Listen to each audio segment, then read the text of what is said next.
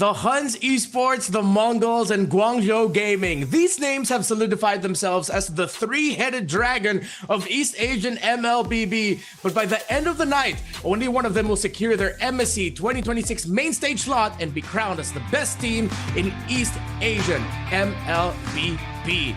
This is MCT, the East Asian Championship Tour. My name is Renmar. Gani's here as well. We're going to be your casters for the day. Gani, we see the stage. The beautiful Michelle is opening it up. How are you feeling? I am excited. Renmar, and of course, Michelle is here, and yeah, two best of fives, and we might see a potential repeat here of the upper bracket finals. And let's see, of course, we will get some action between the again, a Mongolian team going up against a Mongolian team here in the lower bracket finals, ladies and gentlemen. 狭路相逢，勇者胜，全力突围，奔赴终极赛场。待上半场鏖战落幕，万众期待的总决赛也即将重磅登场。两大顶尖战队已经形成淬炼，脱颖而出。巅峰实力正面硬碰，全力角逐至高荣誉。从绝境逆袭突围到巅峰，王座争锋，谁能冲破阻碍，争顶争锋呢？一举夺得我们的总决赛桂冠。答案即将揭晓，那我们的精彩比赛也即刻上演。 The teams that we have here today have already secured their slots. Again, welcome everyone. We are here for the East Asian Championship Tour. We're going to be your casters for the day. My name is Renmar. Gani is here. We saw the lovely intro from the beautiful Michelle. Hopefully you're all having a fantastic day. It is going to be an action-packed day of MLBB and definitely an action-packed start. As the first series of the day, we're going to be seeing the HUNS and the Mongols go up against each other, and we only have one expectation here. This is going to be entertaining, action-packed MLBB. Again, we can't expect a little chaos, maybe a lot of chaos here, and because we saw what you guys did, you know, the players did yesterday and even the day before. A lot of action indeed, so I expect nothing less today. Remember, the team that is going to win the first match straight to the grand final. So again, both teams, they will fight to death. Yeah.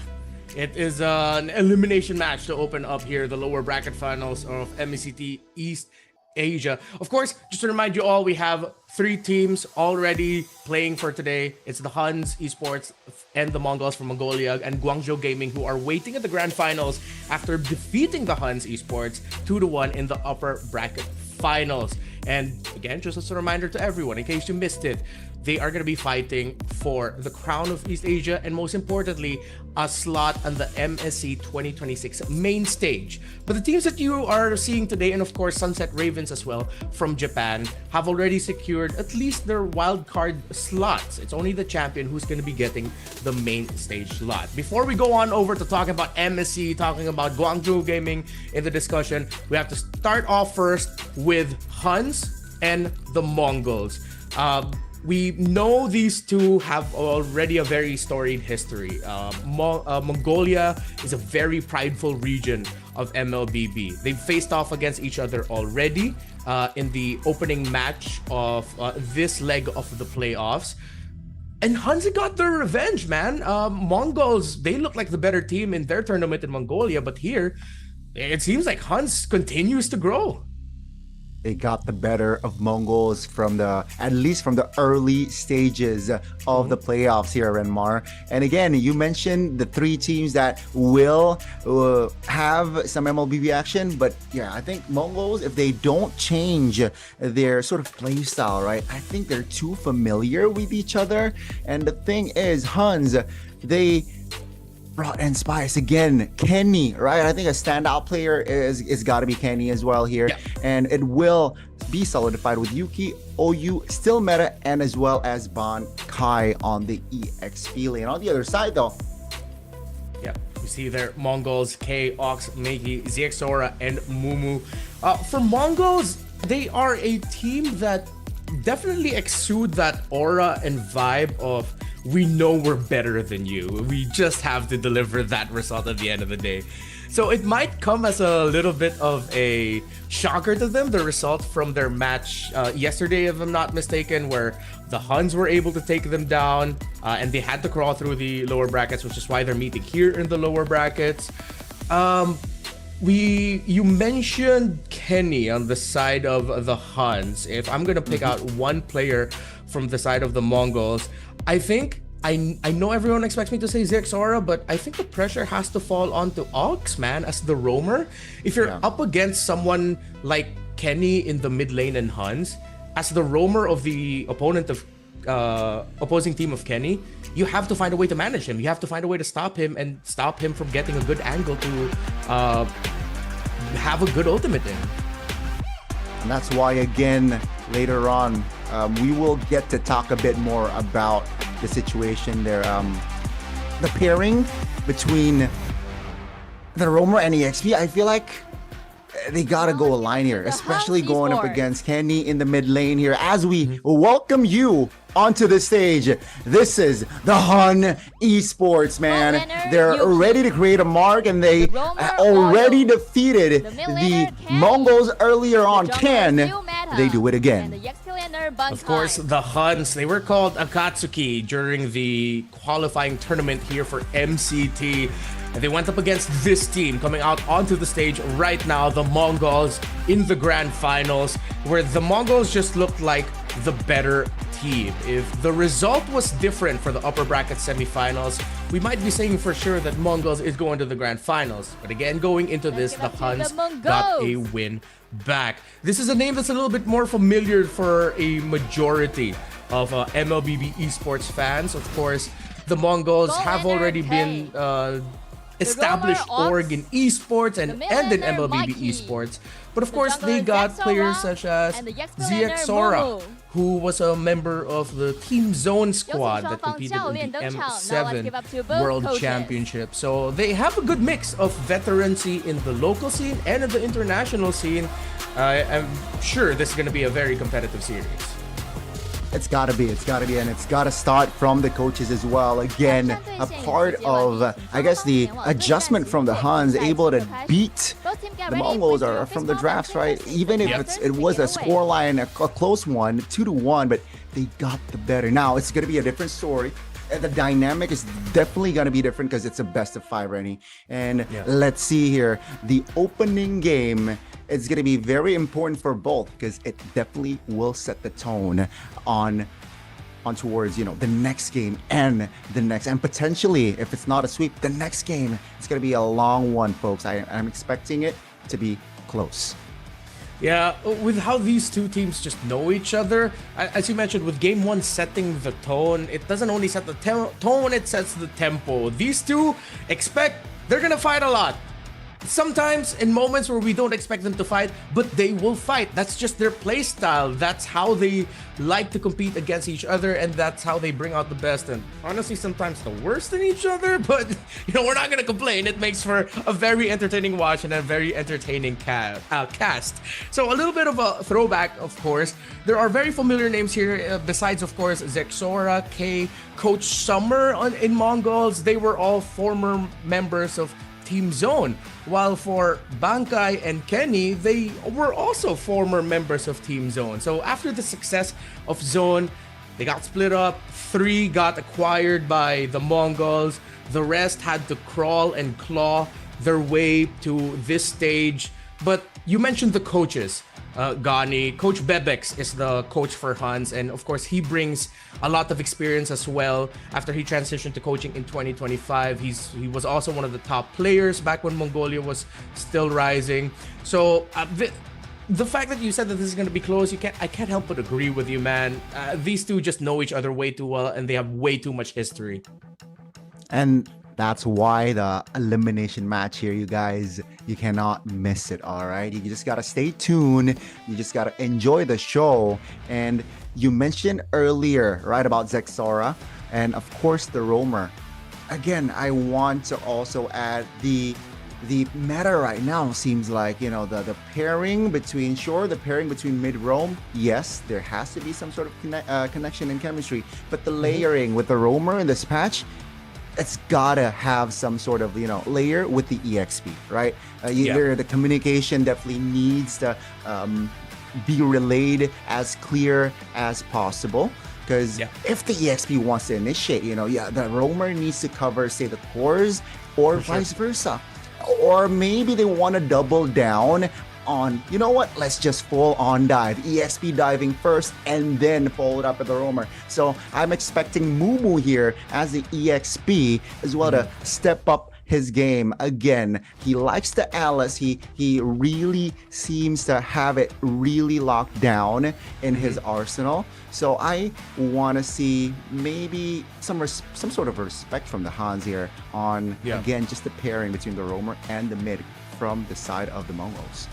Yeah, I think respect for Mumu, as you mentioned, is going to be very important, considering that Bankai for HUNS, I don't know him personally, and I'm not gonna say that I do know him personally, but he seems to be that kind of player with how he plays, his aggression, where he might be one of those dudes who just goes into it thinking that he's better against anyone that he goes up against. Yes, I'm making assumptions about the man's professional character, but he backs it up so well with how he plays, his aggression.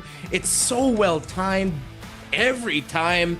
Okay, maybe not every time. Sometimes you just have to slow down a little bit. But the Roam EXP thing that you mentioned, the link up between the two, that's why side laning now, especially in this meta, is even so much more demanding. If you're an EXP laner and you mess up your laning phase, you're actually making it a really difficult time for the rest of your team, because that's one less lane that your team can work with when it comes to flowing the minion wave. You're one less body to have, or frontline potentially with most of the picks that we end up now in the meta. So very important, the EXP lane matchup. If you want to see respect from HUNS towards Mumu, I want to see how MongolZ is going to deal with someone like Bankai, who, well, if you guys watch the anime Bleach, dude lives up to the name. It's like he's always going for his final form in every game that he's in. He's just that good.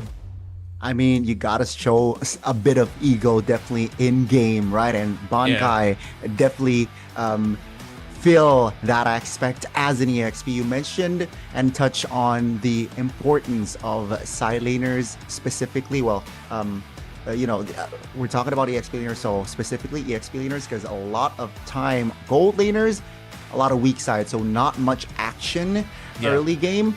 That's why it translates towards the drafts as well, right? They want to prioritize the phobias if possible. They want to prioritize EXP laners that can give impact level 4.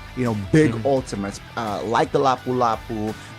Again, just a lot of influence on the neutral objective takes that can allow you to build that early foundation that can transition to the mid game. And so I think that again we can just expect that sort of play style here. Again, Alice, a Throne of Ruin, game changer during neutral objective takes. Gotta keep an eye out for that one, as we are still, ladies and gentlemen, waiting on the drafting phase. With the big ticket ultimates available for majority of the EXP laners, looking back at the drafts of the HUNS and the Mongols from the opening match of the playoffs, the HUNS, I like that they decided to put priority in the Uranus as their EXP lane. You don't really think that much of the Uranus as a pick that you can attribute to someone like Bankai, who wants to be in your face, who wants to carry, but the value of the Uranus can be massive if you're not careful with how the Uranus, or how you deal with the Uranus, cutting your waves, flowing minion waves, playing the macro. You're gonna get punished.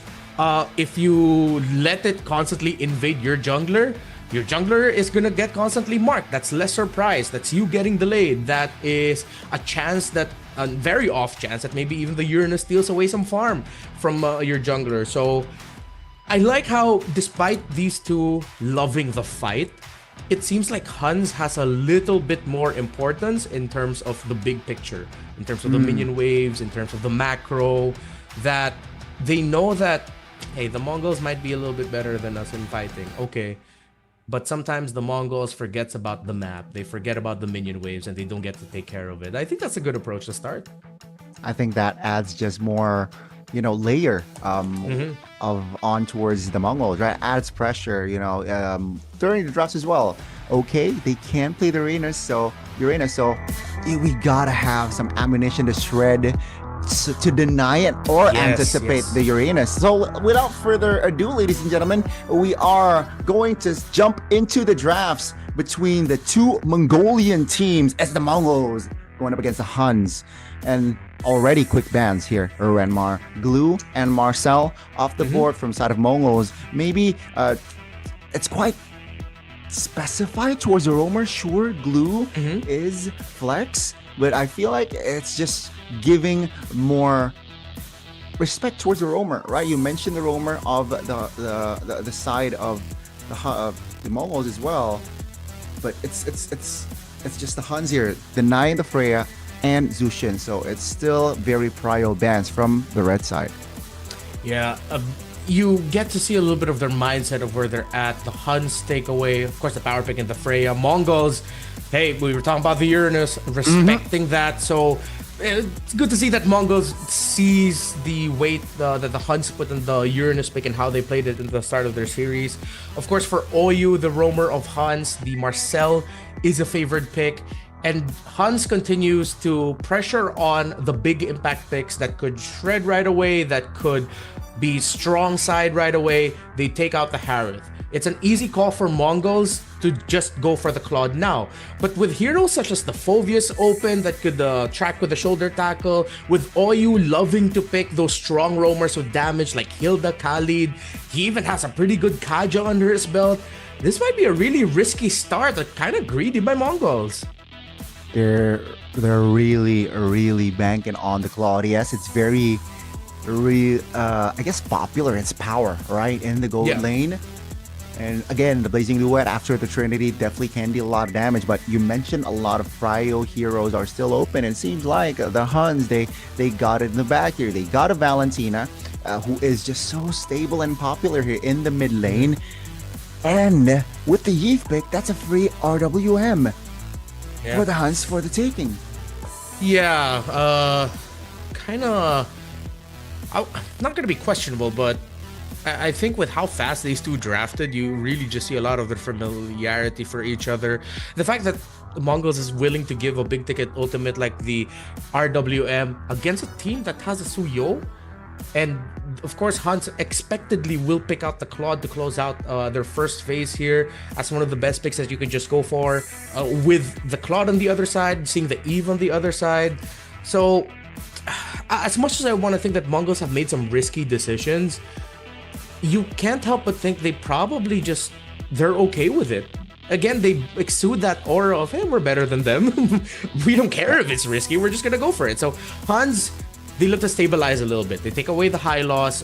Fantastic combo with the even would make things difficult for every team fight, even though they could have taken it away. While a very strong EXP diving pick, I think, is a worthy ban here for Mongols. Take away heroes such as the Lapu-Lapu that you mentioned and Alice. But with the Baksha around, they might be a little bit okay with letting it through. Yu Zhong definitely is a fantastic ban. It would have been a great easy dive. Yeah, again, with just first turtle, quite prioritized when you pick up the Baksha. You don't want to risk going up against Yu Zhong on your enemy team, but that's a quick and specific ban here, I gotta say, Renmar. They ban away the Benedetta that has resurfaced here in other regions as well as an EXP. You can flank, you can provide as a distraction as well, and it's a good far lane controller, right? The Benedetta. And it seems like HUNS with a Moskov in their composition saying, you know what, we don't want a neutral far lane control. Take away the Benedetta and let's see. Because Mongols, their theme, at least for the first 3 picks, is speed. So are they going to go all in with speed later on, or do they want to look to restabilize? Last ban is going to be the Sora. Good pickup here on the Khalid for HUNS, although there's an avenue that Mongols can consider if they are crazy enough to go for it, just put that Baksha in the roam for Ox and then just show up with a Fanny. Yes, you're going up against the Moskov already, but with what you mentioned, HUNS taking away the Benedetta, they don't want Mongols to end up with another pick that's good with far lane control. If Mongols have it in them, pick up the Fanny, put the Baksha in roam. You get a lot of protection. You don't need to worry much about the Khalid messing up the Fanny, and there's not a lot of picks left in the EXP lane that can actually handle it. But we're not gonna get that. We're gonna get the Kalea instead. More big ticket ultimates given to the Valentina here, but Mongols, they decide to go for stability. Here's a surprise. They show up with a Paquito who has been buffed recently, and yeah, his damage hurts. It's no joke here. Yeah, I think it's somehow like a sub in towards the Benedetta. You know, far lane control isn't that great, but the damage, right? You can create flank angles with the Paquito, and I don't really see the combination between the Kalea and the composition from Mongols, but you know, prove me wrong. There's no insta burst, right? There's shred definitely, but it's not like an insta kill button. And HUNS, we talked about the Alice being picked up by the side of Mongols, but it's going to be picked up by Bankai instead. So again, the Throne of Ruin definitely can cause problems towards the Baksha first turtle. Let's see. Yeah, I think HUNS are gonna have to do a lot of tempering of the tempo that Mongols can go for here. It's clearly one of those lineups that could go out of control quite early on, even though there's no clear obvious combo for the Kalea. It's a -1. It's you forcing out a dash from somebody, a flicker for someone. It forces reactions, which you're happy with if you're playing a lineup that wants to be the one taking control. You have a tank, a fast rotating tank jungle in the Baksha. So this could actually work out very well for Mongols really quickly. In terms of the late game though, HUNS has some good options. They have the Valentina, of course, with the late game damage. I think something overlooked with that hero, the Moskov as well. But it feels like across the board, Mongols just have good damage, good control. Yeah. And my remaining question is this Alice pick actually going to end up becoming a problem? Well, let's see here, folks, as we enter the opening game of MCTEA lower bracket finals at the best of 5, still with Goni and Rennie at your service here, and let's see what is gonna happen.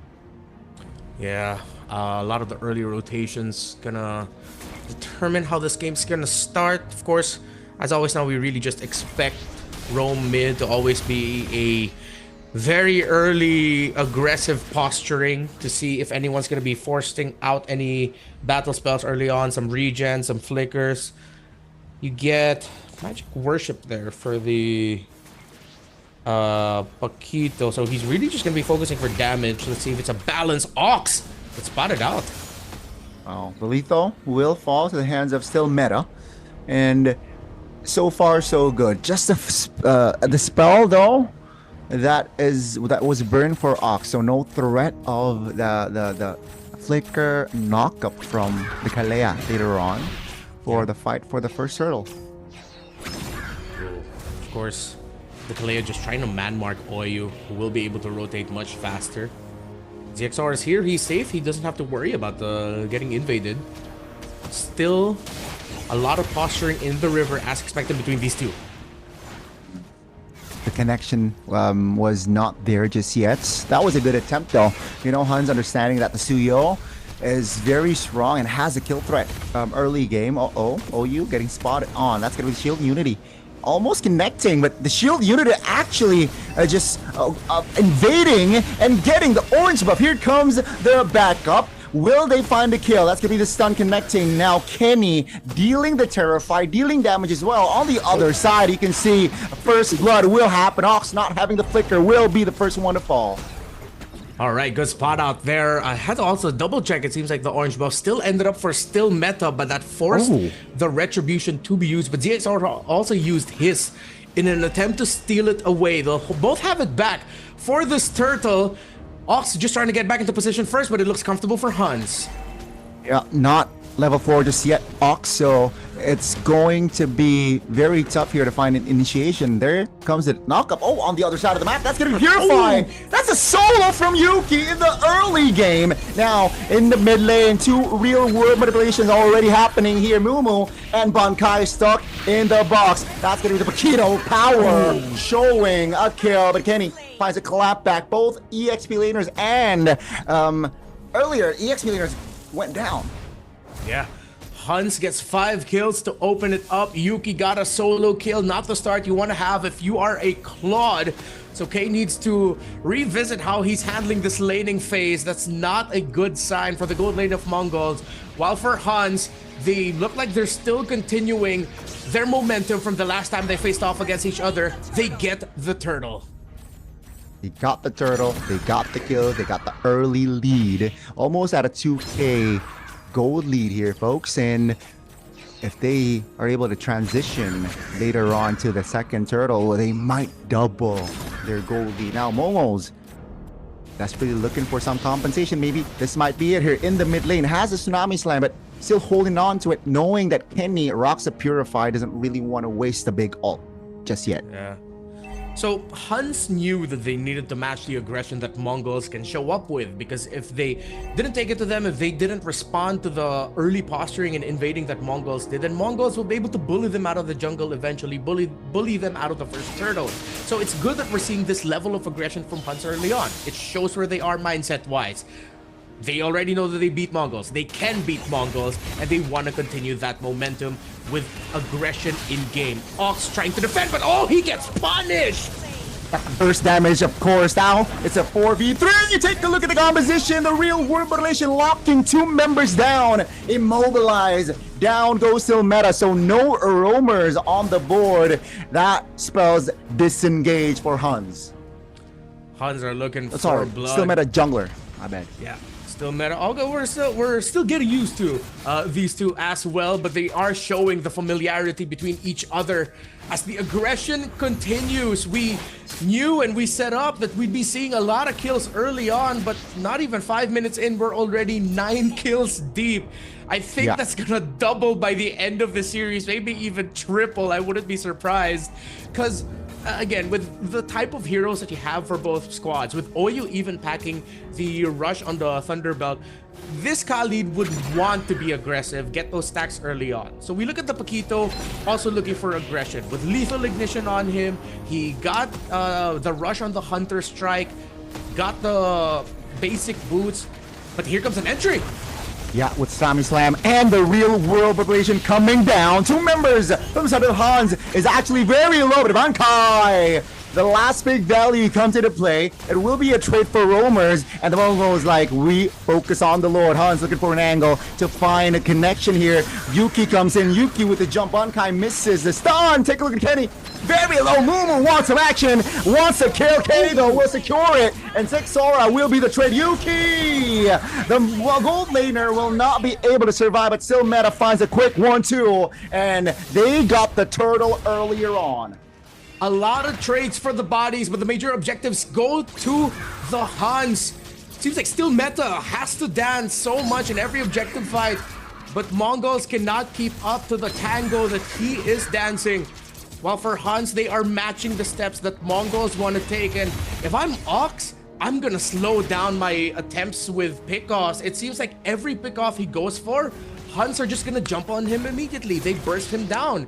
And 4 deaths this quick on the Kalea, you're gonna have to slow down your tempo, Ox. Play around your team, wait for them. If you have to, commit your flicker to get out. Stop using it to initiate.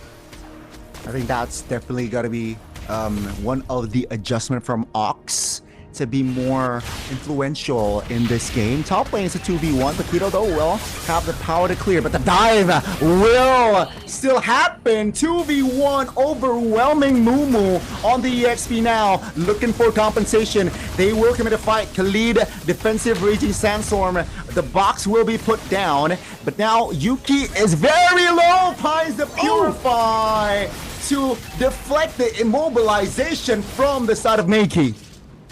MongolZ still only got away with 1. They lost Mumu earlier, Good use of the Purify there by Yuki to keep himself alive, and that extra bit of movement speed as well to provide space for him to escape. SOD is not gonna land. He's not gonna be able to get back into lane, Yuki, to defend his tower as K takes it. So despite all the aggression, all the objectives that HUNS has been showing, Mongols still believing in the power of the trade. Sometimes the best objectives are just bodies. I'm talking about MLBB, nothing else. 7 minutes in, and you mentioned the kill Mike double. We are definitely on that way. That's gonna be the Tsunami Slam on towards Bankai, who is a little bit out of position, still able to get out though. And HUNS is saying, you know what, we don't care about third turtle. We see no angles, we have no tempo, and we will not force a fight. Bottom lane is looking very juicy there, and Yuki's already shoving it. Well, minion waves are going to be able to take it down. It's a cross-map trade. Mumu won't be able to defend it. He gets chased down. Here comes the XR to try and provide help for the Paquito, but the damage is relentless. The chase is unstoppable. Mumu gets taken down, and still Meta gets his 5th kill in the game. Hey, 8 minutes in. Oh, an off-cam kill in the mid lane. Makey, perhaps out of position there, overextending, punished. He popped the flicker, but he was still able to be taken down. So now all of the tier 1s from the side of Mongols are off the board. Renmar, they got the turtle, but the chain reaction here seems like for HUNS, the wave manipulation from the Mongols needs to be better. Yeah, HUNS have been controlling the minion waves.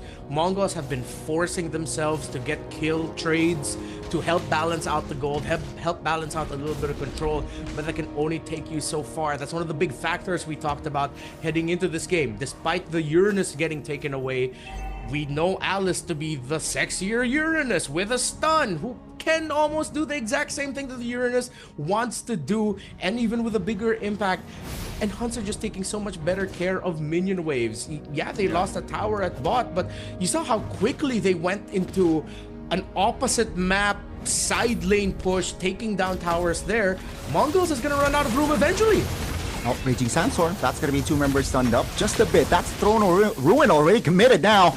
OU taking very low. Sandstorm healing will not save you. K finds a kill. Makey will be the trade, but still Meta is going crazy in the river. That's going to be Zexora in No Man's Land. They got the roamer, but HUNS finds 3.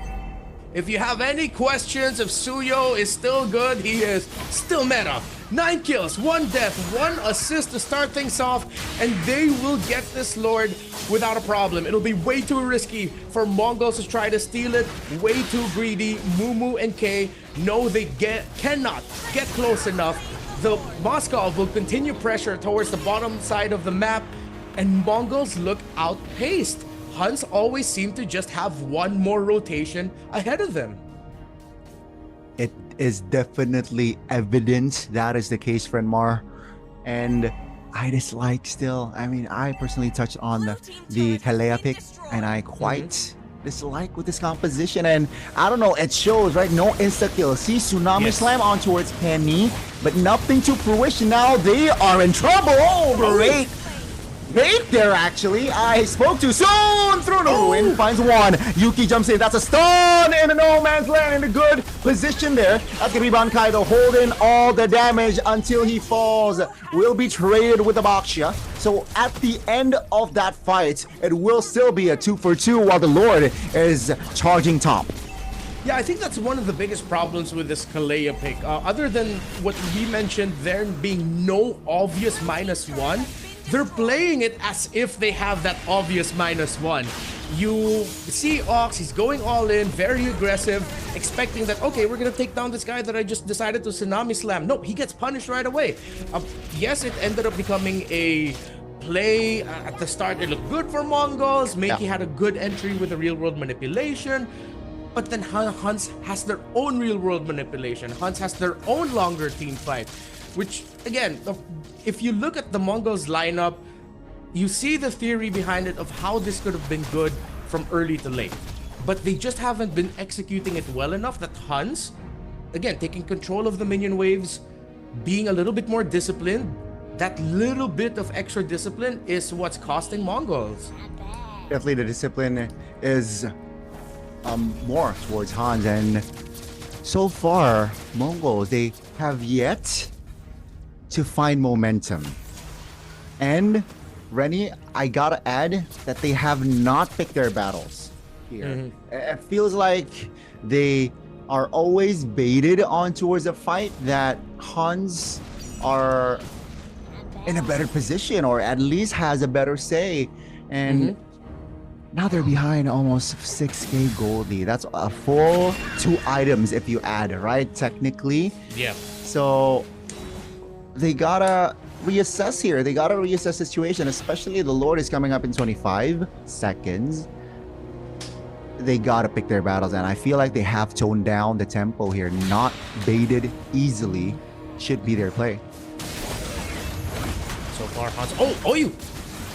This is it. Tsunami Slam. Real Worm Collision already put down. The stun K off the board first. Not a good sign for the Mongols. And the collapse for HUNS is looking deadly. Still meta, wreaking havoc in the back lines. One member, that is Paquito, is isolated. Moo nowhere to run. Bankai's on you, and that's gonna be the Alice dealing damage. Here comes the shred from Still meta, and suddenly OU is the only trade, but Mongols again, they lose 3. Too many stacks on the Suyo. Yuki almost found ZXora, but he's able to get away. But they're not going to be able to get away from the inevitable fact that HUNS will get the second Lord of the game. Mongols have just lost it, while HUNS just look like the better team so far at the start of this best of 5. If they cannot get Still meta down, it will be close to impossible to win a team fight. And here's the thing, man. I'm sure he's rocked in the Sky Piercer, Rennie, and he's on 12 kills. Only one that can only spell one thing. That's a full stack Sky Piercer, baby, on HUNS' composition. And with the Lord, second Lord, mind you, no holy shields to play with from the side of Mongols. If they find a pick off HUNS, it's gonna be a game-ending push with the Lord. Let's see the execution. They do it. Great flow of the minion waves for HUNS. 3-lane push. Mongols is handling it well enough as ZXora is holding the Lord up top, but here comes the pressure. Yeah, box will be put down. That's gonna be the damage coming through. OU able to reposition. Tsunami Slam, a good one this time. Finds one. ZXora though will not be able to sandbag the damage. It's gonna be a trade, a jungler for EXP now. Another wave is pushing top. Still meta with a full Sky Piercer stack is definitely going to eat all of the members. All the turrets now down for side of Mongols. HUNS are way too dominant. The Suyo had too great of a game. We might just be delaying the inevitable here, folks. It's still 90+ seconds until the next Lord spawns, but I don't see a world where Mongols will be able to take that comfortably. They're gonna have to commit some trades. Speaking of committing some trades, the entry by the Alice earlier of Bankai ended up being perfect. It looked greedy at the start, but it forced out the real-world manipulation. It forced out reactions from Mongols that it gave HUNS that extra bit of space and extra bit of time to turn it into a full clear of the base turrets. Mongols no longer have any map to work with. They're just desperately gonna try to look for picks, maybe something like this. Oh, that's gonna be Tsunami Slam. Again, Ox still, oh my goodness. Again with Penny finding the kill. It's gonna be a 5v4, not a fair fight. Mickey, no Yves, no gold laner, and no roamer. This spells disaster. Still meta 1v1 against ZXora. That's a double kill for the Suyo. Momo gets taken out. Mega kill for Kenny. It's a wipeout. They have minion waves up top. It ends with 39 kills. In less than 17 minutes, HUNS takes game 1 in this best of 5. Oh my goodness, Rennie. What a closer. What an opening, rather, from the side of HUNS. And we get to see the better of HUNS here. Unfortunately, Mongols, they cannot adapt in-game. And Rennie, a well-deserved win from the side of HUNS. But, yeah, the Kalea pick did not come to fruition, man. Yeah, they couldn't make the most out of it. Again, I think it will just have to go back to the idea where it looked like the Kalea was being played as if they had that surefire combo to delete someone. I get the idea of wanting to pick it to force out battle spells, to force out ultimates getting utilized. I'm fine with that. But they weren't playing like that. Every pickoff attempt was like, all right, go. They weren't respecting the response from HUNS. Once Ox gets a pick, I would expect that maybe they'd play it slower. See how HUNS would react. Once you see them entry, once you see them commit ultimates and abilities, thinking it's going to be a full fight right away, that's when you re-engage with your Mongols. Maybe you sacrifice Ox along the way, or he commits the flicker to safety, then you can re-engage longer team fight, you have the heals, but they just didn't play that. They kept trying to match the pace of HUNS, which they couldn't. It's a Khalid. The Khalid is known to love aggression at the start because he deals a lot of damage and he can heal himself while doing that. That's the thing. Again, they understand that early game pressure that they are able to bring, with the Suyo, add that Khalid, the mobility, the kill threat is definitely there. When we saw that already after that first hurdle, it was really hard for the side of the Mongols to find an equalizer, not just turn the games around. They were desperately looking for compensation. They were desperately looking for an equalizer in the field. But the power of the composition from the side of HUNS equal. Strong early game. The mid game power spike is still there for the Valentina. The late game we got Alice, who is practically unkillable when you're far ahead, and we get to see all of that checked. That box is checked from the side of HUNS, whereas the Mongols, man, they were punching strays, they were punching air, especially after the second turtle. I feel like they could not handle it after the third turtle. They got the turtle, they got the neutral objective, but they lose 3 base turrets. Less space to work with, less mobility that the composition, the main strengths of the composition, and thus 16 minutes of game time, but it's a one-sided game. Yeah, it was a long one, but clearly it was just HUNS in total comfort. There were a lot of trades early on by Mongols, but again, this is one thing that we were talking about behind the scenes, where there are moments where when you take a fight, you have to check first, how does my minion wave look in the opposite side of the map? Is there a minion wave nearby that I can work with? So that if ever we get kills, how can this result into a big win? And the MVP of the game in still meta, Suyo is rewarded for being aggressive, but he's doubly rewarded if you're more disciplined, if you wait, if you take your moment to get those kills, get those stacks. It's wild to see. Again, the storyline here for still meta, he did admit that this is gonna be his last tournament. We're not sure if that also includes MSC, because I'm sure the man wants to go to Paris. But we are seeing still meta near the end of his career for now, because he needs to get back to his academics. Respect for him for that, but I appreciate that he is showing off some just really great gameplay on his way out the door. And the MVP Suyo, Mongols really have to restructure their draft. They have to start putting a lot more respect towards the jungle and towards the Roman trio. I really like the way you point out. I think restructuring needs to be in play, and perhaps maybe switching sides needs to happen as well, because the Alice, that last big value, they were able to translate it to the game, right? Bankai was so influential in that game, finding Yves, finding the openings, wasting resources for the opponents as well. And you mentioned still meta, he had 16 kills, Renmar. If he bought 2 Skypiercer stacks, both would be 80. Yeah, he would have 160 stacks of Skypiercer if only that was mathematically possible in MLBB. That's how crazy a game that he had. 16 kills and an MVP performance. That has to start ringing alarm bells if you're Mongols here. I'm trying to see their approach here. Looking back at the Paquito pick, do you feel like that was a little bit too much of an ego pick, too overconfident to pick the Paquito in the EXP lane. You know what? Now that you brought it up, I think the last two picks were quite doubtful. I dislike the Kalea and the Paquito pick. So the last two picks here, definitely they lose out on the draft because of those picks. And you mentioned, the Paquito maybe might have an ego.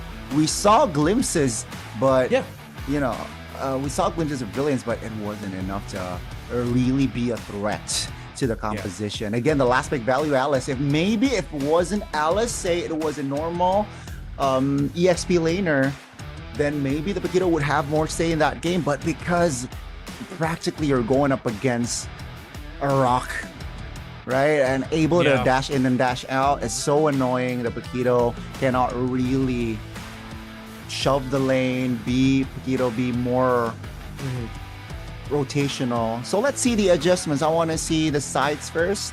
But man, what a draft and what an execution from the side of HUNS in that game. Yeah, HUNS, it looks like they are a team that sees the bigger picture much more clearly. They're looking at this series, they're looking at game number 1 and the subsequent games as if they're just watching something unfold before them, while Mongols seem to be in it. Whereas they're a little bit more, I wouldn't want to say one-dimensional, but it almost feels that way. They seem tunnel visioned at the wrong thing. They don't see the big picture. HUNS sees everything. They see the map. They see the value of very specific trades at the right time. And I feel like that Paquito is representative of the Mongols being a little bit more looking at this one way, wherein they just thought, we need something with burst, something that can bully. All right, let's bring out a Paquito. He did get buffed. The damage was there. Sure, maybe that's what they were thinking, that's the combo with the Kalea, but that's too demanding. There were some team fights also where we saw Mumu couldn't string the dashes well together enough, and suddenly he's just running, trying to wildly swing at the air because no one's in range. Everyone's too mobile from the side of HUNS. So they do get the side switch, Gani. I agree with you. There's a good start that at least it gives them a fresher view in the draft. They definitely need it.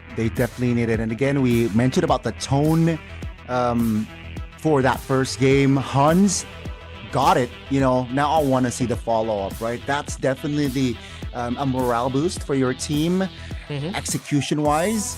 Now let's see the follow-up. If HUNS is able to find a clean draft and execute a clean game, we might see them sitting at match point. Let's see from the side of Mongols, though, adjustments. Zushin and Freya will be banned from the side of Mongols. And HUNS now sitting at blue side, they will respect and deny the Suyo potential pick from the side of Mongols. So intelligent play there. The Harley is left on the board. Mongols still do not want to give the Marcel. It is a comfort pick and a great one for Oyu. Very disruptive. But as long as heroes such as the Khalid and Hilda are left around, you're not really going to be stopping Oyu. If those two are gone, then expect that a high loss is going to show up for him, because that's his playstyle. He's disruptive. He wants to get up in your face, read your rotations, and give that info for the rest of the team. HUNS has a Harley available, as we mentioned, but of course they're keeping in mind the presence of the Phoveus and the Harith. Yeah, so I think Harley would be the safest bet. I think it would be a little bit too ego if you still pick up the Harith with the Phoveus left open. Oh, this adds even more again to the story for HUNS. They see something that maybe we don't. They rush the Uranus right away. It was banned, ladies and gentlemen, in that first game. Now that is open in the second. They will instantly take it away. Now, do I like it? 7 out of 10. But hey, if the HUNS is that confident, prove me wrong, right? Mongols, again, the Phoveus is on the board. Again, to shred the Uranus, maybe a Claude is also up and available. But the Leomord locked in. So no Harley. Yeah. Oh, they go for the Harith instead. Well, damage-wise, they will have it, but this Leomord is dependent on getting a good string of kills in the first 2 objectives. By objective number 3, if you're clearly not in the lead, it's way too close for comfort, and there's still a chance the opposing team can turn it around heading into Lord 1. So they don't pick up the Harley. They're worried about the Uranus invading and its presence, so they pick up the Leomord instead. And they know of course, the comforts of Oyu wanting to be high invade, high pressure. They're thinking, all right, let's pick a jungler that can protect itself. The glue gets picked up for Mongols. If there's one crazy pick in the EXP, I expect the HUNS to ban out the Alice here, just so you don't have to deal with that matchup. There's one pick that showed up in MSL Thailand quite frequently, and that's the Esmeralda. If you can get a good side where you get early invades with it against the opposing jungler, and it just makes it static. So we mentioned some of the best picks here for HUNS, excuse me. They take away the high loss. They still have a decision between banning out something like the Khalid or the Hilda. I think that should be the approach. And you also touch on the Esmeralda. Definitely can come into play. Do I feel if the Esmeralda is a greedy pick? Yes, but does it work? For sure. It might work, right? So let's see here what's going to be the approach for side of Mongols, who will have first pick second phase. Just focus on the roamer. Khalid was one of the factors why they really got the control, but instead the Khalid, another hero that is also very oppressive and has high mobility. Hilda will be taken out. Okay. There's one pick, though it would make the lineup awkward for HUNS if they don't end up picking up the Khalid. They can go faster and pick up a Cho. The problem is you don't really have strong lockdown crowd control front through your EXP laner because you're playing the Uranus, which would mean that your mid laner has to be something equally annoying or equally fast and bursty, which might be too much of a risk. Still looking for a mid laner for both sides and a EXP for Mongols. I think they can save their mid laner pick. They get their EXP. Oh, they get the Deeroth. Okay. One of the picks that rose up as a response to the Uranus. Expect this Deeroth to just be able to shred in lane. And again, the shred you mentioned, combine it with the Leomord in a perfect ideal world. The Bongos definitely will run the composition of HUNS. Let's see though, will that execution come to a realization here? HUNS taking their time here for the final 2 picks. If there's a crowd control. Yeah, if there's a crazy pick and they need crowd control, consider the Atlas and pick up a... Oh, wait, no, they're not going to pick up the Atlas. There's a Valent. Oh, no, Valent's gone. Maybe Atlas, Zetian. No, they'll still go for the Khalid. Okay, nothing too spicy. Still a great way to close out the draft. And it's a Kimi as a last pick for Mongol, so they still get some more constant damage. They already have burst in the side lanes. They need that continuous source of very strong damage coming out from the Kimi. While for HUNS, it's a lot of pressure on Oyu to make this work. I feel like Mongols have some very unique ideas that could work, but so far, again, if they don't take care of their timings, if they don't take care of the map, all these unique ideas are going to be wasted. Exactly. And another thing to add here, Renmar, is the composition from the side of HUNS this time around is slightly lacking in crowd control. Definitely can be utilized here. So just a stun from the Raging Sandstorm, I believe, and of course the knockback from the Zetian's passive, but nothing too crazy, nothing too game-changing. Perhaps, unless he gets a 5-man Raging Sandstorm, that's gonna be crazy. But yeah, I think composition draft-wise, I like it better here. Despite the Deeroth pick, that's crazy, but I see the vision. So hopefully a better execution here for side of Mongols. We have to return to an old ancient idea written in stone tablets before MLBB even came out. More crowd control wins games. It's the simple fact of life. And Mongols has more crowd control. Now that you mention it, across the board, all their heroes have some form of crowd control. The Harith has his initial slow with the Zaman Force. You know the Leomord and Gloos kits. Even the Dairoth, when he wants to dish out an Abysm Strike, has just a little bit of slow first before it dishes out the damage. So maybe that will be the difference maker here. Welcome back to in-game, as we are now in game number 2 between Mongols and HUNS. If you're just joining us, thank you. Again, it's Renmar and Ghani still here, still calling the action. Yeah, in case you missed it again, game 1, it was a landslide win, though it took 16 minutes, but the HUNS got the better of Mongols. Now we will see if Mongols can actually equalize here. That's going to be a lot of damage taken by OU. Still holding on to that flicker, so it is all okay. And yeah, a lot of kills happened, guys, in game 1. We might see that come into play in game 2 as well. I think it was like 37 or like 39 kills at the end of it. Suyo himself got 16, so... Yeah, Suyo himself, still meta, the MVP of game number 1, got 16 kills again. Very standard start for these two. No crazy invades. I think they're both just prioritizing some semblance of good control in the center of the map, maximizing level 4s. And as expected, this is a difficult matchup for every Uranus. But if Bankai can be crafty with how he flows minion waves, he'll bring some value. But his value will be outside of team fights. In team fights, Mumu has way better value compared to the Uranus. That is true. That is true. And oh, what? ZX Aura got a little bit too greedy, wanting to take farm away, and he gets punished heading into the first turtle. What a mistime. That is unfortunate, or maybe a stroke of genius from side of Mongols to set a pick off that early on towards the Leomord.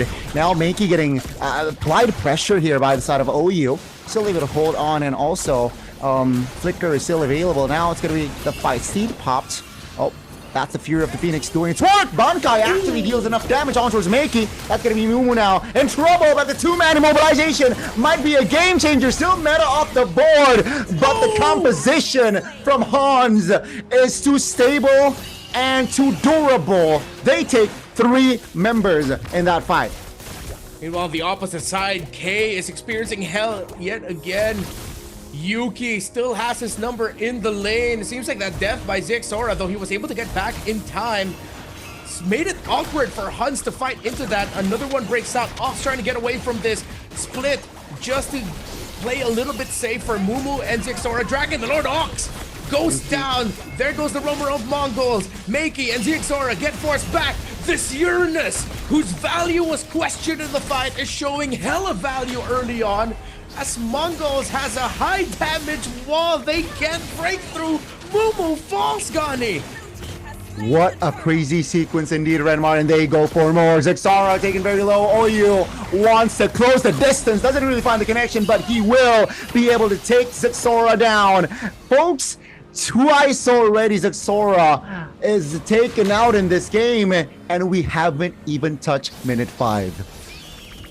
What is going on, Mongols? It seems like HUNS is just completely in their heads as another fight breaks out, and Fury of Phoenix is not going to land. Meiki able to sidestep, but OU applying the pressure on him. He's under tower, so it looks like he'll be able to get away safely. Off trying to run back. ZXora shows up with the Phantom Steed. Wants to go after still meta, but he has a space escape to get out of there. It resets for both.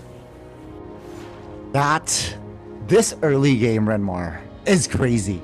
You know, just 4 minutes in, and it's 7-1 already, you know, and it's crazy to see again the Mongols now already starting to crumble, man. This is not an ideal early game, definitely with this sort of composition, you know, with a Leomord. Only good thing, I guess, is K. Yuki got a kill, so that's 200 gold extra in his bag, but K, his farming hasn't really been disrupted. That's, I think, the main agenda from HUNS now, already rotating towards bot. Oh, Oh, you just said it. Don't tell me we curse K. K is still trying to escape. He survives. Yuki gets taken down. That's gonna be K. Taken down, so both gold laners off the board. We low-key jinxed it though. K Yuki was able to be taken out as well. Aux now, ooh, 1 HP, able to get out. Oh, the burn. Blow your screen. He's like, oh, but Kenny, did he use the Fury of the Phoenix just to kill the glue? Oh, that is insult to injury. They get the kill, Mongols lose the roamer, and they are completely out of their own comfort time. HUNS, this looks good for them for the turtle, but ZXORA is close by, Gani. Yeah, it seems like they want to restabilize and they want to assert dominance here, taking control of the river and the turtle spit. Mongo says, you know what? I have enough firepower now. K is already in the mix as well. That's going to be the steed popped. Still meta, waiting for the right timing. That's going to be a mount. ZXORA finds the turtle. ZXORA with the steed now, trying to provide damage. Blazing what?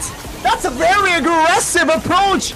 K finds the kill. That's going to be now MongolZ a little bit favoring this fight. That's going to be still meta taken out as well. Bankai finds a kill, but ladies and gentlemen, the clapback is here. ZXORA will not be able to go anywhere. And MongolZ, they overstate their welcome. Bankai trying to get away from this. OU already left, but he decides to come back to try and help the Uranus. I think Bankai is just buying time, disrupting them. He gets taken down, but that provides a little bit of space for Yuki in the bottom side of the map. It delayed K from being able to get back. A slight flow in the minion wave. But yeah, Mongols clearly overstayed. The trade ended up being more value for HUNS, but there is some fight in Mongols. If they can just shapen up their execution, they might be able to rebalance the game towards their favor. This is a very equal at the end of the day. You know, a turret top for a turret bot. The gold lead is just, it's barely at 1k, so it is still anybody's game here entering mid game. That's gonna be a mount. The flicker was committed. Bankai already baiting Aux's position. That's a two-man stun with the Raging Sandstorm combined with the Fury of the Phoenix, but the follow-up damage from HUNS isn't quite there. Ooh, HUNS didn't have Yuki there, but Yuki was playing the map. A lot of members of Mongols are focused on that fight. The Kimi and the Harith are in the bottom lane and are going to be able to take that tower down. So we are 2-2, dead even in tower takedowns.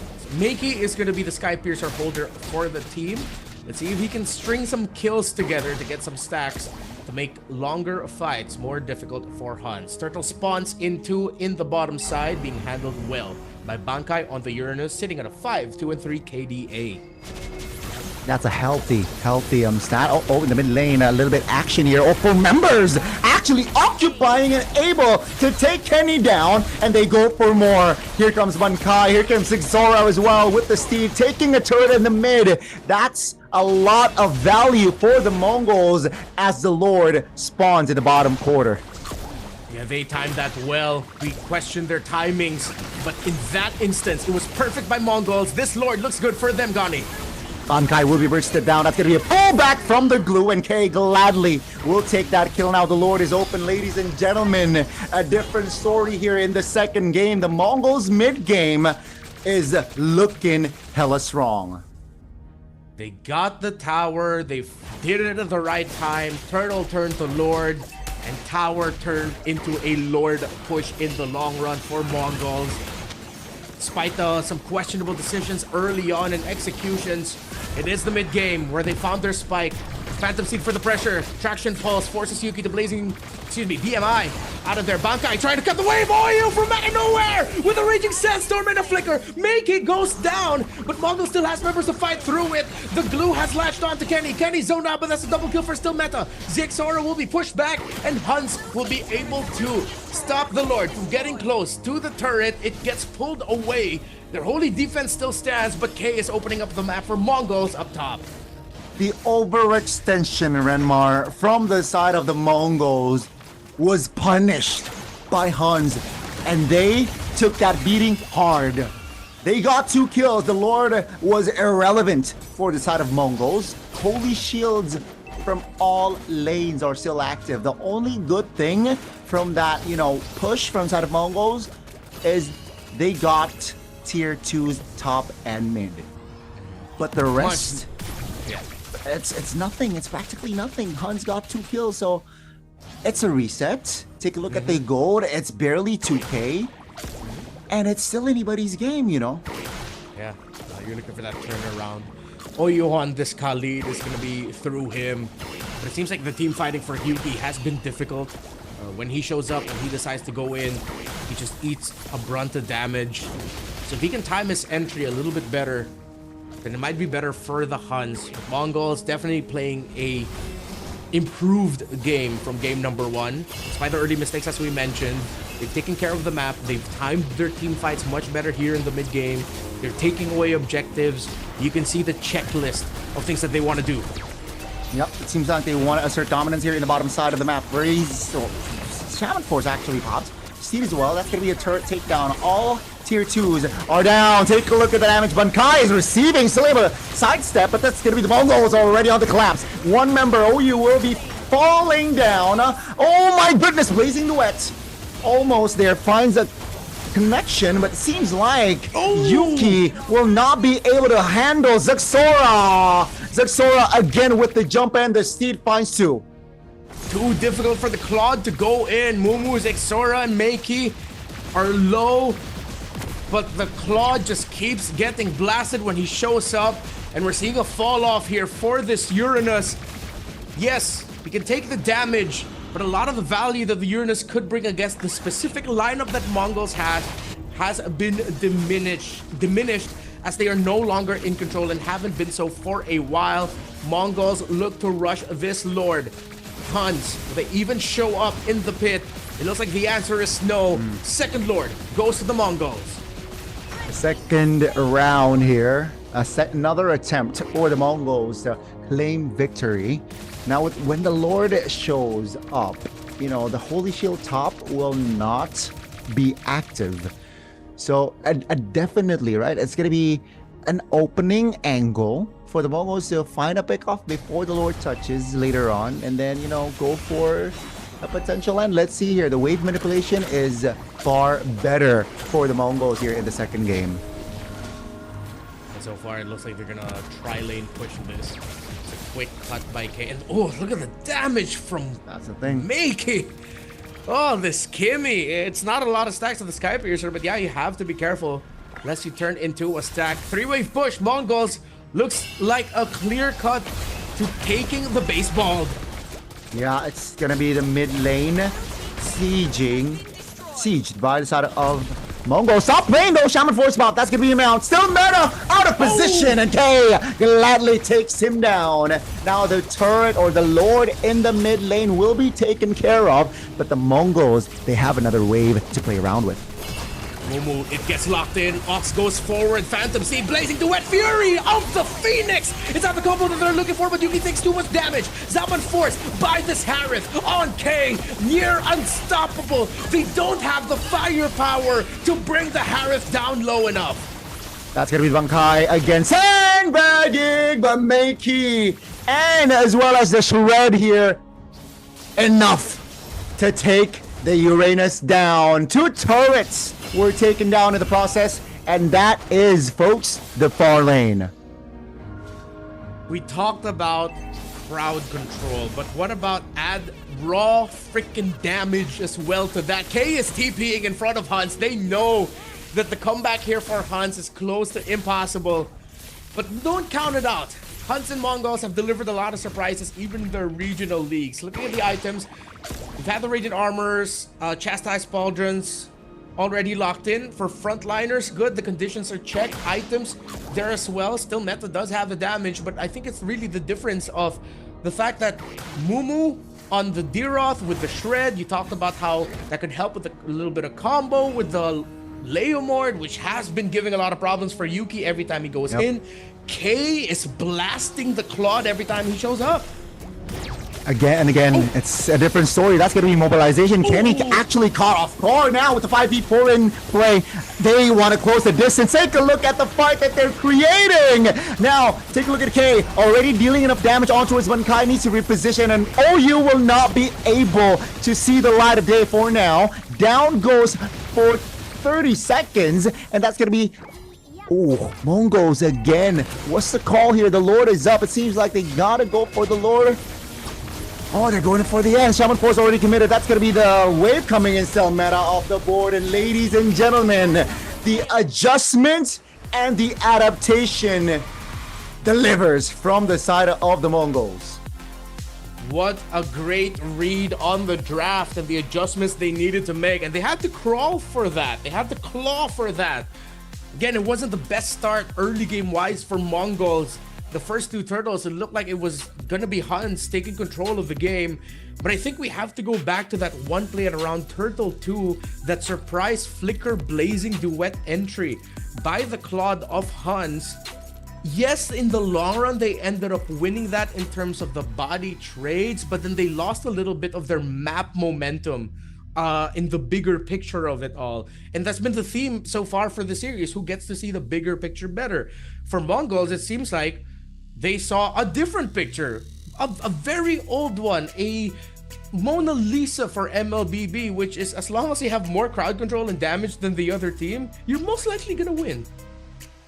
It was evident, and we touched on it during drafts as well, or after the drafts, right? The crowd control is very minimal here from the side of the HUNS, and it was also evident that it was hard for the HUNS to control fights. You know, suddenly a blazing duet jumps in, but then there was no peel, there was no stun, there was no clear layer of execution from the side of the HUNS. Unfortunately for them, and this game, well deserved. That Dyroth 4, I when it got picked, I was like, whoa. But then, okay, there's a Leomord. Okay, I see the vision. And thankfully unfortunately for their side, it worked. What a draft from the side of the Mongols. Yeah, it was a demanding game for the Dyroth. In the lane, at first it looked like he was taking care of him, but in the, of course, that extended Turtle 1 fight, you saw HUNS were able to dance around the fact that they realized, oh, they still don't have enough damage just yet to deal with the Uranus early on. Early 3 kills there for the EXP laner of HUNS and Bankai, but then everything just fell apart. When the crowd control we're looking for from HUNS is much more difficult to pull off, right? It's through a Raging Sandstorm and Fury of the Phoenix, and there's like charge up time with that Fury of the Phoenix. It's not going to be the easiest combo to be able to execute. Well, for Mongols, they don't even need to think about combos, man. They just have to think about throwing out their skills. Again, almost some of the biggest abilities on the side of Mongols already compact with crowd control as well. So it's like you can just somewhat autopilot the game as long as you're playing alongside your team. Your comms are pretty good. You're all gonna land some big crowd controls, and because of the extra layer of peel that they have, the raw freaking damage that they can do to burst on the Claude, it's the Harith that ended up standing out. K is our MVP of the game with 8 kills and 9 assists. And he delivered as a Harith right this time around. Different story. First game on that Cloud, but man, what a redemption this game. He was always Johnny on the spots. You know, when needed, he was able to make plays. And of course, after getting the Holy Crystal, he was that confident to provide damage to his team. The crowd control was there. You mentioned the peel also being a main factor for the win, their success, and of course the AOE with the Shaman Force comes into play as well from the side of K this time around, man. It's just so close. They were the grand finals in their respective in their region, and they went to see in the early stage of playoff. It's 2-1, and ladies and gentlemen, in the best of 5 right now, as it stands, it's 1-1 between the Mongols and the HUNS. Yeah, and the big results of it all is a little bit more of what we expected. Again, actually, even heading into the game, a lot of our initial takes ended up becoming some of the biggest themes so far of the first 2 games.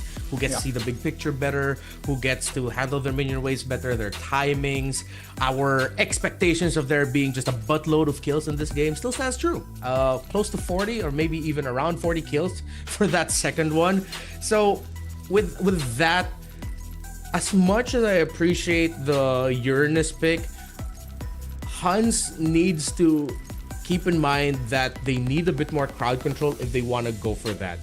Yes, the Zetkin and Khalid are a clear decision to cover for that fact, to bully, exactly, to get that crowd control.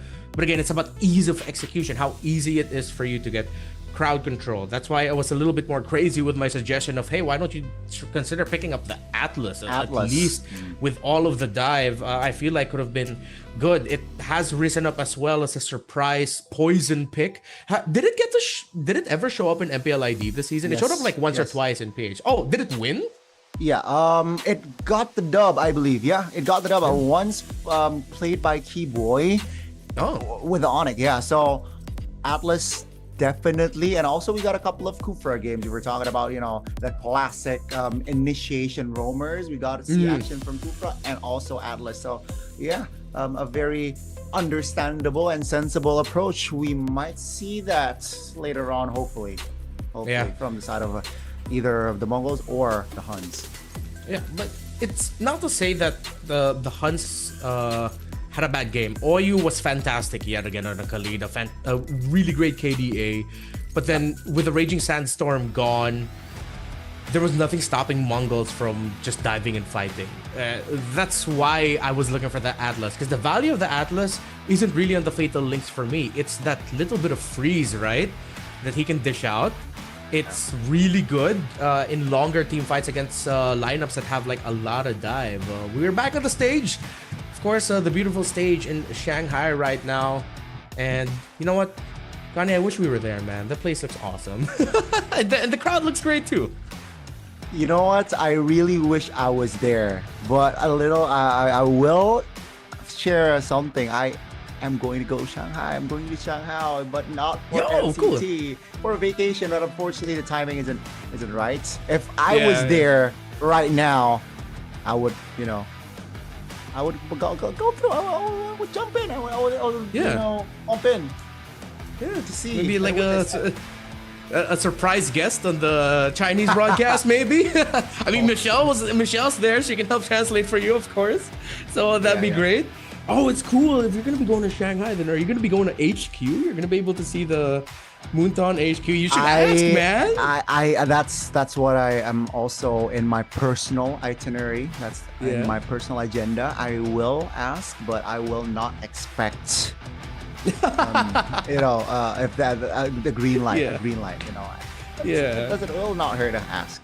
Yeah, I mean, as long as you let them know, it's like, hey, I could make a bunch of content for it, well, why not? I've been casting for you guys for a long time. I think it'll be great to see. I wouldn't be here if it weren't for you. I wouldn't be here if I were you. That's my pitch. Yeah. And then, you know what? If I was the big wig and making the decisions at Muton, you have me sold. Gani, we're getting you a ticket.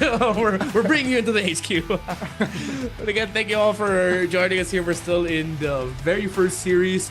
Guangzhou Gaming is waiting in the grand finals. Our grand finals later tonight will be a best of 5, similar to this series. So whoever wins this, they still have to win one more game. It's a race to 3, of course. If this is your first time ever watching esports or sports in general, that's what a best of 5 means. The lovely crowd in Shanghai looks very stoked to see the action, waiting for the draft as we are. Any expectations you might want to share here for game number 3? I think, again, it would be more clear if I know the sides already. But what I can expect, and the theme has been so far for 2 games, red side has been winning games. Again, the last pick value is... Oh, yeah. You're right. Is just so high nowadays. And at least for teams that are able to utilize that last pick value, it's good, right? And it's a step ahead of the opposing team. Now, it's going to be a very important game here, Renmar. Why? Because whoever wins this game, they're at match point.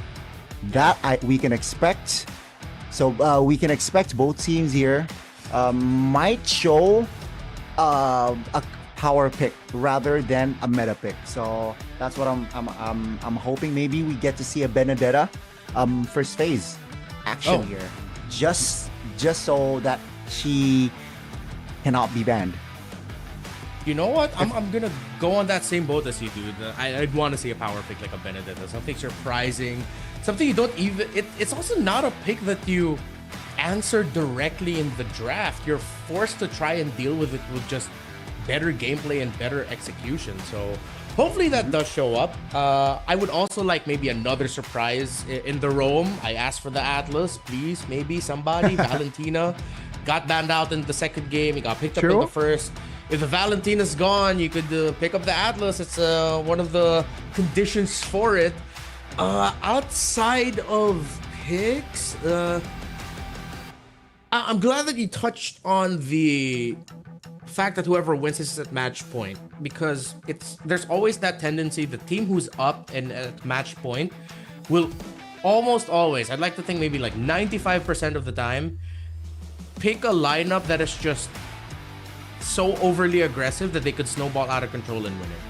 And whether it's Mongols or HUNS, I expect them to lock into that idea. Whoever it is who gets to match point first, right? Exactly. And this is why, again, I think both coaches need to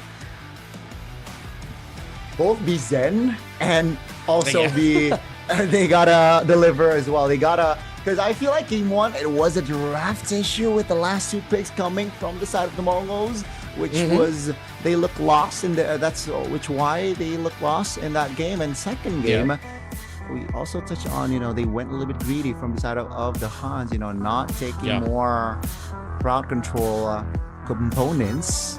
And let's see, they will switch sides again. So the HUNS this time around will have the red side again, like game one. All right, in game number one, Mongols on this side banned out Glue, Marcel, and Uranus from the side of HUNS.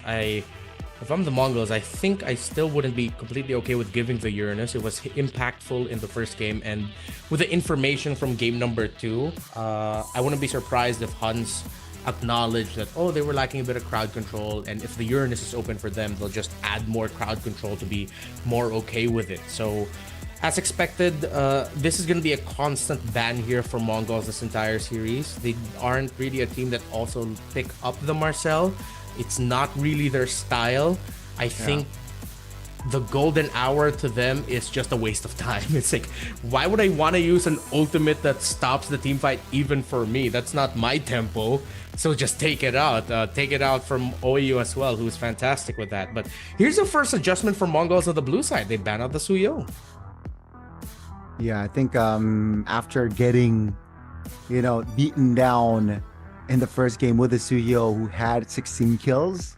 True. That's a direct, of course it forced a direct adjustment. But I expect more, I guess, stable draft, but also, I don't mind a flare. We touch on, Benedetta maybe taking first phase. Just because it was always banned, man. Game one, it was banned in the second phase. Game two also banned in the second phase. So if they really want Benedetta, they gotta pick it up first. They got red 3 now, HUNS. Yeah. We're just waiting for the draft to make a reappearance on the screen. Yes.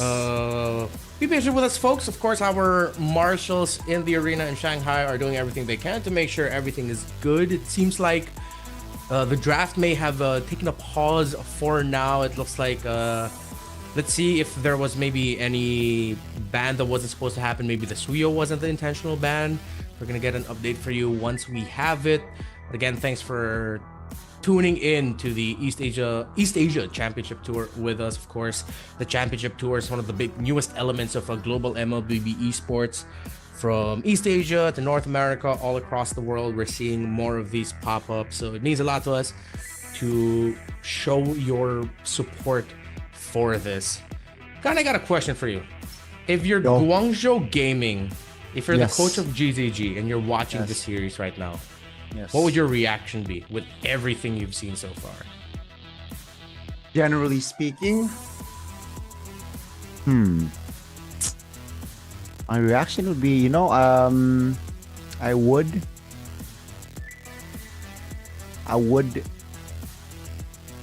Okay, that's a good question. Okay, so to be fair, we only got two games at least for the series, right? So my general reaction would be, man, I really want to stay on red side. I really want to stay on red side. I think that's my general overview, but I'm sure GZG has something already up in their sleeves. Yeah. Already prepared. What would your reaction be, Renmar? I would be salivating. Mainly because I feel like I'm already seeing a lot of things to expect. And even heading into the tournament, if let's say I was going at this with the right mindset, a lot of my initial thoughts about the Mongols and HUNS have just been validated even more seeing these two fight again, and especially in this series that it seems like it would be much easier to come up with a game plan now, especially with you can just double down on one thing, get a good row mid, and play for a flexible EXP. You can slot whatever in the jungle, slot whatever in the gold. EXP can be a surprise pick, row mid, as long as you're getting priority. You've already ticked out a lot of the boxes. You allow so many things more for your team, and you stop a lot of what the Huns and Mongols want to do, because clearly these two center so much around the rotations of their row mid trio in an overly aggressive fashion. Not that I'm knocking on it. Again, it makes it entertaining. There's so many team fights breaking out, but it's also in some ways predictable. What's about to come towards your way, right? Yeah, I think for the most part, we have a great idea. We're able to read all the drafts very well. What could happen, what would happen as well. With that sort of composition, such as game 2. Hans not able or having minimal crowd control. They would struggle during big 5v5s, potentially the 4v4s, and we saw that in that game being displayed. Folks, the ambience, the environment there, it's crazy. I feel like again, what a venue. I like the venue. It's cool. I like the mood board. I like the concepts, the color scheme of MCTA this season, man. Crazy. Of course, it is the first MCT East Asia tournament ever. Of course, as we mentioned earlier, MCT being a new concept for this year of global MLBB esports.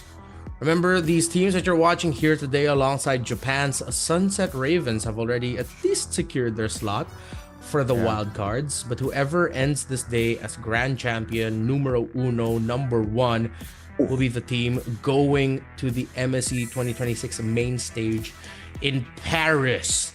I feel like that's also something we have to think about with global MLBB esports now, especially for qualification for wildcards and MSC, that it seems like it's an extra bit of motivation. Yeah. Like who wouldn't want to go to Paris to compete MLB? Bro, I didn't think we'd actually see this for another maybe 5 years. Or maybe 5 years. I know we're already going to Turkey most likely for M8. Yeah, it's already been announced. But Paris for MLBB, bro. What a time to be alive. What a time to be alive indeed, Renmar. And again, it's not it's game changing, right? It's for the players as well, and that's why they really want to compete. They really want to have that same chance. And same here, Sans, when he got the official, announcement, he stood up and immediately started to, I really want to go. He was firing himself up. I really want to go to Paris. I'm ready to go to Paris. And crazy scenes indeed. Here comes the drafts again, folks. Thank you for your patience. But yes, let's see again the the journey for these two teams currently sitting at a 1-1. Who will take match point here in this game? Valentina first pick this time around. First game, folks, it was the Claude that was picked up first. So there's an adjustment immediately. Yeah.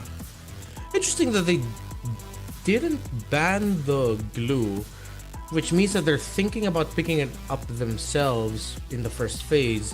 But then obviously HUNS needs to get the Claude, which the Claude is very okay with going up against the glue because you can quickly get Art of Thievery stacks through the little mini gluelets, the longs, as we read in one patch note. But man, interesting decision in the trade. Or are they trying to bait HUNS into rushing a glue? I don't think HUNS should do that. There's so much more other picks that you have to watch out for.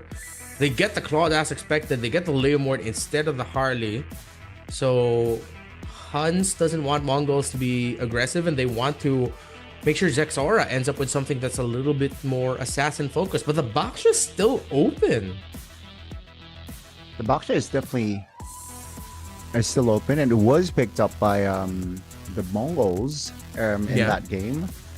So now, do they want to go with that same approach, or do they want to spice things up a bit? You know, it's good going up against the Leomord. I like the Baksha, but in that game, or in that first game, at least the Mongols wasn't able to utilize the Baksha properly. So maybe a different approach here. Ooh. Here comes the Yusun Shin. A mid lane. Okay, sorry. Phovius maybe, but no. They prioritize the mid trio, right? I expect this Yusun Shin to be in jungle. Yeah. I mean, there's a possibility. Yeah, there's a possibility gold lane, because it's a Claude. It's going. It's a winning lane. True. Up against a Claude. Oh man, that hurts. The Yuzhong right away. It will be a lot of struggle here for this Yisun Shin. If that's gonna go into I think now that definitely has to go in the jungle, and you're gonna have to pack another carry in the gold. So at least you'll have the double carry set up. But the obvious risk here is that HUNS might take a lot of the early objectives through their Yuzhong. I also appreciate that they're respecting first the Guinevere and still the Benedetta getting taken away here as an option as well for Mumu. So now HUNS can really just focus on dominating. Turtle 1, Turtle 2. Mongols might not be completely online as far as until like Lord 1. Which at that point, HUNS should be activated, especially through their Claude. If he doesn't have his Trinity yet, is at least very close to it. Okay. So yeah, with that being said here, HUNS really like their first 3 picks again, man. Renmar, it's if they can add more, I guess I don't mind a good utility mid here, picked up for Kenny. I think it's good. It's good. So the Valentina, I don't mind the Eve. Sure, it gives a real world manipulation, but no, they delay the mid lane take, and instead they want to be more oppressive. Man. Yeah. You said the perfect word there. Oppressive. All this 4 picks. Okay, maybe not the Claude, but if you just look at the Leomord, the Yuzhong, it can. There is a lot of oppression coming out from HUNS right now that I don't think a poor little high loss is going to be enough to deal with it. So a really good EXP laner here needs to shine through. A classic Therese, maybe? Yeah, something solid and stable I think would help them out. At least it's an EXP lane that's not going to be easily gankable. And then in the gold lane, what sucks is you can't even Bruno anymore because the Yuzhong. So they go Alice. So this the last season that showed up as the response to the rise of Yuzhong. I remember that in the MPL season 16 playoffs. Yuzhong was one of the picks to watch out for near the end of the regular season, and then Alice shows up in the playoffs and just makes it a little bit much better for the Alice. But times have evolved and players have learned the matchup. It's a Moscow for Mongols. It's a Lunox for HUNS. Oh man, this hurts. This lineup is pain personified. I really like it. I really like it again. All across 3 games, the last pick value has been tremendous, folks. And let's see if they are, or at least this game, the HUNS will be able to continue the trend here. Still with Renmar and Gani. Remember, folks, what's at stake? 1 game win here means they're sitting at match point. And let's see it, witness it together. Will it be the HUNS or will it be the Mongols? The mid trio of Mongols needs to play some of the best MLBB they've played in a long while if they want to deal with the aggression that's coming their way. Once the mid trio all hit level 4, you better watch out. That Lunox and that Hilda will destroy anyone who gets close to you. Let's see if the Hylos and the Alice will be enough to deal with the damage that's going to be coming their way. Can the Mongols somehow find the lead early on? It's a slim possibility, but a possibility nonetheless. Previous trends have shown that you're looking at HUNS should be controlling a good amount of the game. Mongols will have a chance to start fighting for it much more heavily heading into Lord 1. But then it's that awkward spot of once they're there, the Claude is already fully farmed as well. Game number 3, Mongols and HUNS, 2 of Mongolia's finest. Storied individuals and organizations fighting it out for a slot in the grand finals where China's Guangzhou Gaming is waiting. Welcome back to the Land of Dawn, y'all. Let's get it. Let's get it, Renmar. And wow. The Lunox went for Wilderness Blessing. That's, again, sensible. So the mid pair, both teams actually went for, wanting some extra rotations. But other than that, Master Assassin will be chosen by K on the Moskov. Yeah. Also increase his chance that he has a better dueling against the Claude. Oh, you a little bit overstepping! Ox and Megi are standing up to the challenge. Oh, you might have been overzealous in trying to control and be aggressive in the center of the map early. The overextension again needs to be calculated here, Renmar. Not a good start for HUNS, but the Mongols here, they cannot get complacent because of killing a roamer. That definitely sets the tempo. But again, the turtle fight here, Bankai, he has the Black Dragon form to play around with later on for that first turtle. Again, action in the mid lane. The 2v2 pair just keep going at it. But what I like from OU, at least, he says, like, you know what? I'm just going to die. I'm not going to waste my flicker. And I will play my flicker later on where I can still be influential. That I can, as a roamer myself, I can understand. Yeah, it's a good respect for the trade and battle spells. Oh, speaking of respect, he gets terrified. He gets stunned. He's going to take a lot of damage here. He's going to be forced to go back yet again. I think he's okay now. Yeah. This time around, he's okay. In the bottom side, though, main focus. Oh, that's a dive! Off camera, you can see from the minimap. Petrify wasn't used by Bankai, but the dive 2v1 of Alice and Yishun Shin, where I believe he used the Mountain Shocker, was enough to take a kill.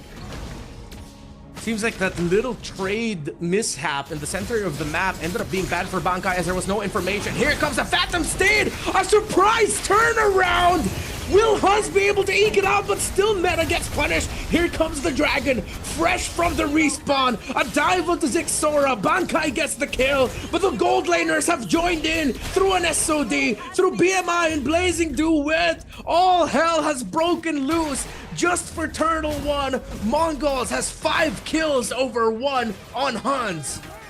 We get to see a different story here, folks, from game 1 and 2, where the blue side will have more control in the early, and that 5 kills is looking very good. They get the turtle, and they are moving more. They want more. You mentioned the mid trio before. Has to play their perfect game. Renmar, it's coming to life. Exactly. They just knew because of OU going down early. There's no vision on the river to supplement Bankai and letting him know that there was an eventual dive from the YSS coming in. SOD committed by K? Maybe he could have saved that for later, but you know what? It didn't result into anything bad, at least. That's fine. Nothing too crazy. Nothing too crazy indeed here, folks. You can see the gold already building for the side of Mongols again, being oppressive. Mongols. Now we touch on oppressive being the composition of the HUNS, but it's in the it's different now with a jump onto it. Still meta. No steed. That's a free kill. They understand the execution, and they will take down the jungler. Not a big miscom. Darkness by Kenny, and he'll get stunned. A lot of messy decisions here by HUNS. Still meta, positioning himself and posturing like he's a Fredrin. I understand you're a Leomord, sir, but that is a single target lockdown roamer that you have with you.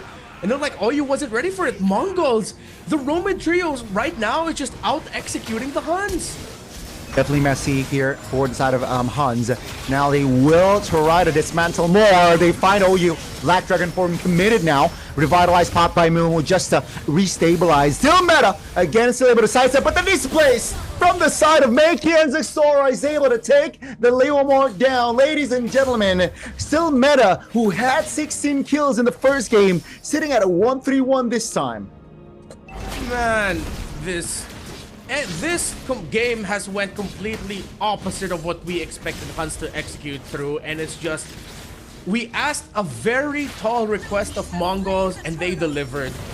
Best game of our lives in recent memory for the Roman trio? Yeah, easy enough. And they're making it look so easy. They continue the aggression. It forces still meta to use his own Phantom Steed. He can't even farm comfortably anymore. A Blazing Duet committed there by Yuki just to force back the members of MongolZ. Zixora gets punished. The Alice, though, still alive. Kenny falls and Ox goes down. It's a 2-for-1 trade, but still meta has lost his buff. OU falls. Meiki gets taken down by Yuki. Mongols might have just given HUNS a light of hope unintentionally. A lot of opportunities definitely now for HUNS. What I like from HUNS there, Yuki being he was cheeky about it, only getting a kill, but in the mid lane still meta, again out of position. Definitely capitalize again. Mongols is just rinse and repeat, and now they will take the mid turret. Arguably the most important turret tier 1 is the mid, and they lose that first before getting a top or bot. Black Dragon form used up. 2-man petrify finds an equalizer. Again, just the jungler taken out. Bankai still able to find a connection there. Blazing Duets not really in range, but that is enough to disengage. They got Zixora, but they still lose the mid turret, which is expensive. Yeah, way too expensive. You lose so much place on the map, and you barely had any space in the back to work with already. Glorious pathway in the face of OU and Yuki just to provide space for K and to stop any potential aggressive plays.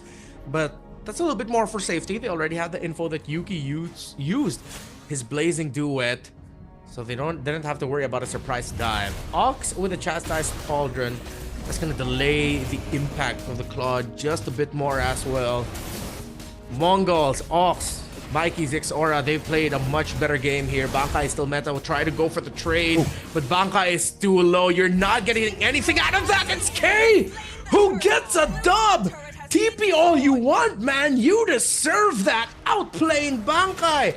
Bro, Bankai has had a long day. He's tired. He's stressed from work. That is a limp dragon. That is, and now Silmeta, very vulnerable target. A 4-man dive under tier 2 will finally claim that kill. That's going to be another oppressive now. We expected HUNS here again, Renmar. I would like to repeat. We expected the composition from HUNS to be oppressive, but what we're seeing right now is blue side. They're the ones who is more aggressive, more oppressive. The purple buff Intimidation again now will gladly taken out by Zixara. Oops, low, taken very low. Should be a kill for the side of HUNS. Now, can they take more? Can they close the distance as the Mongols here disengaging, kiting it away? But, 60 seconds on the clock for the first neutral Lord. Now, maybe that's where HUNS looks for an equalizer. So far, so good. 5,000 gold lead is the difference here. Yeah, it's tough for HUNS though, because of how fast Mongols are moving around the map. K is doing a good job of taking care of the lanes. If he's not doing it alone, there is a member or maybe even the entire team just shadowing for him. Another fight.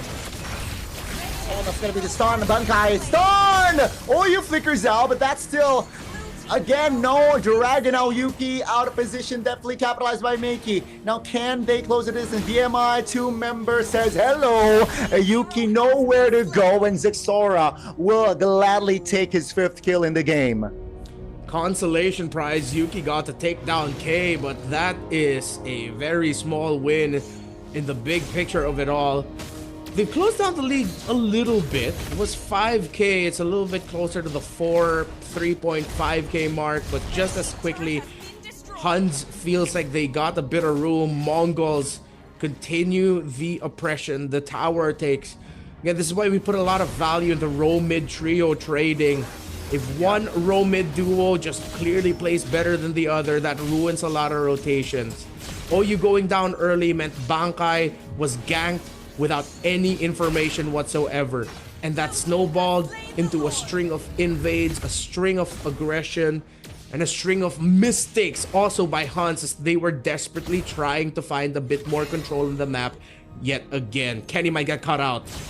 Uh-oh, looking to close the gap here from the side of the Mongols. Under the turret, SOD doesn't land, but Bankai will not be able to peel the damage. That's going to be the damage coming from the Steed. K finds a turret. That's going to be, oh my goodness, K! Looking to find the connection, and Zixara gladly claims the double. Looking for the triple in the Hilda kill, but Ox will not survive. Kenny flickers out of danger. Zixara again. So deadly. Ladies and gentlemen, he is level 15. Now, 10 minutes in, that's a lot of experience coming through from the veteran Zixara. And maybe that's the difference maker here. Talk about all the compositions you want. Oh, Mountain Shocker! Forcing Kenny to use the brilliance to survive. The Lord will continue its march down bottom while Mongol still has some more minion waves to work with. Holy defense in the bottom lane is going to get popped. No more for any of the base turrets. Yeah, the mid is looking very juicy. That's going to be the siege. Steed will be triggered as they got the clear for now. Another wave is coming top.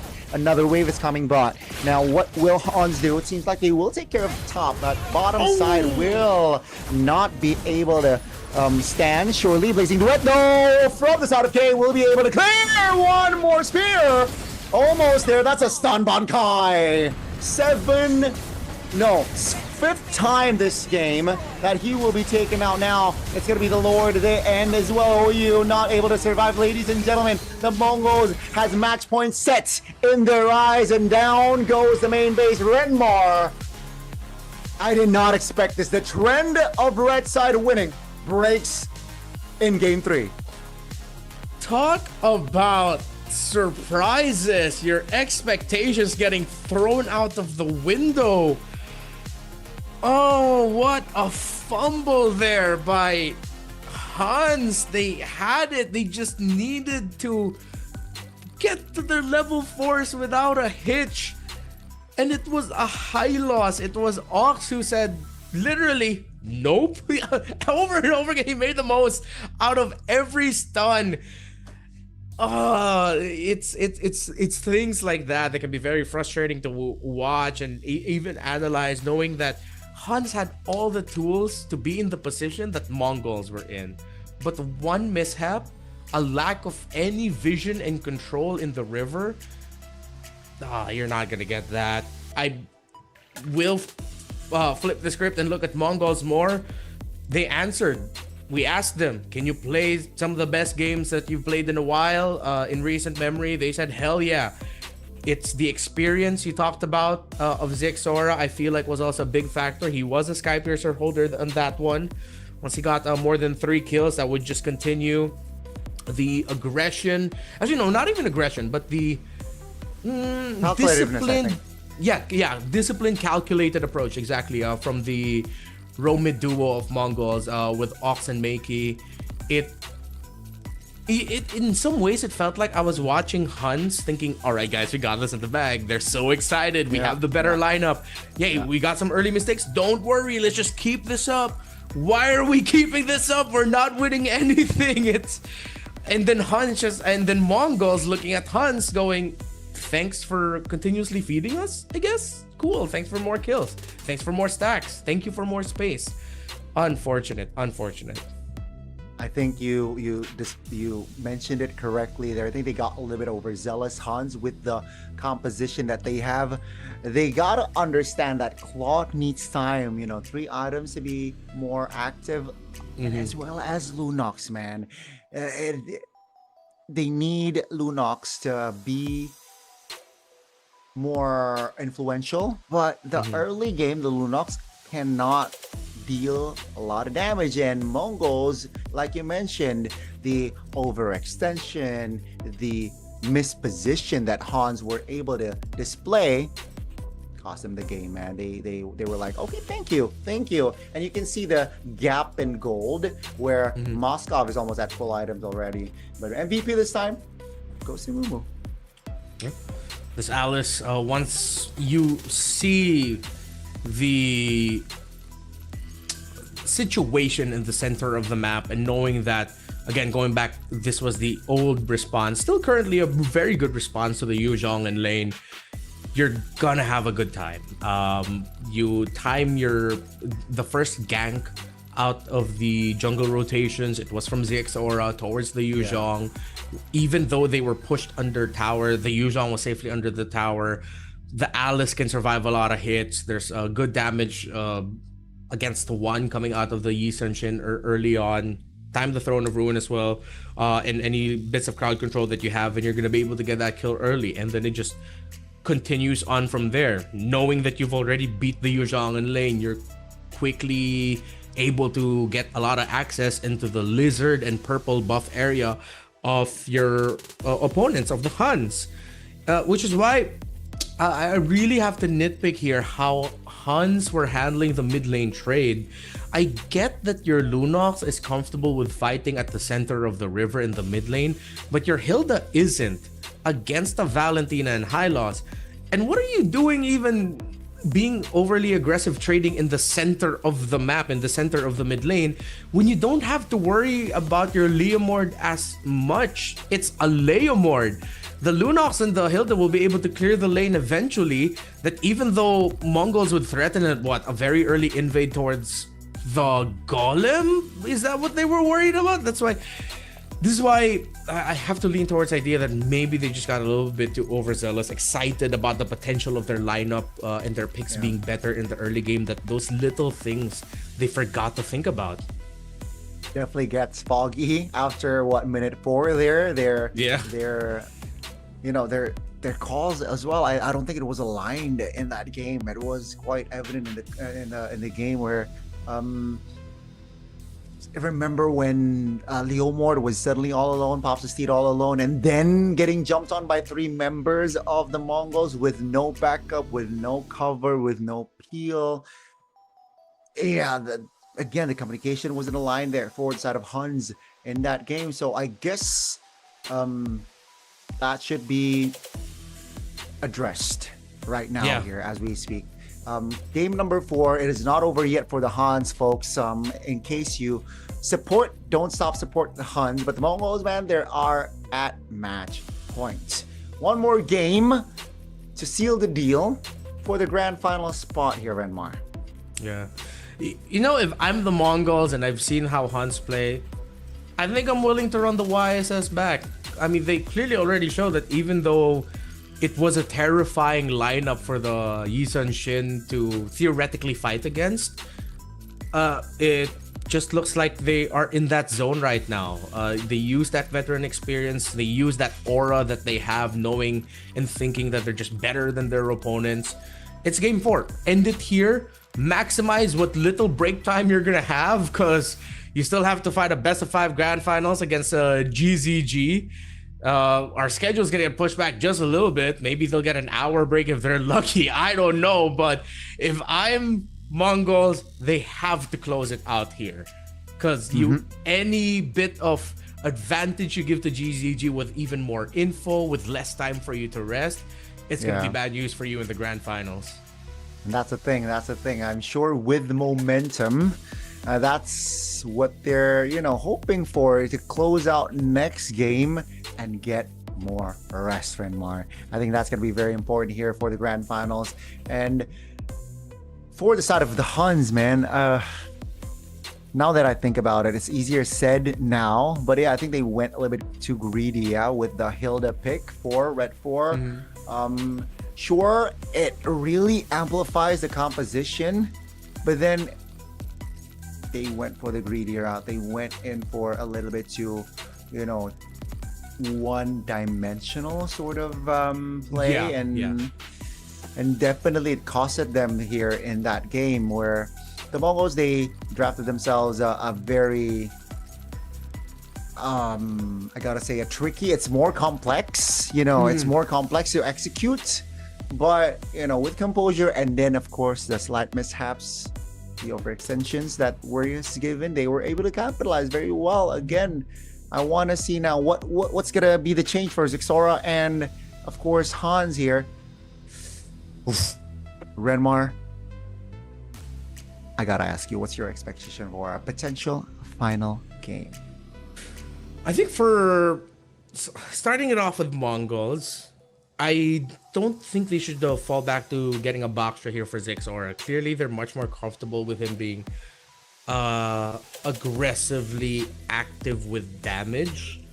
Though the Baksha still fits the bill of aggression, I think just pack him on something that is more of a traditional carry, something that can surprise and lift the team through damage. Again, that's why I said I don't mind the Yi Senshin coming back if they can build around that really well. They obviously have to play fast, something that scales up a little bit quicker. I don't think the Claude is gonna do it. I think they're more okay with giving the Claude, run it back with a Moskov or run it back with a Harith if you can and if it's available for you.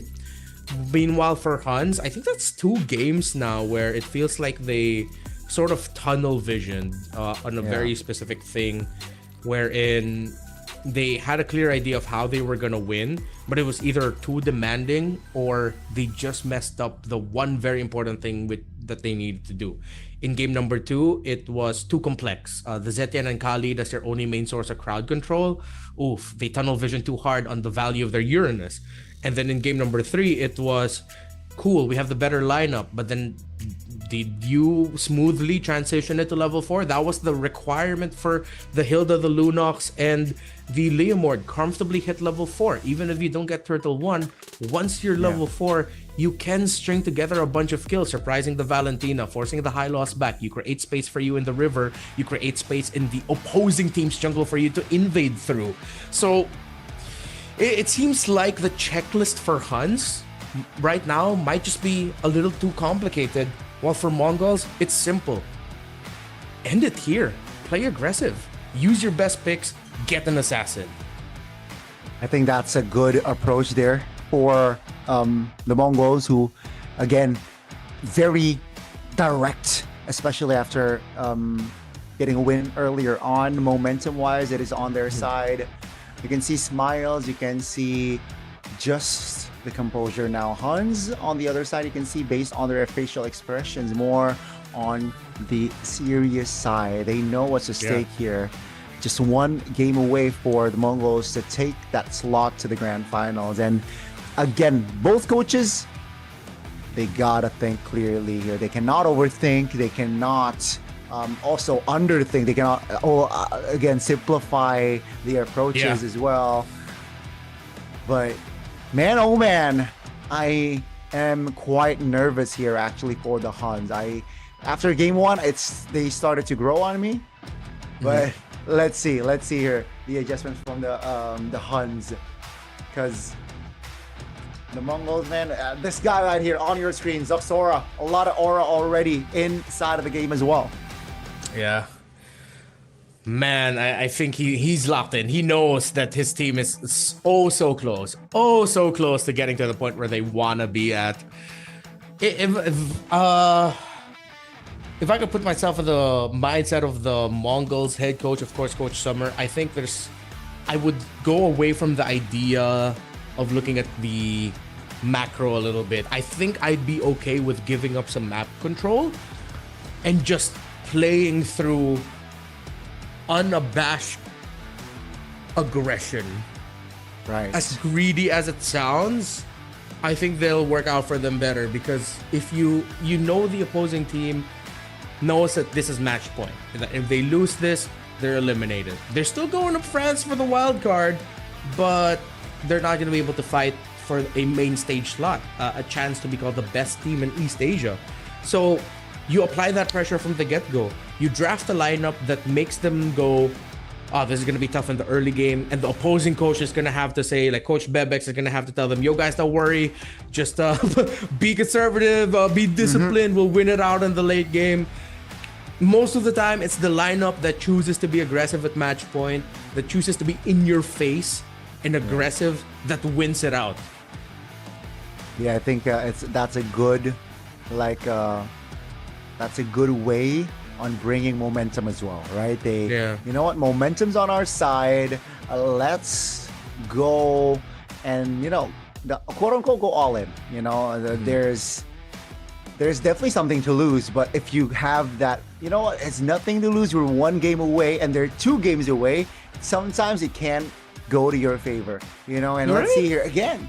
The HUNS here, their facial expressions is quite, they're I don't know. Hopefully he's fine, but he seems that there's a lot of pressure in the players here. But Renmar, seeing 3 games of MCTA, I like the dynamics. I like what they're, at least based on the 2 teams that I've casted for MCT.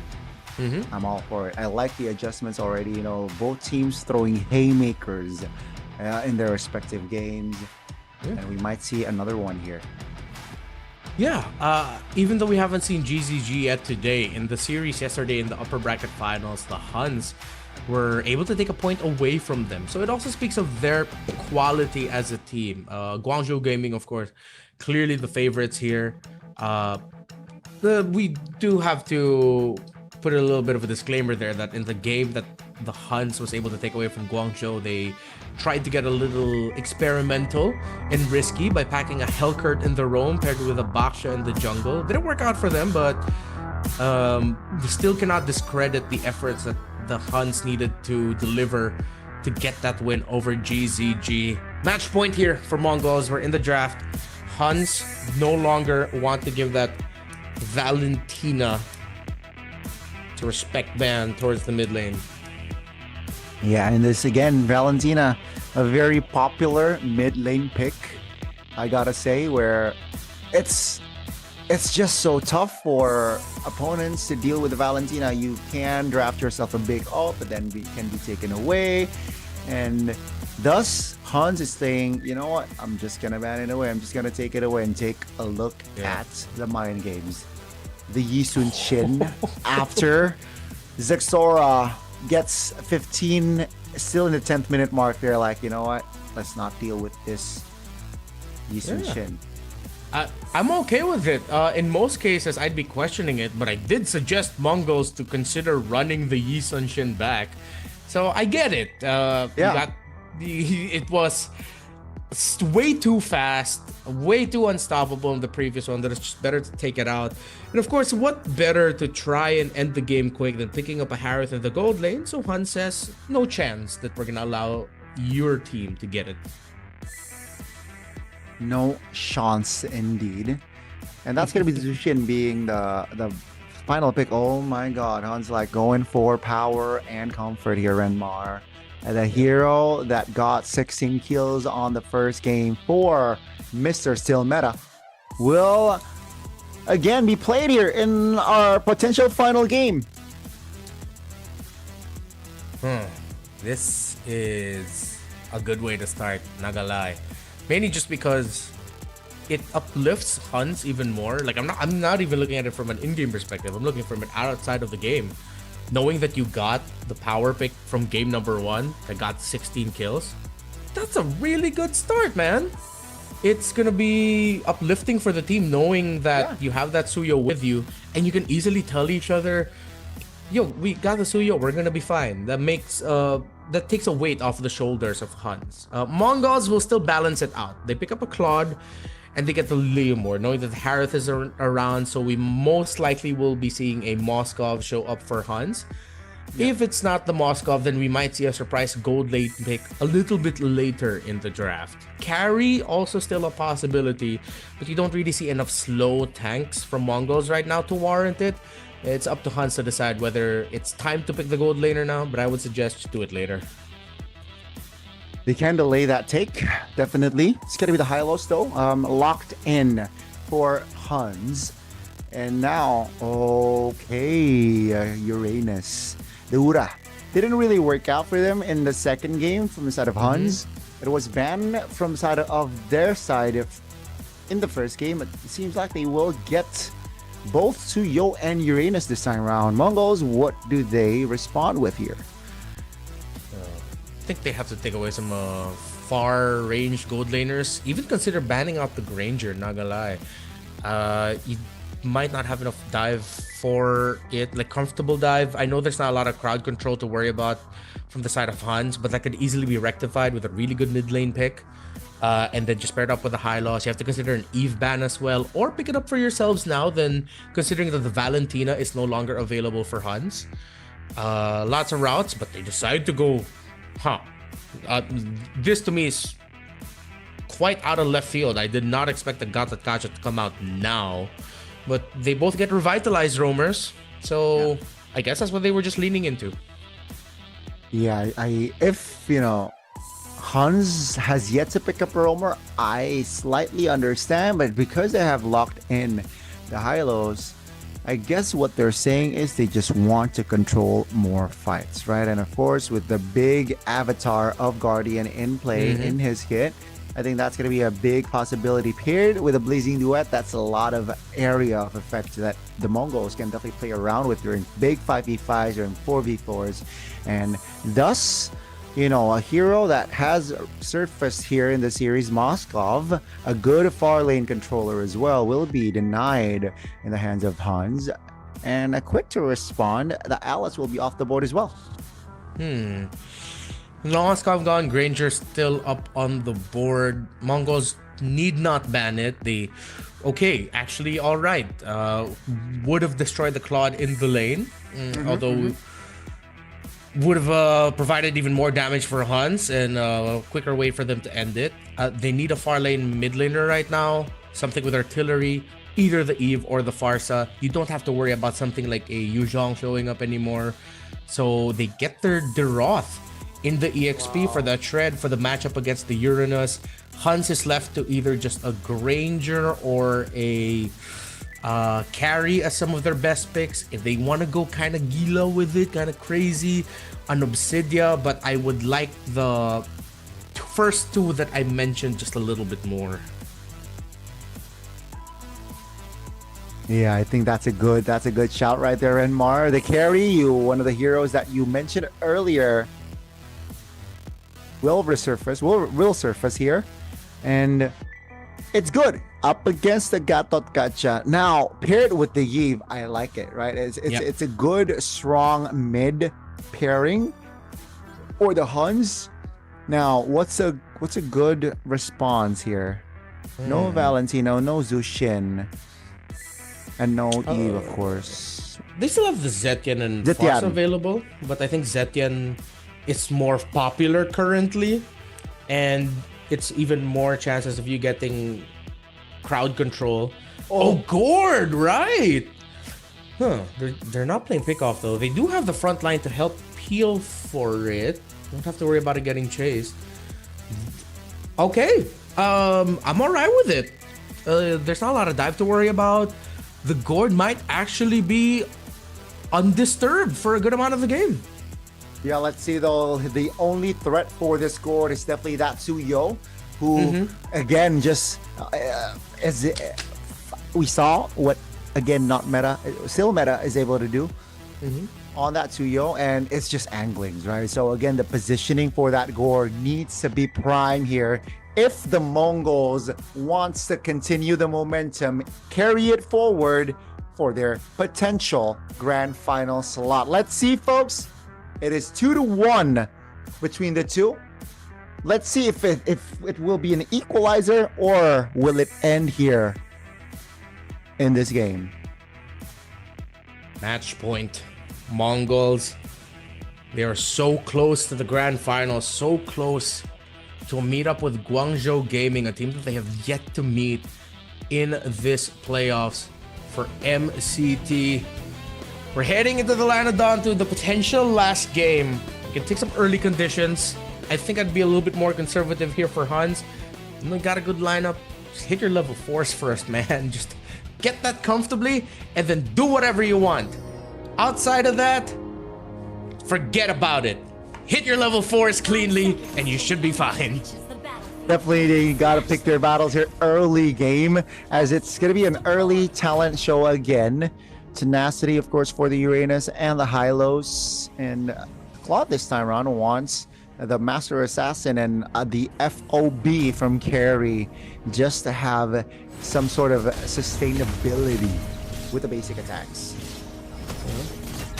Of course, a very popular pickup now for the Carry. Actually, quite surprised that it's a Master Assassin for K on the Claude. Mostly it's been Festival Blood also for Claudes. For raw sustain also, once you have your Blazing Duet, makes you really difficult to take down in fights. K not picking up the Purify. Let's see if it's gonna work out well for him. I know he wants to pick up the Flicker so that he gets to Kenny a little bit easier if he's gonna be the one diving that Eve. But then now there's a threat of you just getting quickly stunned by the high loss once you go in. You don't have the safety of that Purify. So he might be a little bit more conservative with when he uses his Blazing Duet. Hopefully so. Ox and Makey lose the initial trade in mid and will get a bit of vision for the row mid duo of HUNS. But Yuki, his Flicker got forced out early on. Yeah, that's already a loss there, trade-wise. And again, I think Makey will not get 4, right? He missed a minion earlier on. You mentioned it losing on the rotation.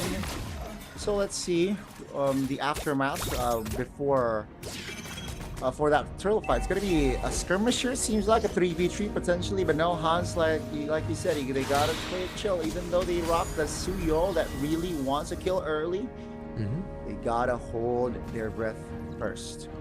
Yeah. Zixora, level 4, both junglers in the right spot.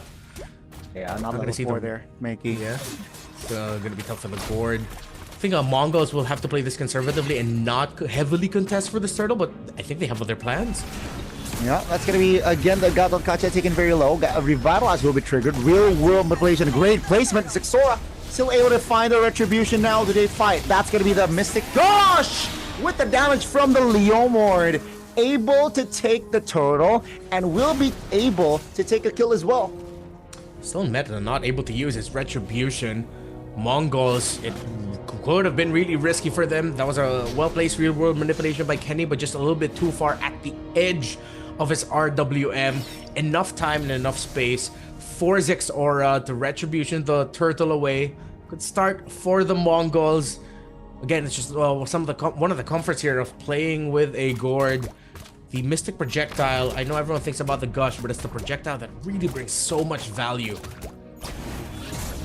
Definitely locking people down as well. Ooh, misses the stun there. That's, again, a tempo that will be reduced by both teams. Just a kill between them this time around, 3 minutes in. So a different color of the two in our fourth game. Yeah, much more stable, right? Even Mongols, they're not overzealous, they're not over aggressive. They know that their timers will come in just a little bit later. They have to do what they can to smooth out the transition into the mid to the late game for the Claude, but here comes still Meta, spots Ox, here comes the Phantom Steed, and it looks like HUNS might be able to get punished here. The Revitalize keeping Mongols alive, but under the real world manipulation, it might be too tough. Zixora misses the dash, but here comes the projectile and gush from the gourd. Makey shows up to turn it towards Mongol's favor. Oyu falls to K. Hey, again with the finishing touch, man. 3 members off the board from HUNS. That's not a good sign here. And then the Mongols, they definitely will build and establish a healthy early game here. The foundation that was needed for the Mongols definitely ticked, right? Definitely ticked their box here, as it will be a smooth transition to the next turtle. And I'm sure that HUNS will not contest. Take a look at the gold gap already. It's a level between Zixora and still meta now. Oh, Makey is making it hard for Kenny to get comfortable, even at managing the minion waves in mid. Something you want to do, play this gourd like as you would a Farsa with a feathered airstrike. If you can, dish out your combo, get a stun, and bring the opposing mid laner back for a bit more space in the mid. Seems like HUNS are kind of jittery right now, knowing what's at stake, and Mongols, they look comfortable. The veterancy that they have showing off. Zixora! Uh-oh, again, just the displacements and the resources spent so efficient. Zixora finding another kill in top. Oh, that's a jump. AOG and the Gush, 2 members suddenly off the board from HUNS. Yuki still top and still meta, so the ball is still rolling. And take a look at the chain reactions here, Rennie. The mid turrets taken down. That's a stun. They want to fight again. Oh, you! It was just 1 kill 4 minutes in, and now hitting the 6-minute mark. This is already at total 8 kills. You mentioned something earlier when they took down the carry, efficiency. And Mongols, they are playing a hell of an efficient game. They're making the most out of every ability that they have. RWM just to try and hold, but he took too much damage from the gourd to set up the sweep by Zixora on a Dakari. Still Meta and Bankai don't have enough gas, but Makey is able to still flicker away to safety as Bankai will just try to hold. Oyu will try to save him. Mongols realize there's no point in chasing him as hard as possible. He'll be able to get under tower, but maybe they might just be able to get a kill. You know what? A kill towards the turret seems like is the main agenda for side of the Mongols. Again, all tier 1s has been taken down officially here from the side of HUNS. And take a look at the item. Man, carry is behind an item, Renmar. An item, a full-on item, and that's not good for the carry here. Yep. One more item to be really influential for the 4K, and even with just 2, he's already joining the team.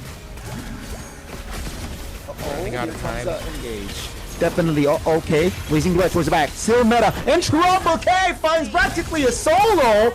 The only trade is just towards Mumu now. Zixora pops the seed. Take a look at the flank. It's disgusting.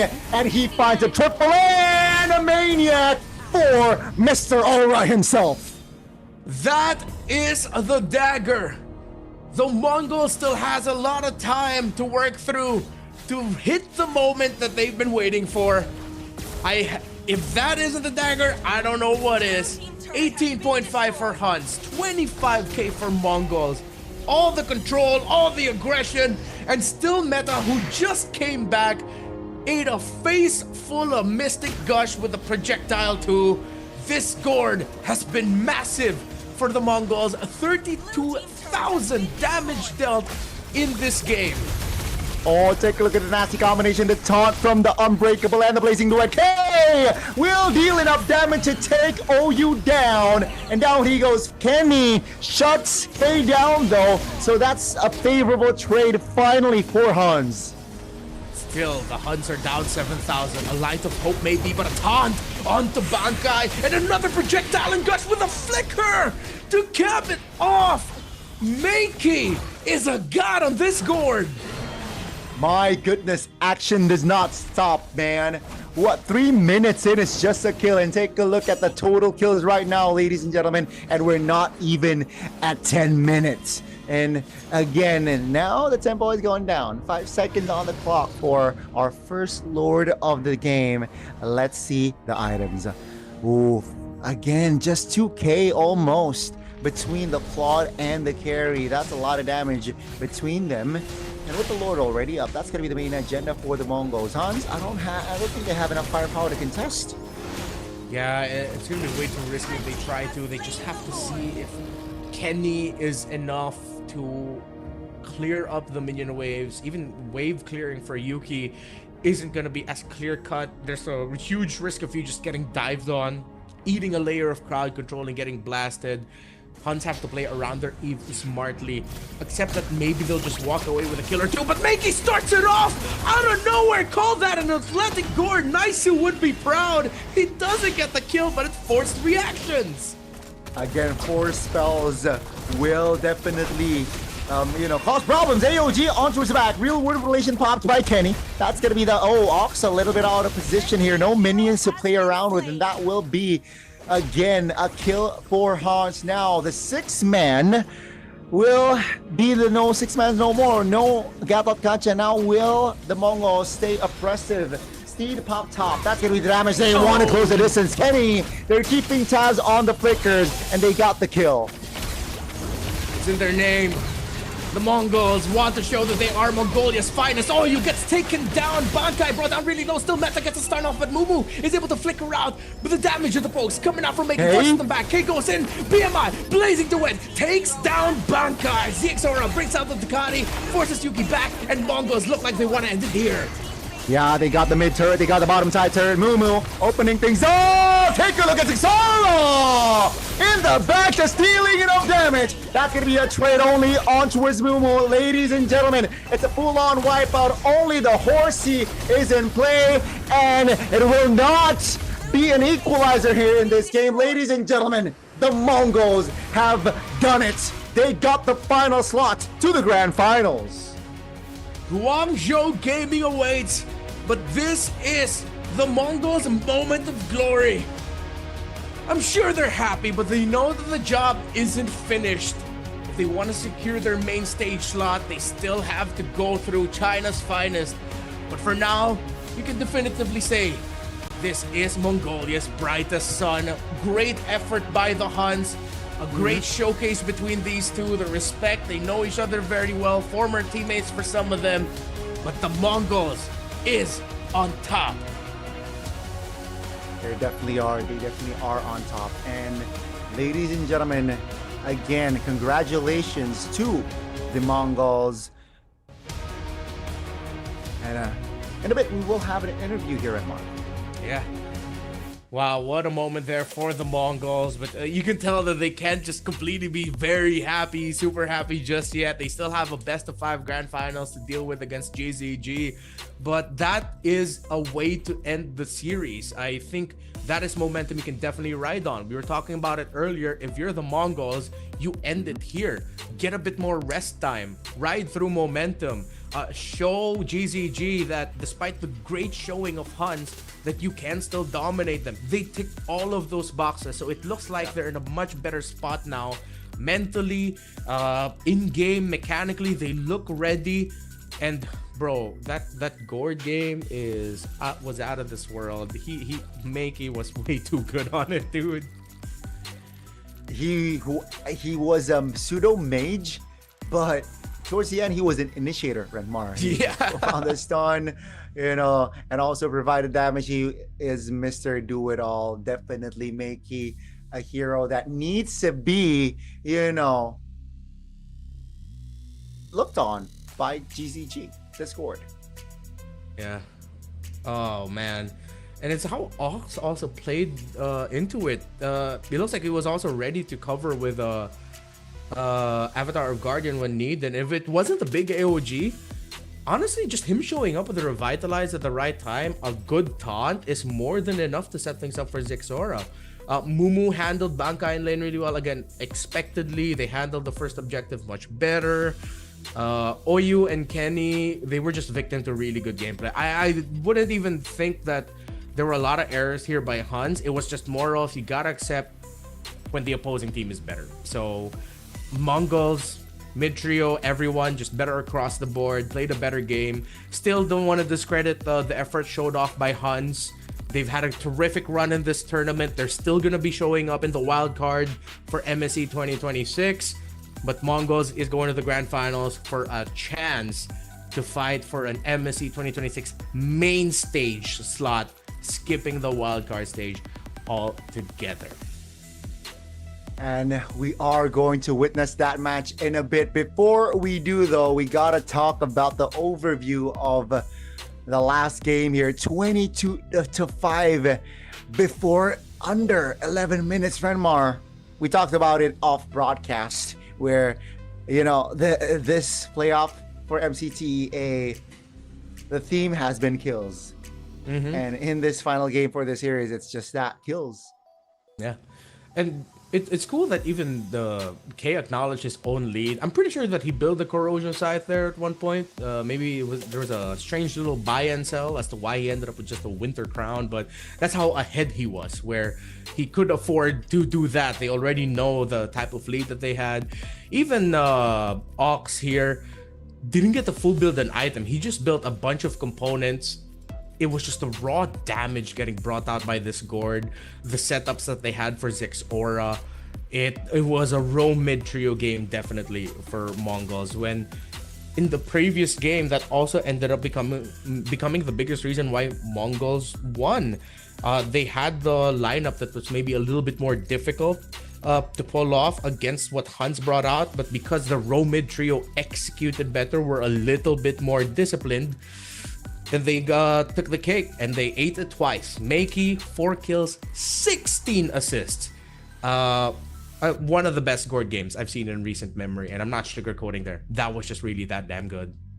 I agree, and that was a sort of a clapback, right? 16 kills for Suyo for a still meta first game, but they got 16s. He got 16 assists for the Gord to close the series out. So a different contrasting figure there. But man, the scoreline, Renmar, it's 3-1. So it wasn't that close, at least for this series. But again, after that first game, the quality of the Mongols, they definitely shifted 2 gears, not just a gear, 2 gears were shifted from the side of the Mongols, where the clean execution was shown. The communication was also gone through for the side of the Mongols. Come through.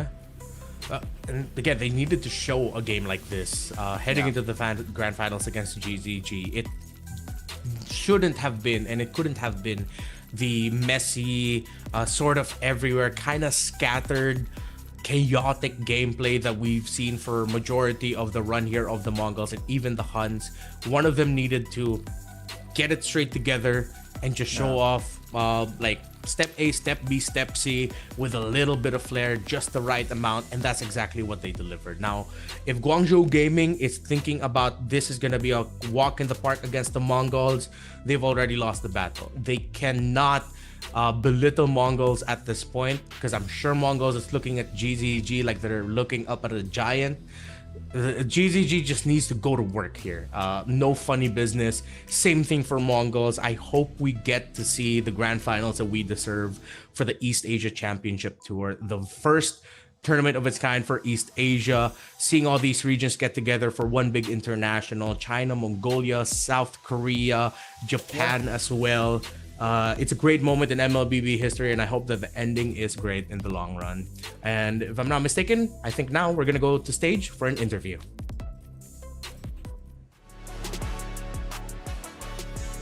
欢迎大家来到赛后采访，让我们再次恭喜的 MongolZ 挺进了我们的决赛。我们邀请到的是教练 Summer。Hello Summer, congratulations. Would you like to say hello to audience here? 你好，我是 Summer. Thank you, Summer. So you know why I just pick you here? No. No? Because all the questions our audience curious about is on your decision during the ban picks. So why you just pick the Paquito in the game 1 for Moon Moon? Yeah, we needed something to damage. We needed some we need an XP laner with some huge damage. That's why we picked Bakuda, and also Momo wanted to play it, so it's more of his preference that took over. Yeah. It's flexible. OK， 第一个问题想要问到的是，你知不知道为什么我今天是让教练来到我们的采访席 ？Summer 说不知道，我说因为我们所有观众最好奇的都是在于你在 BP 上的一些决策，比如说第一局为什么直接给木木选择了帕奎特，在国际赛场也很少见到。他说因为木木自己也很想玩，再加上他认为他们的队伍是需要在金牛的位置呢抛出一些可以有强伤害的这么一些阵容。那么下一个问题想要问到的是，那么在第2局和最后一局决胜局，为什么又会给到木木选择迪亚这个英雄呢 ？Also for the game 2 and the last game, why they lost for Mumu? Yeah, we practiced it. Yep, and we don't want to reveal our secrets about it. So Guangzhou Gaming is probably watching this because that's why I don't want to talk about it. So yeah, we want to reveal our secrets for now. For sure, OK。我有问到他说为什么就是第2局和最后一局又会给到迪亚？他说这个问题的话呢，我没有练过，但是我不想过多的回答，因为我希望可以在总决赛之前保留一些悬念，因为他知道广州 Gaming 有看过他们用使用迪亚的训练赛，所以他现在不想过多的暴露战术。那么下一个问题想要问到的是，因为其实我们知道就是在昨天的比赛当中，他们是落败给了 The HUNS， 所以当时很多的观众是不太看好他们今天可以进入到总决赛的。那么他们昨天究竟是进行了哪些紧急的复盘呢 ？So actually after yesterday's game, you lost to the HUNS, right? Maybe many people think the HUNS got the harder chance to qualify into the grand final. So when you go over that game, did you figure out any problem? Did I think of any problems? Yeah, did you figure out any problem? There were many problems, including individual decision-making problems, and also there were some, of course, micro skills, and also luck was very included, which we have no control over. So, yeah, it was just a very off day for us. That's why we lost, I think. Okay, for sure. Summer 说，确实昨天我们其实有复盘很多的东西，那么可能更多的是在一些宏观的战术啊、战术储备啊，以及我们个人的一些问题状态。那么其实他认为，其实运气的话，可能也是比赛成败的很重要的一点。所以他说，可能有很多我们可以控制和不能控制的因素，我们都在今天做得更好。那么下一个问题想问到是，今天其实我们看到台下呢，有穿着我们的MongolZ队服的一些粉丝来到了现场，他有没有看到有什么话想对他说呢 ？So did you see that some fans of you just with your jersey sitting in front of you to support you? Any words to them? За ирж байгаа дэмжиж байгаад баярлалаа. Шахаад сурдаг, амьдардаг хүмүүстэй, фэнүүдтэй дэмжиж байгаад баярлалаа. Тэгээд тэр хоёрын за баярлалаа. Тэгээд баярлалаа. Өстө баярлалаа. Тэгээд тэр хоёрын jersey өстө гоё харагдаж шүү. Тэгээд HUNS, can I say something to HUNS? Yeah, for sure. Тэгээд маргата чи ML болохгүй заяа. Чи ML болохгүй. Тэгээд та wild card-аас гарч ирээд биднэртэй цуг ахаад Paris явна. За баярлалаа. Тэгээд дараа тэмцээнд намжилт хүсье, тоглолтод намжилт хүсье. Тэгээд фэнүүдтэй хэлэхэд дахиад тоглолт байгаа. Тэрийг дуустал үзээрэй. Тэгээд бид нарыг хүний нутагт тэгээд ирээд дэмжиж байгаад маш их баярлалаа гэж хэлмээр байна. So what does it mean total? Can you translate in English maybe? Oh, yeah, of course. I thank them because we're in another country playing against the hometown heroes and our people are coming to watch us is something very touch you, right? Yeah, touching. How about the words to the HUNS? Sorry? You just say something to the HUNS, right? Oh yeah, I asked Still Meta to still play. Okay, thank to you. stay. Okay, just stay. 然后我刚刚有问到他其实除了有对我们的粉丝说非常感谢你们，因为其实我们没有想到，就是可能我们是在异国他乡举行一个比赛，然后会看到有来自我们家乡的粉丝穿着我们的队服在台下支持我们，因为可能台下更多是支持本地的一些战队的一些观众，他觉得非常非常的感动。另外呢，他也有对The HUNS 就是刚刚他们的对手说一些话，因为同样是来自蒙古赛区的兄弟战队嘛，他们说希望你们可以不忘初心，继续保持战斗下去。那么接下来就要来到比较严肃的话题喽，怎么样预测一下下一场总决赛对阵广州 Gaming 的比分呢 ？What is your prediction about the next game, the grand final versus Guangzhou Gaming? 3-2 would be nice. Oh. 3-2 would be nice, but we would prefer 3-0 tonight because we want to rest early. Okay, sure. Summer 说，3-2我也可以接受，但是我们肯定更希望是3-0了。最後有沒有什麼話想要對廣州 Gaming 說呢 ？Any words, any trash talk, be more spicy to 廣州 Gaming? No, but I wanted to say that we don't mean any harm to Guangzhou Gaming. We're just playing games. Okay. Yeah, we're just teasing. You know, it's not real life. I just want to say that we have nothing to you guys. OK，Summer 这句话呢，我来帮他翻译成中文，就是他要说，广州 gaming， 我其实不知道要跟你们说什么，但是我想说，没关系的，这只是一场游戏，赢了输了，希望你们都可以接受，就是如果输了也不要太较真。其实还是比较凡尔赛的一句话哦，希望广州 gaming 接受他们的信心，并且做好准备，备战到我们稍后的总决赛。非常感谢 Summer。那么接下来呢，我们有一个重磅的好消息要和各位分享，让我们先来看一段 VCR。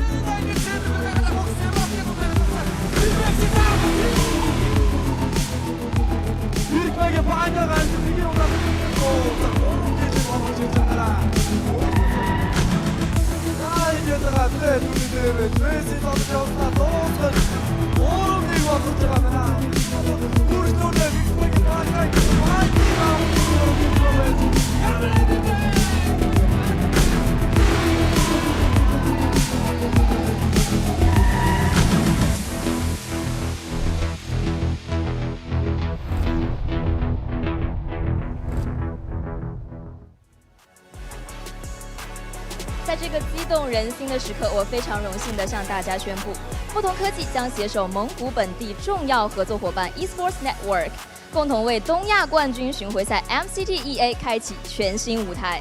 下一届 MCT 总决赛将于10月31日正式落地蒙古乌兰巴托。届时，来自中国、蒙古、日本、韩国的4支顶级战队将齐聚于此，共同争夺通往决胜巅峰至高竞技殿堂 M8 世界总决赛的门票。蒙古拥有世界上最热情的决胜巅峰玩家，也拥有最纯粹的电竞热忱。从草原到赛场，从呐喊到荣耀，乌兰巴托将成为东亚电竞的新焦点。下一站，让我们相约乌兰巴托，见证东亚新王加冕，见证通往世界舞台的下一段征程。而现在，让我们把目光重新聚焦于今晚的舞台，冠军的归属即将揭晓，属于 ACL MCT 的巅峰时刻正在此刻上演。让我们一起继续享受这场东亚最强战队之间的巅峰较量吧。我们也可以先稍事休息一下，精彩的比赛马上回来。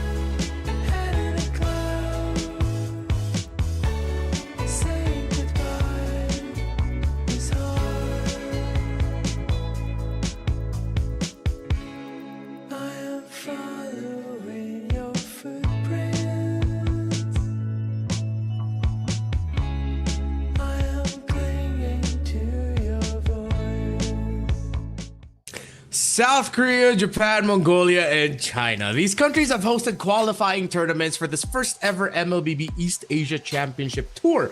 Months of competition, years of growth leading to this moment. Guangzhou Gaming and the MongolZ look to stake their claim at an MSC 2026 main stage slot and the crown of the Beast of East Asia. Welcome to the grand finals of the very first ever MLBB East Asia Championship Tour. Renmar and Gani to cover this, and man, I'm just gonna say I'm so excited for this. I think we're gonna be seeing a terrific MLBB.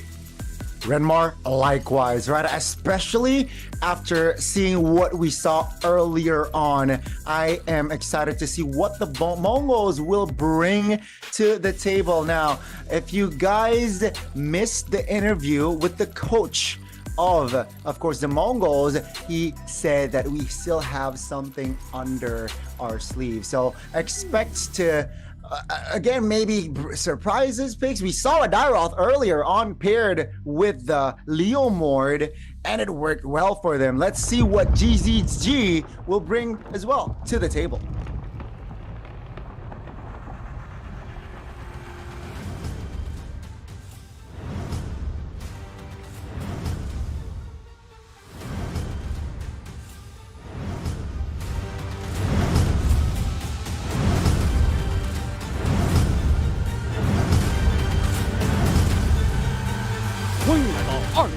英雄亚冠 ACL 决胜巅峰东亚冠军巡回赛，让我们有请 GZG 以及 The Mongol 战队登场。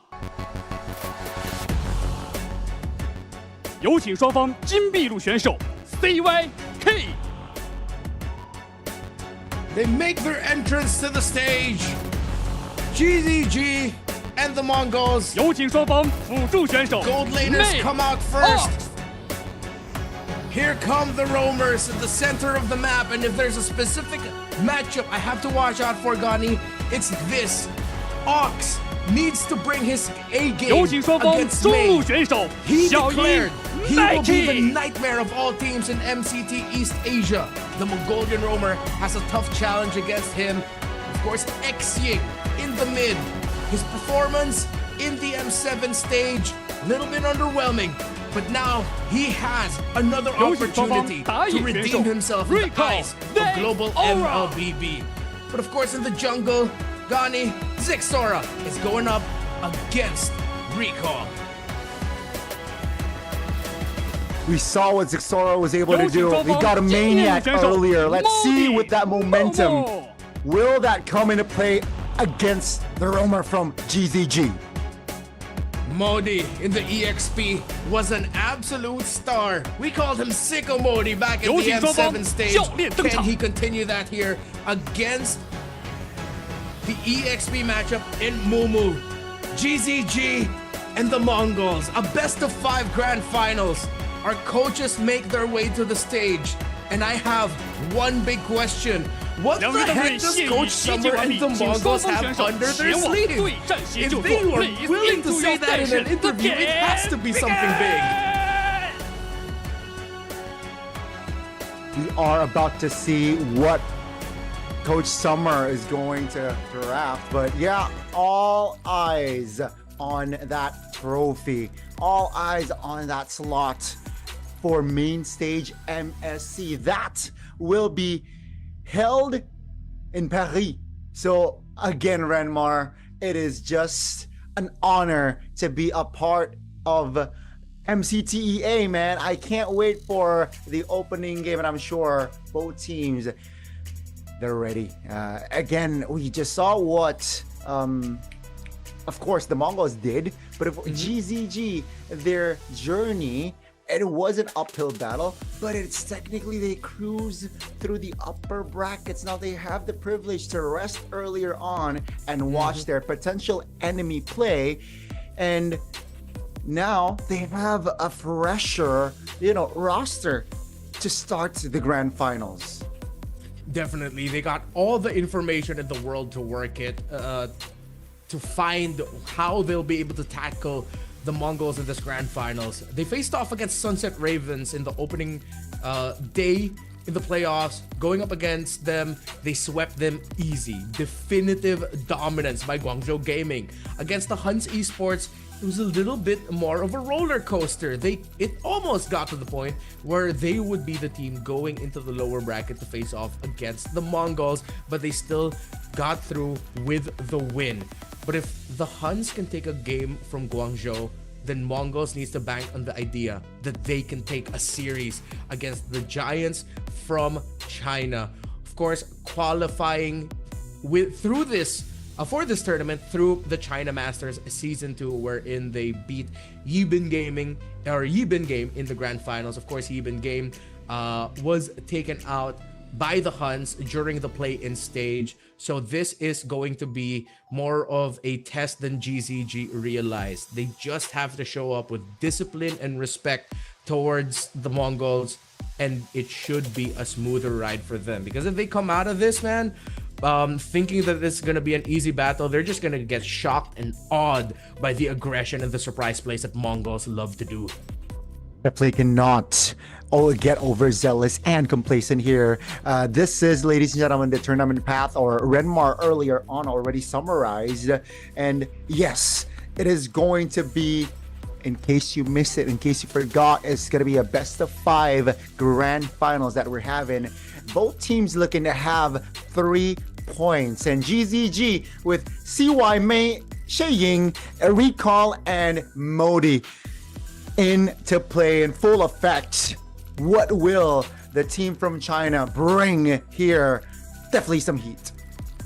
Mongols need to re-deliver the heat that they showed off, especially in that final game against the HUNS, where Ox and Makey were on demon time, and they need to keep that up here against GZG.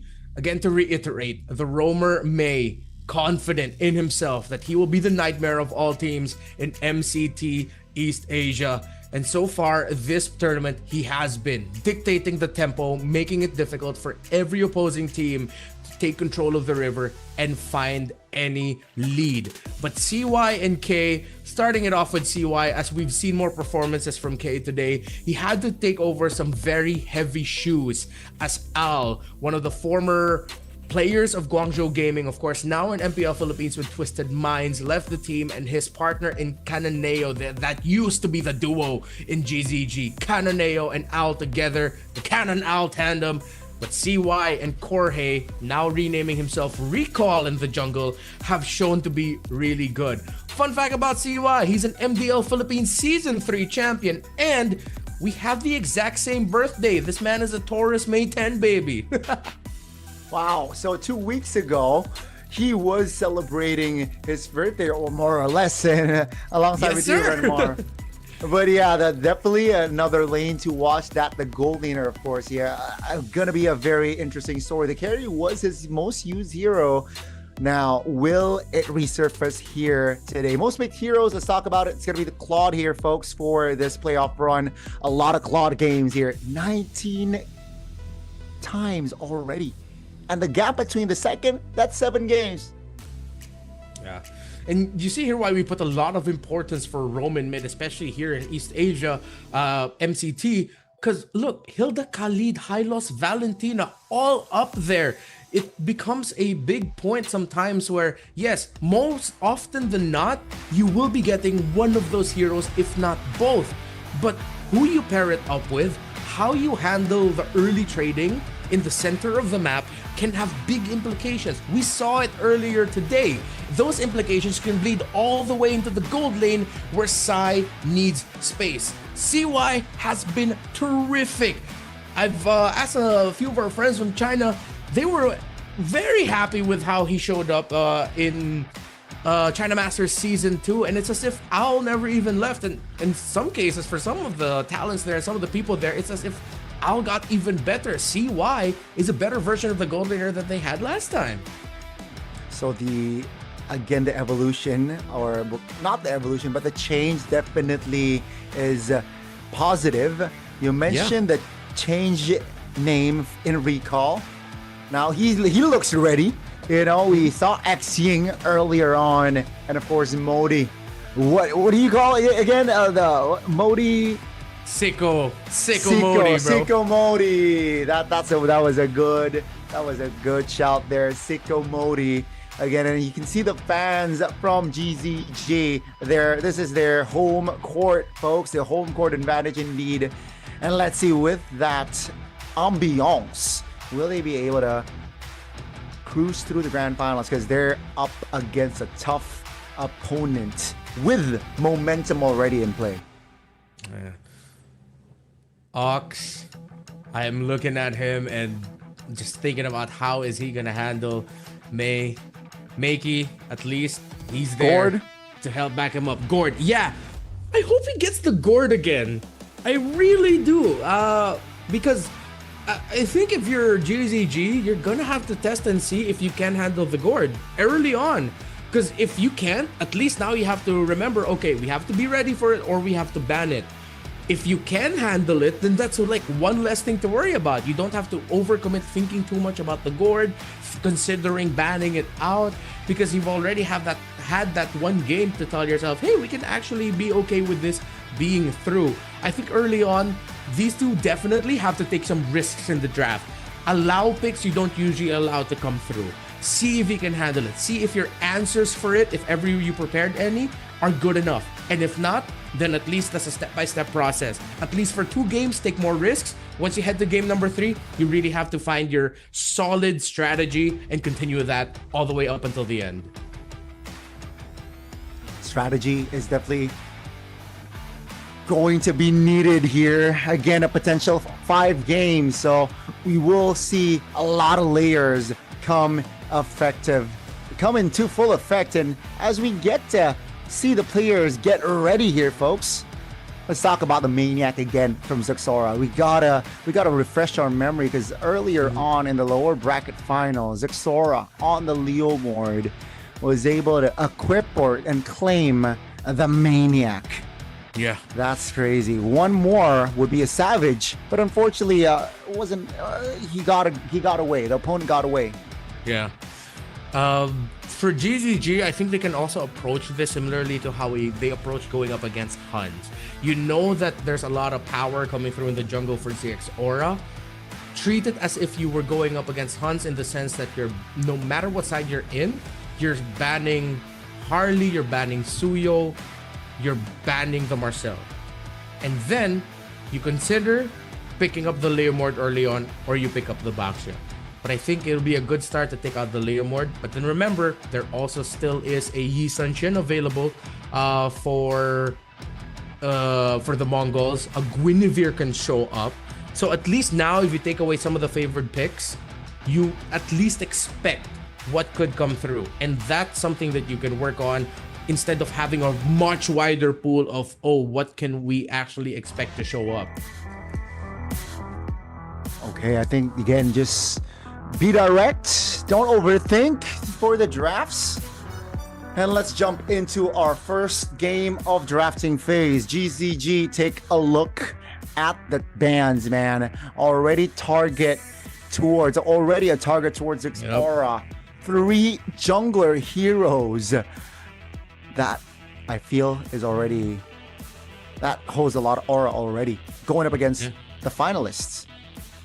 So far, going through our expected bans here, Mongols still will never give up the Marcel to anyone. So let's see if GZG will go for the oft-coveted Valentina, but no, exactly what I was just discussing here. You pick up the Leomord, and then at least you whittle down the pool. You know that a Guinevere is going to be an option, potentially the Baxia even. So it makes it a little bit more laser focused in terms of what you can expect to deal with.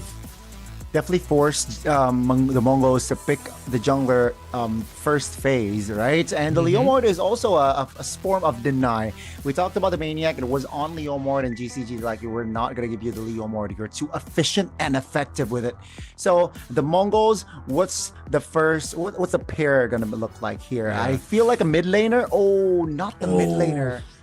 I thought it would be the mid laner, gold laner, but it's instead they prioritize their roamer instead. The Hylos and the Claude will make an appearance here in our first game. Likewise, bro. I really thought that they'd be picking up the Valentina. It's a favored pick here in the mid lane for Xing and would slot in very well right now for them. But hey, they forgo it. They're still chasing power picks, and maybe that's what MongolZ is looking at. That when it comes to ZGG and the drafting style over in China Masters Season 2, they want to chase power right away, sometimes forgoing some of the best picks, because to them, they just want lane dominance. Very important for the Chinese drafting and playstyle. So they pick up the Harith and the Yuzhong. Just pick up the Valentina now if you can. I know you need a jungler, but the Valentina would be so good. You steal away the Black Dragon form, and we've been seeing it more often recently. You can even take away the Phantom Steed to act as a Leomord cosplay with surprising amounts of damage. You know, I would advise to pick up a jungler, but I get your point, Renmar. I would really get your point. The Valentina, very prioritized. It was the most used hero in MCT playoffs as well, for a reason. But I think the Mongols, they're saying, you know what, the Guinevere is definitely not going to survive the bans of Phase 2. So let's just pick it up right now, add crowd control power, and, you know, if lucky, you know, there's a chance that the Guinevere can knock 2 up and then AoE party, baby, with the Blazing Duet. So second phase is going to be Glue and the Benedetta. Seems like the Benedetta has not make it to the Lanadon here, at least for the lower bracket finals and the grand finals, but it's always on the banning list, second phase. Yeah, it seems like it's also a favored pick for teams from Mongolia. So that looks like GZG is just doing their homework really on the best picks that could show up that can sometimes be forgotten about. Gatatkacha gets taken away by the Mongols, one of the favorite picks over in China. So I'm all right with this. You're going to be forcing something different. If ever you do pick up Valentina 4, or maybe in the last pick, if somehow GGG don't pick it, I think Guangzhou would like to consider picking up a Grok. If they're thinking about domination, if they're thinking about control, a Khalid would do well for them too. Yeah. But it's how you pair it up with your mid lane or whatever it may be. They need a little bit more reach right now. Guangzhou Gaming's lineup is a little bit too divey, while Mongols, because of the presence of the Yuzhong, Phoveus might be a little bit awkward, but it does combo really well for the Gwyn. So let's see how they handle it. The Alice is also still available if ever. Alice, the Valentina, but you know what? I gotta say, GZG, I dislike the Darath ban. Why? I remember it's usually paired with the Leomord. Now, without the Leomord, I don't think the Darath needs to get a spotlight, but GCG, you know, they're not taking a risk. They still banned the Dairoth, and Valentina, you mentioned it on the first phase. Guess what, Renmar? They got the jungler and still get the Valentina, so that's double value for the Mongols. Pretty criminal, honestly, that the Valentina got through. I also see eye to eye with your point of the Dairoth. This really feels like GZG leaning very hard on the idea of lane winning, lane domination, ease of laning as much as possible, which sometimes can be a little bit too narrow-minded. They do end up picking up the Khalid, one of our suggested picks in the roam. Now I'm okay with this, that they still close out the draft with the Lilia. Fantastic combo in the center of the map, would make trading very difficult for the Hylos and Valentina together, especially if Xing can keep placing those glooms closer to the turret, so it makes the trading in the mid awkward. Good closeout. I understand their approach with wanting to draft something like this. They're lacking the range, but they're leaning hard on the idea of we're stronger than them in terms of individual picks. Can they translate that? Let's see. It's going to be answered later on. Now, this is interesting because when you see a Lilia, you usually sway away towards the Phoveus, but the Mongols is either they're confident enough to pull off a Phoveus in front of the Lilia, or there's no other better picks, right? I think it's either that or the other. The Mongols and GZG, they have set the heroes that will be deployed into the Lanadon, Renmar, for our opening game of the grand finals. Yeah, I think because of what you mentioned about the Phoveus, I mentioned it as well, that even seeing the Yuzhong, it makes it an awkward pick. It's even more awkward now with the Lilia. They had a choice here.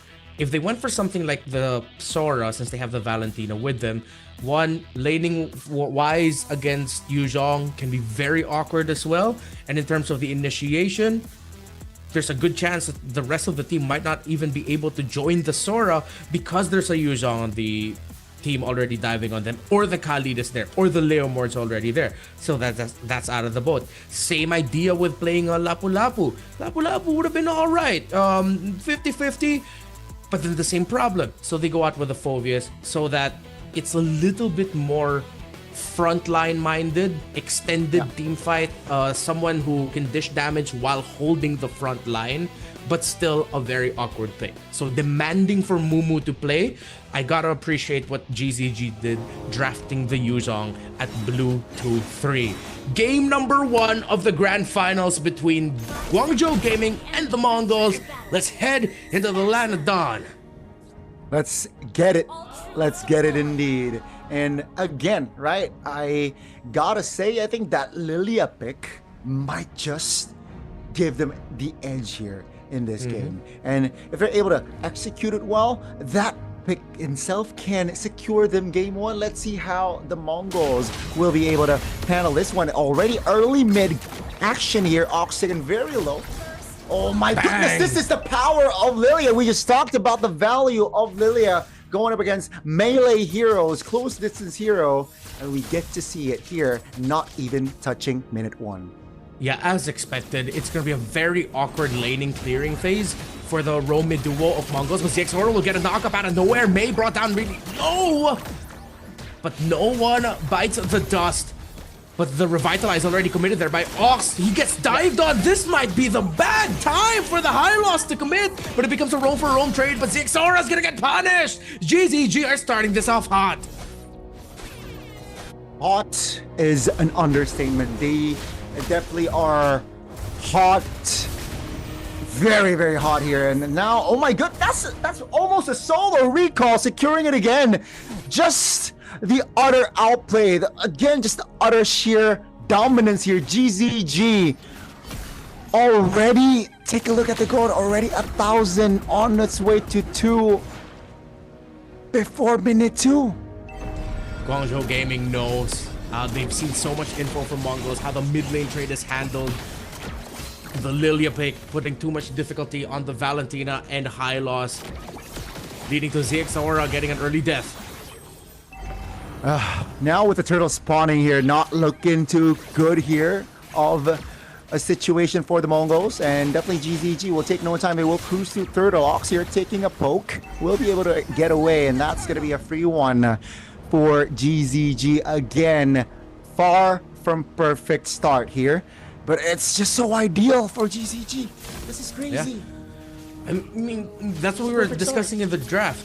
For China Masters, teams from China, it's all about better matchup, better than you, being aggressive and showing that. They don't want to give any ounce of control to each other and their opponents. So the bottom lane, K is doing what he can to send CY back, but quickly here's a rotation by Mei.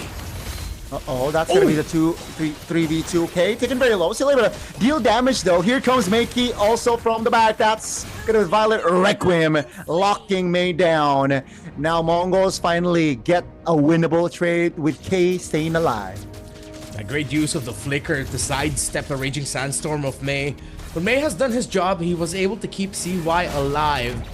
And in the EXP lane, as expected, just very awkward for Phoveus. Add to that, the Lilia, it's almost way too tough. It is. That's a good terrify. That's a good knockup. That's going to be Modi taken very low. Uh-oh, ZXORA still able to dash in and dash out. No Valkyrie from still now. Here comes Mumu. He's very low. He has to make a decision. Recall or fight. Ox now closing the distance now with ZXORA taken very low. They should disengage, but here comes Mumu with a very low HP, stunned up with the shoulder pass and jump. He will fall. That's a double. I guess Mumu Skull should just go back. Too much damage. These trades are getting a little bit more closer for Mongols. Doable, but in the long run, the Khalid and Lilia together is still too much. Recall has now started off this game, this series, with 5 kills, 0 deaths. That's a lot of pressure. That's a lot of kills already. And we have yet to reach minute number 5. He has already on 5 kills, folks. That's a jump. That's a good sidestep with the Furious Dive. Modi pops the Black Dragon form. Here comes Recall looking for his 6th kill of the game. Sixora, but Requiem, but the damage is enough to take them down. It's a monster kill, and here comes reinforcements. Mumu, shoulder bash, Inferno pursued, nothing to fruition. Catching strays here as GZG again is just finding the right connections. Even MongolZ trying to find some control of the map, some semblance of control as K double lanes, but CY is there to cover. And this turtle, second one of the game, will go to GZG. 7 kills already for Recall. Not 5 minutes in just yet. Ox is gonna get caught out. This high loss had too difficult of a time. This is why we were so surprised that the high loss came out as one of the first 2 picks, red side. It doesn't feel like it's going to be an influential game here for the Hylos, and at least it shows for the first 5 minutes here, folks. And now the main agenda for GZG is the bottom side of the map. 3 members already occupying there. Mei dealing a lot of damage on towards Meiki. The turret here is going to be the target. Blazing Duet will be used to deal damage and clear the wave. Glorious Pathway committed. That's going to be CY taken very low, still able to dash out to safety. That's going to be Xing with the overwhelming damage on towards K. Did not have enough time to flicker, and Ox will be the next casualty. The duet between CY and Xing shown here in the bottom side of the map. All smiles here from GZG. Even Modi earlier after that play, you saw him getting heated, and now he's just trading recalls with Mumu. Guangzhou Gaming understand with how they drafted, with their playstyle, with their familiarity after all the results that they've seen Mongols pull off. They are currently the team in the lead and the better team at that. Let's see how Mongols recover. It will still be really tough.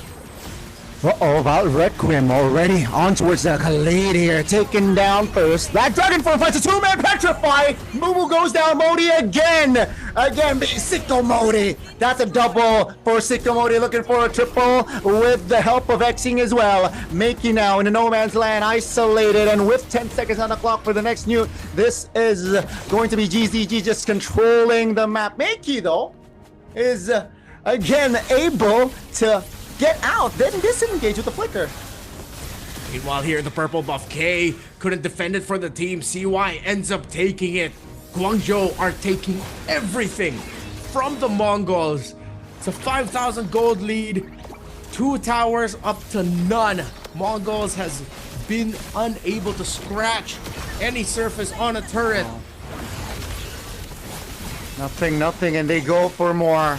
After the turtle fight, they were looking for an attempt to engage, but this time Mongols is able to disengage. Oh, Steve though committed onto it. Xora, the immune will not help him. Xing deals enough burst damage, and that will be the flicker from Mumu in the mid lane as well. Roam mid trades dictate so much of the result of the game.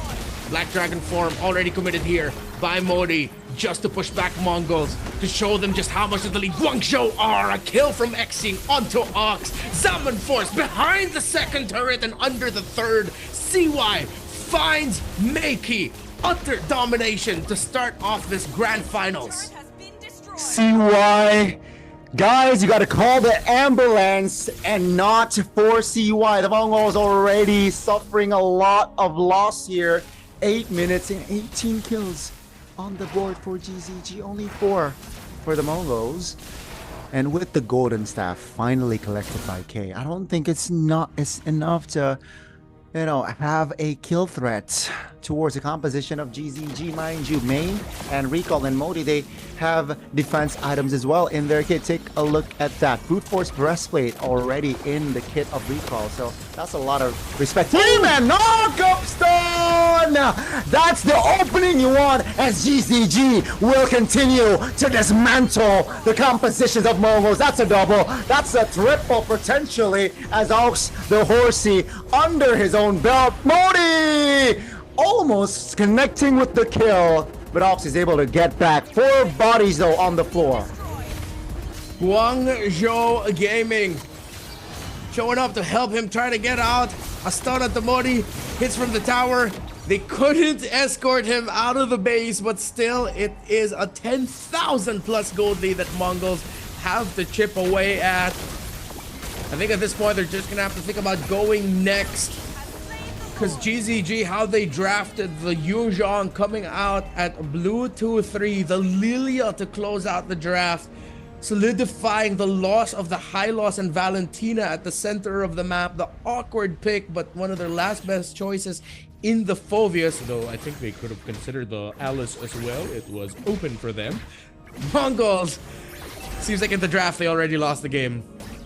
Yeah, and you know what's more disgusting, Renmar? We haven't reached level 10 and the gold lead is already above 10,000. So, oh man, that is disgusting.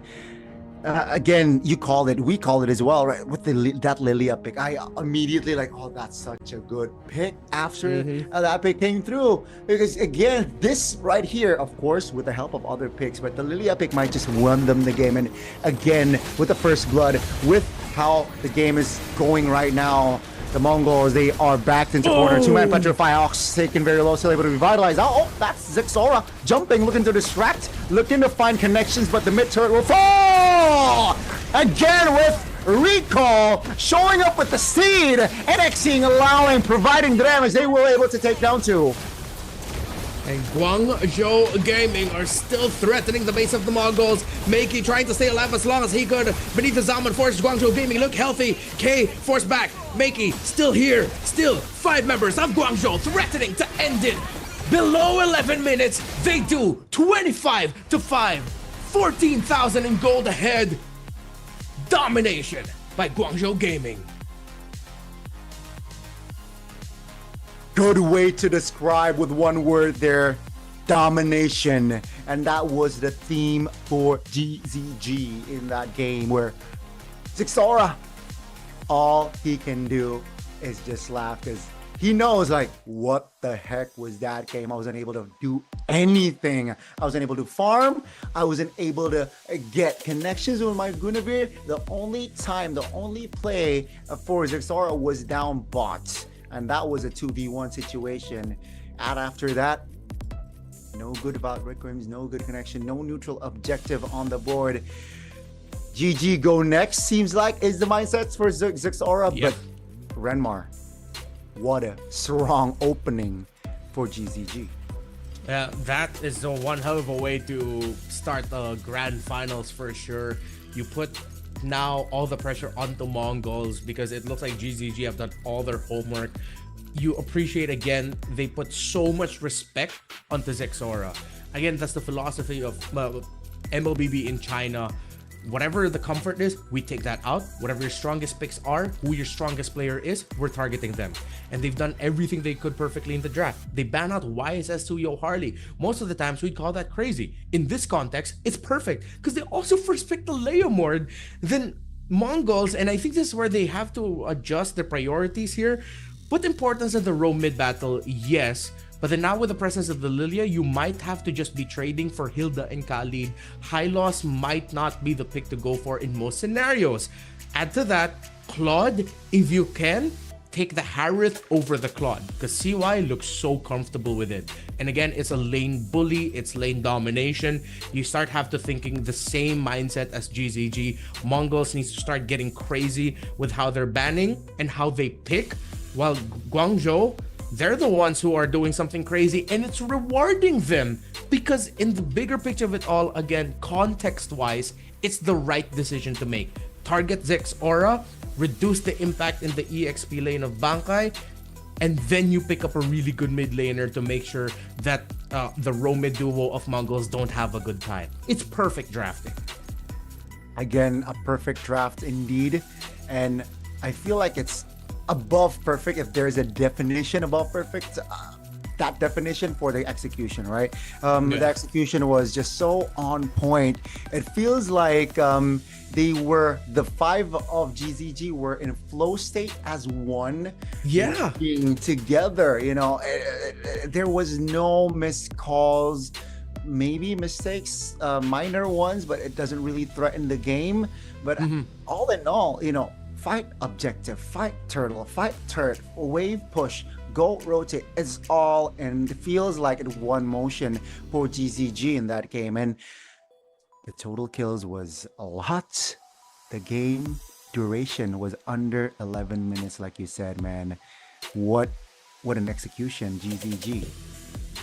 31 kills overall, but 26 of that went to Guangzhou Gaming.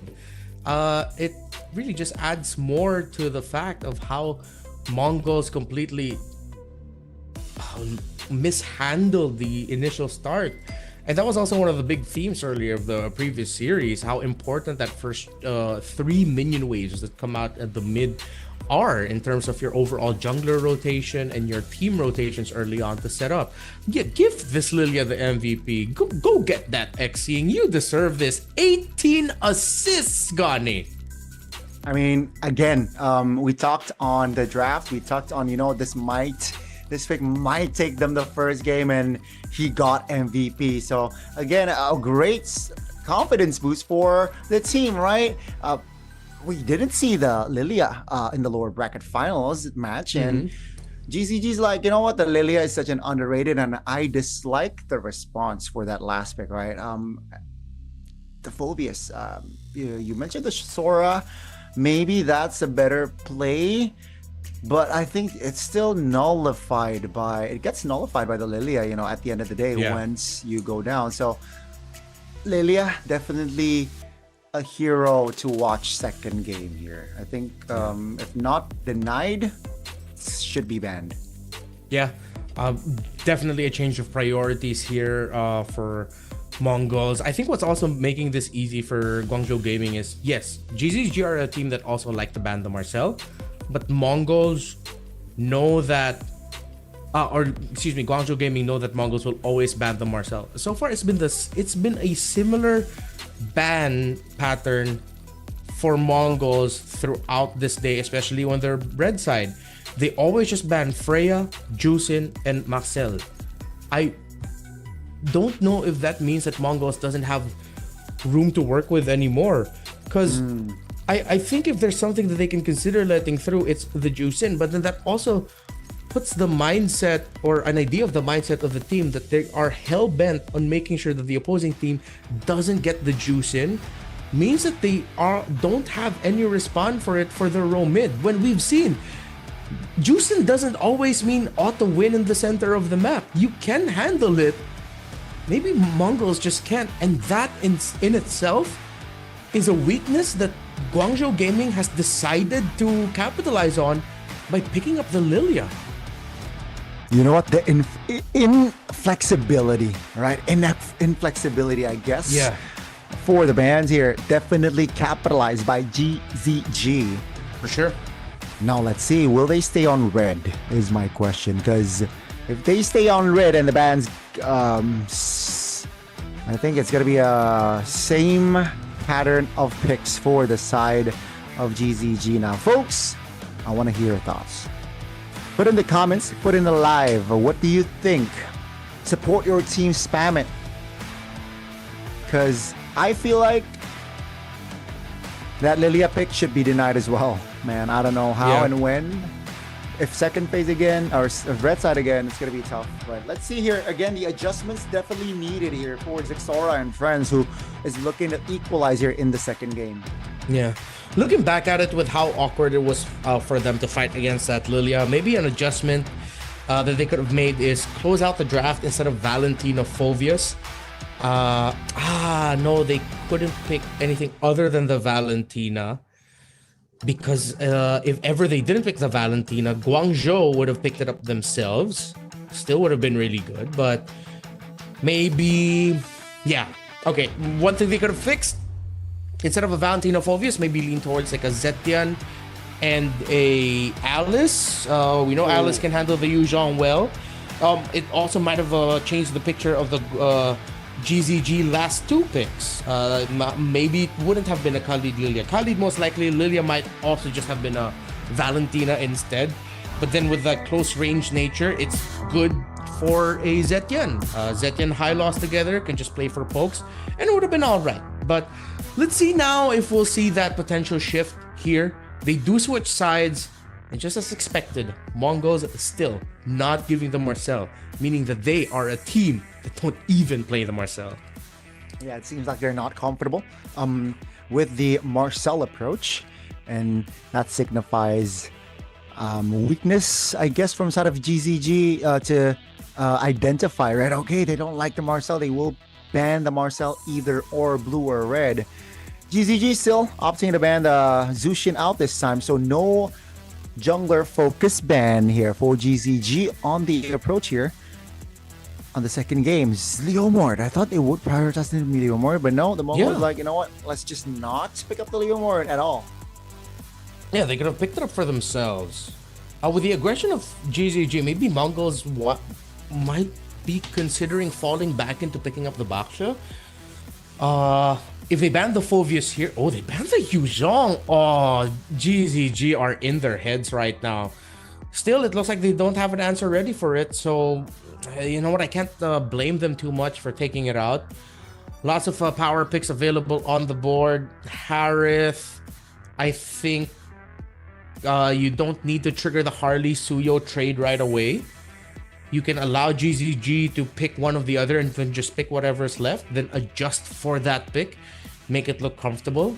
So if ever they can rush Harith here so it doesn't end up with CY, Guangzhou might lean towards picking up the Harley Khalid or Suyo Khalid. And if somehow the Khalid gets through to Mongols, it could be good for them to pick up also. All right. Will that happen here as the YSS? Seems like it's a little bit too expensive to be let go from the side of Mongols. GZG denying it.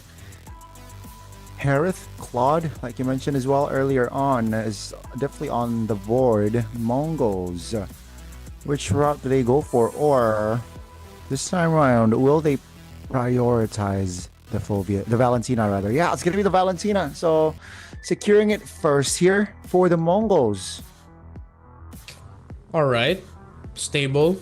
GZG to be a team that like power picks with big ticket ultimates. So there's a good chance there's a lot you could take. They're not a team to rush the Phoveus. I think they decide on which of the two junglers they get, or continue keeping the trade open and just pick up power elsewhere. I'd like to see them prioritize the Harith as fast as they could, though. Jungler and gold here, I think, is the right move. Take one first. Jungler and gold, as expected. Suyo and Harith here. And then they can pick up Lilia third. Lilia red side here, red 3.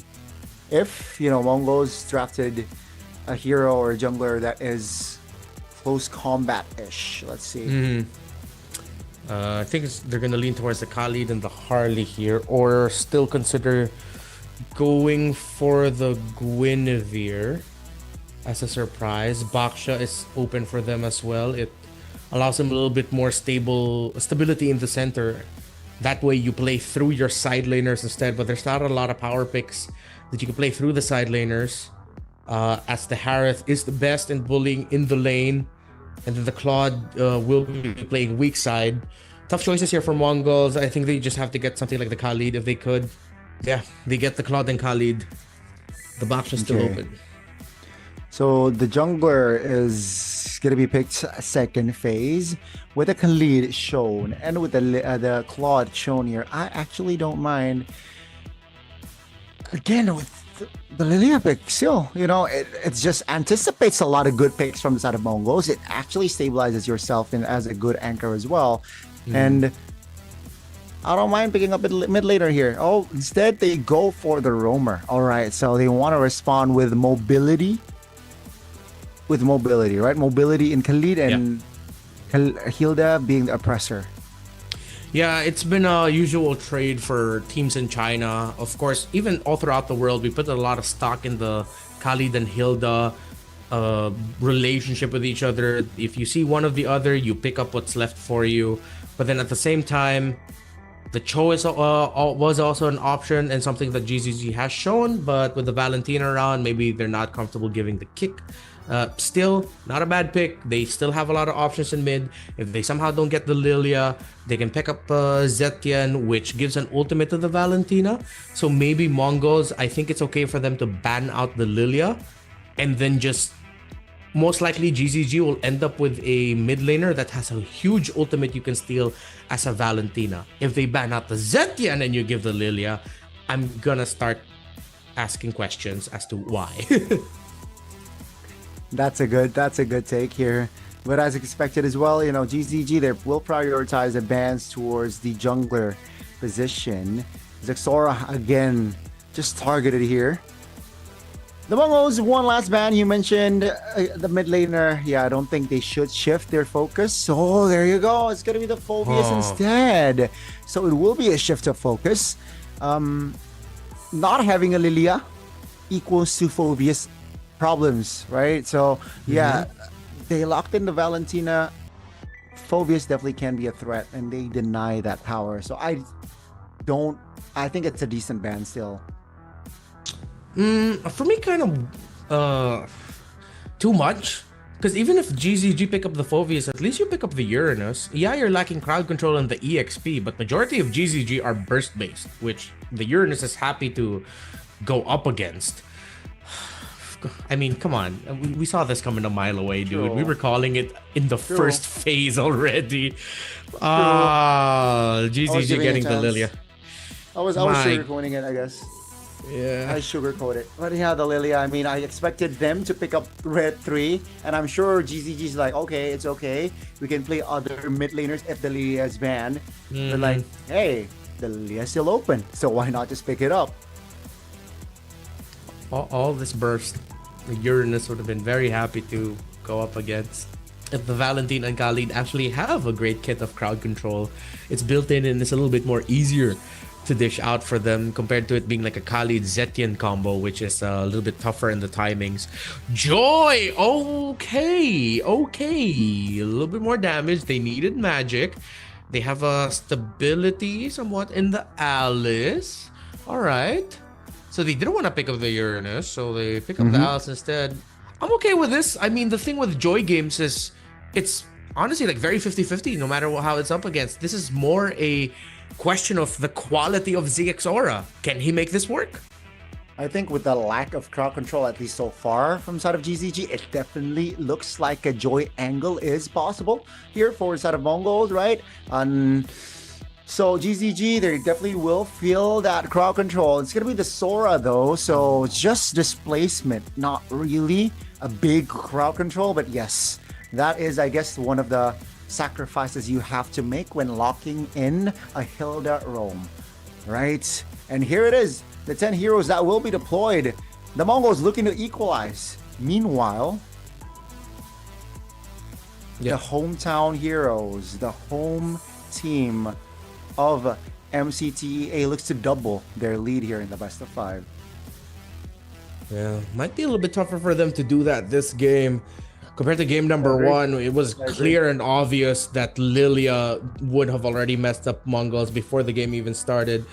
Now that GZG still ended up with a Lilia, still could be a difficult thing there, the Roman mid for Mongols, but at least they have a tried and tested combination in mid through the Khalid and Valentina. The X Factor pick in the Joy.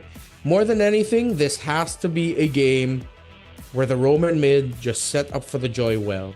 EXP needs to be helped as quickly as possible because that is what activates the aggression of your Joy early on. Just dead lane the gold lane, you control the center, you go to EXP, you help Alice to help the rest of your team. That is the condition for Mongols. Let's see if that conditions will be met here in the second game, folks. And again, GZG looking to double their lead. Mongols looking to equalize. Who will get it with the Joy from Summer? Coach Summer, is this the game that will take them to game 2 with a 1-1 record? Lanadon, here we go, ladies and gentlemen, for our second game of the Grand Finals, MCT EA. Still can't also discredit that Modi might just completely lock the F in on this Sora and say, I don't care about your formation, let me just go ahead to Thunder form real quick and just blast each and every one of you real quick. Oxen Makey, as expected, a little bit of difficulty here, but not as bad as it was earlier. May gets the information where Zexora starts, but at least no early deaths right now the Alice, a pick that we suggested could have showed up in game number 1, ends up ending up here for Mongols in game number 2, and it's handling Modi a little bit better. Yeah, I mean, no, like, I guess nothing stand out rotation-wise here from both the teams. Nothing too crazy for the first minute here. And both junglers are... Uh-oh, in the mid lane, though. That's a jump out towards Ox. Still holding on to the flicker. Xing will punish that for... That's first blood. 2 games back-to-back. Xing finds first blood kills. I'm pretty sure Ox had the information that Mei was holding RMB. What the hell is he doing? I'm sorry, can't sugarcoat that. It's 2 games where an early first blood spells doom for what your team wants to do with this lineup. And on the Lilia again. Quick sand guard here, just to regen back up. 10 seconds on the clock for the first turtle of the game. With that kill, I'm sure GZG. They will take no time in rotating towards the turtle area. Still, Mumu is here, so they were able to take that condition at least. The Alice is here to help, and that alleviates the pressure a little bit from Ox. Oh, jumping in. That's gonna be recall. Calm, compose, retribution, but he's caught in a no man's land. Surge Blade to rescue. Here's going Xing again, and Modi allows MongolZ dismantled again. My goodness, GCG. The sequence in that turtle fight was too beautiful, and it's 2 kills and the turtle now.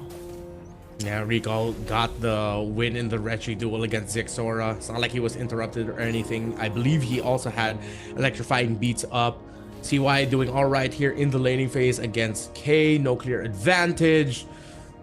Ooh, still not as bad as the start from game number 1. Mongols definitely can find an angle to turn things around for maybe Turtle 2. They are still healthy enough. It's a 1,000 gold lead.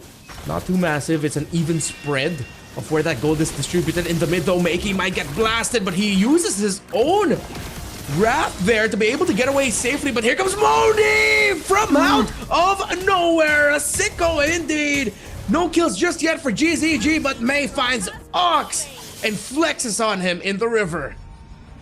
That's a good kill, a great addition, though just a roamer, but it shows that who is the better roamer so far here. 3 minutes in. 0-2-0 start for Ox, far from ideal. And GZG, they are starting to build the right foundation here. Again, they are starting to run away with it. Now, second turtle is going to be up. 20 seconds on the clock. Recall, closing the distance. Goodness, the calculation of the pickoffs, man. Down goes K. This is all pride right now for GZG. They're at home court. They know that they want to deliver a win for the home fans. And they've done so with a lot of respect. Targeted banning. Better gameplay. Mei living up to his word and his statement that he will be the nightmare, and he is living rent-free in Ox's head. Yep, GZG now looking to contest. Unlike the first turtle, shifting claws on towards 2. That's going to be the damage coming through. Take a look at Mei zoning out Makey. That's going to be, again, the turtle for red side. Rose, first one to fall. Mumu isolated. 4 members is on him.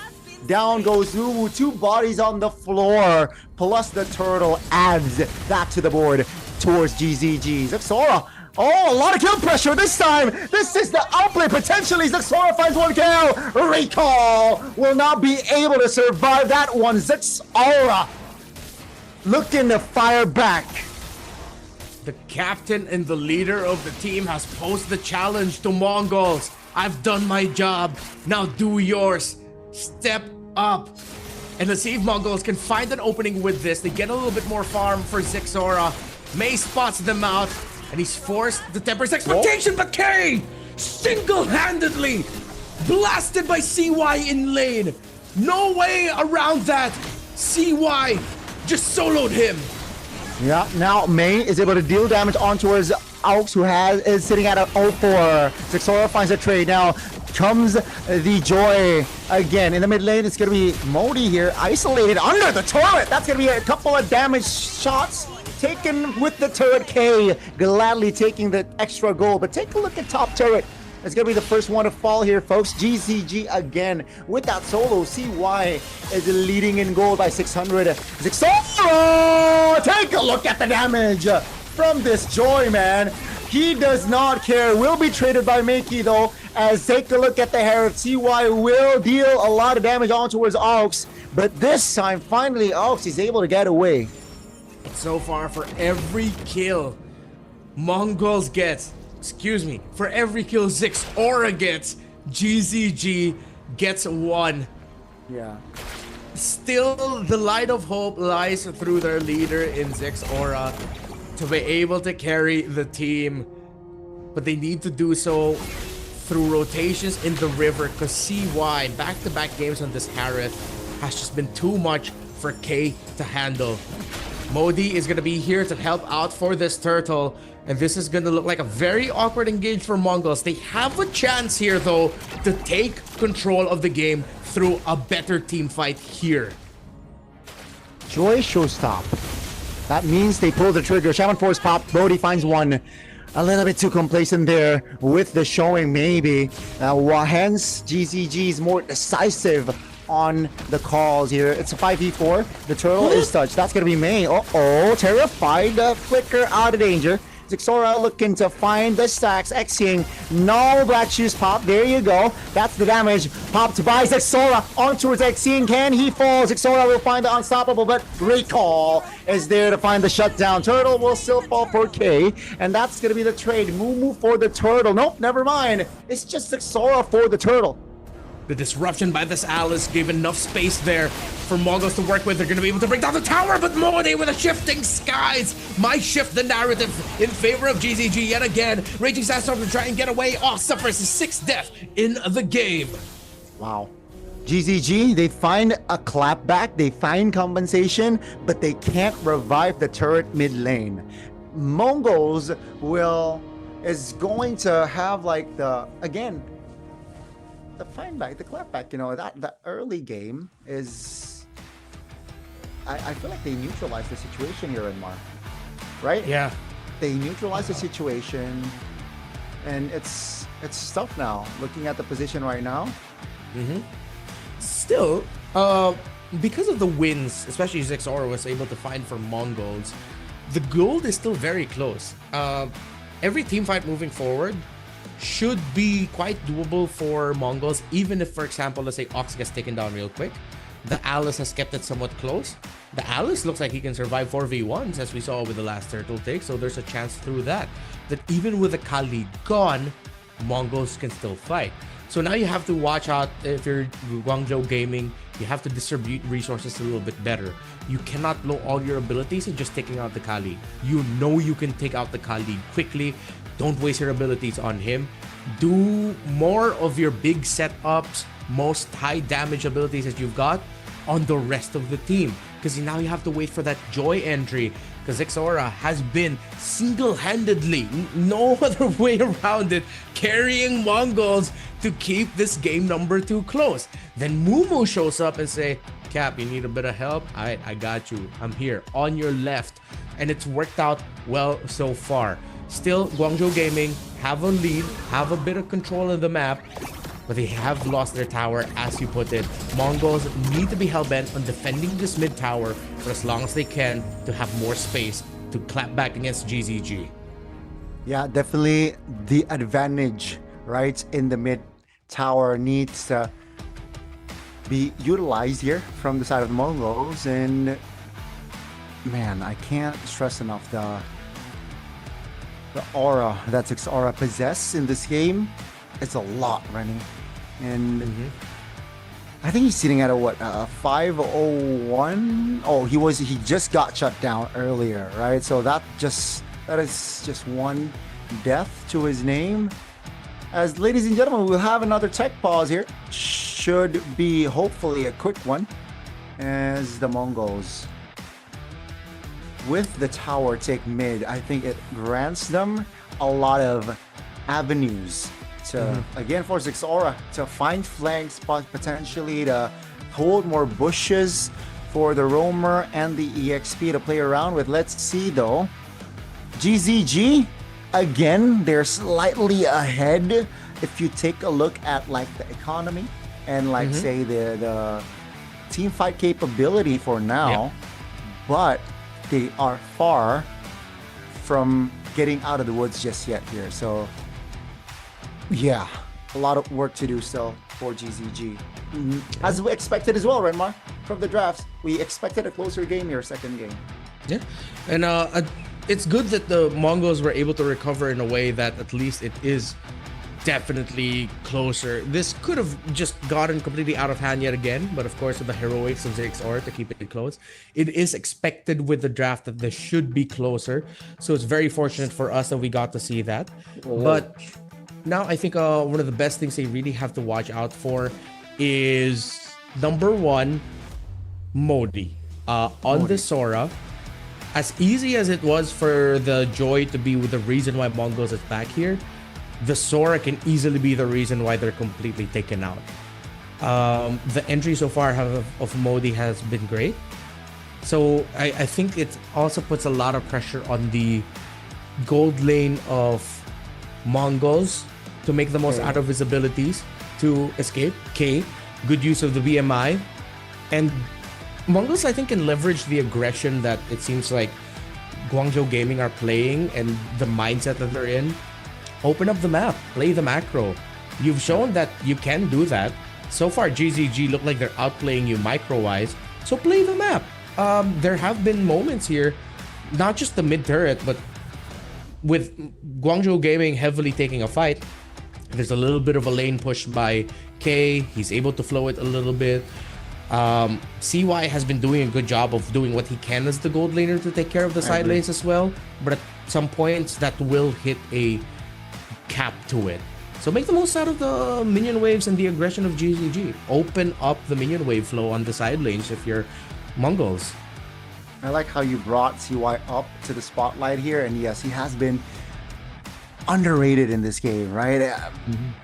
Yeah, he got a solo earlier, Rennie, on towards the goal laner, on towards the Claude, on towards K, and that's an expensive kill because that alone sets up the tempo, and getting the early 2 items for Harith is already big. So that's already a small spike before the Holy Crystal. And after the Holy Crystal, that's a big power spike for the Harith.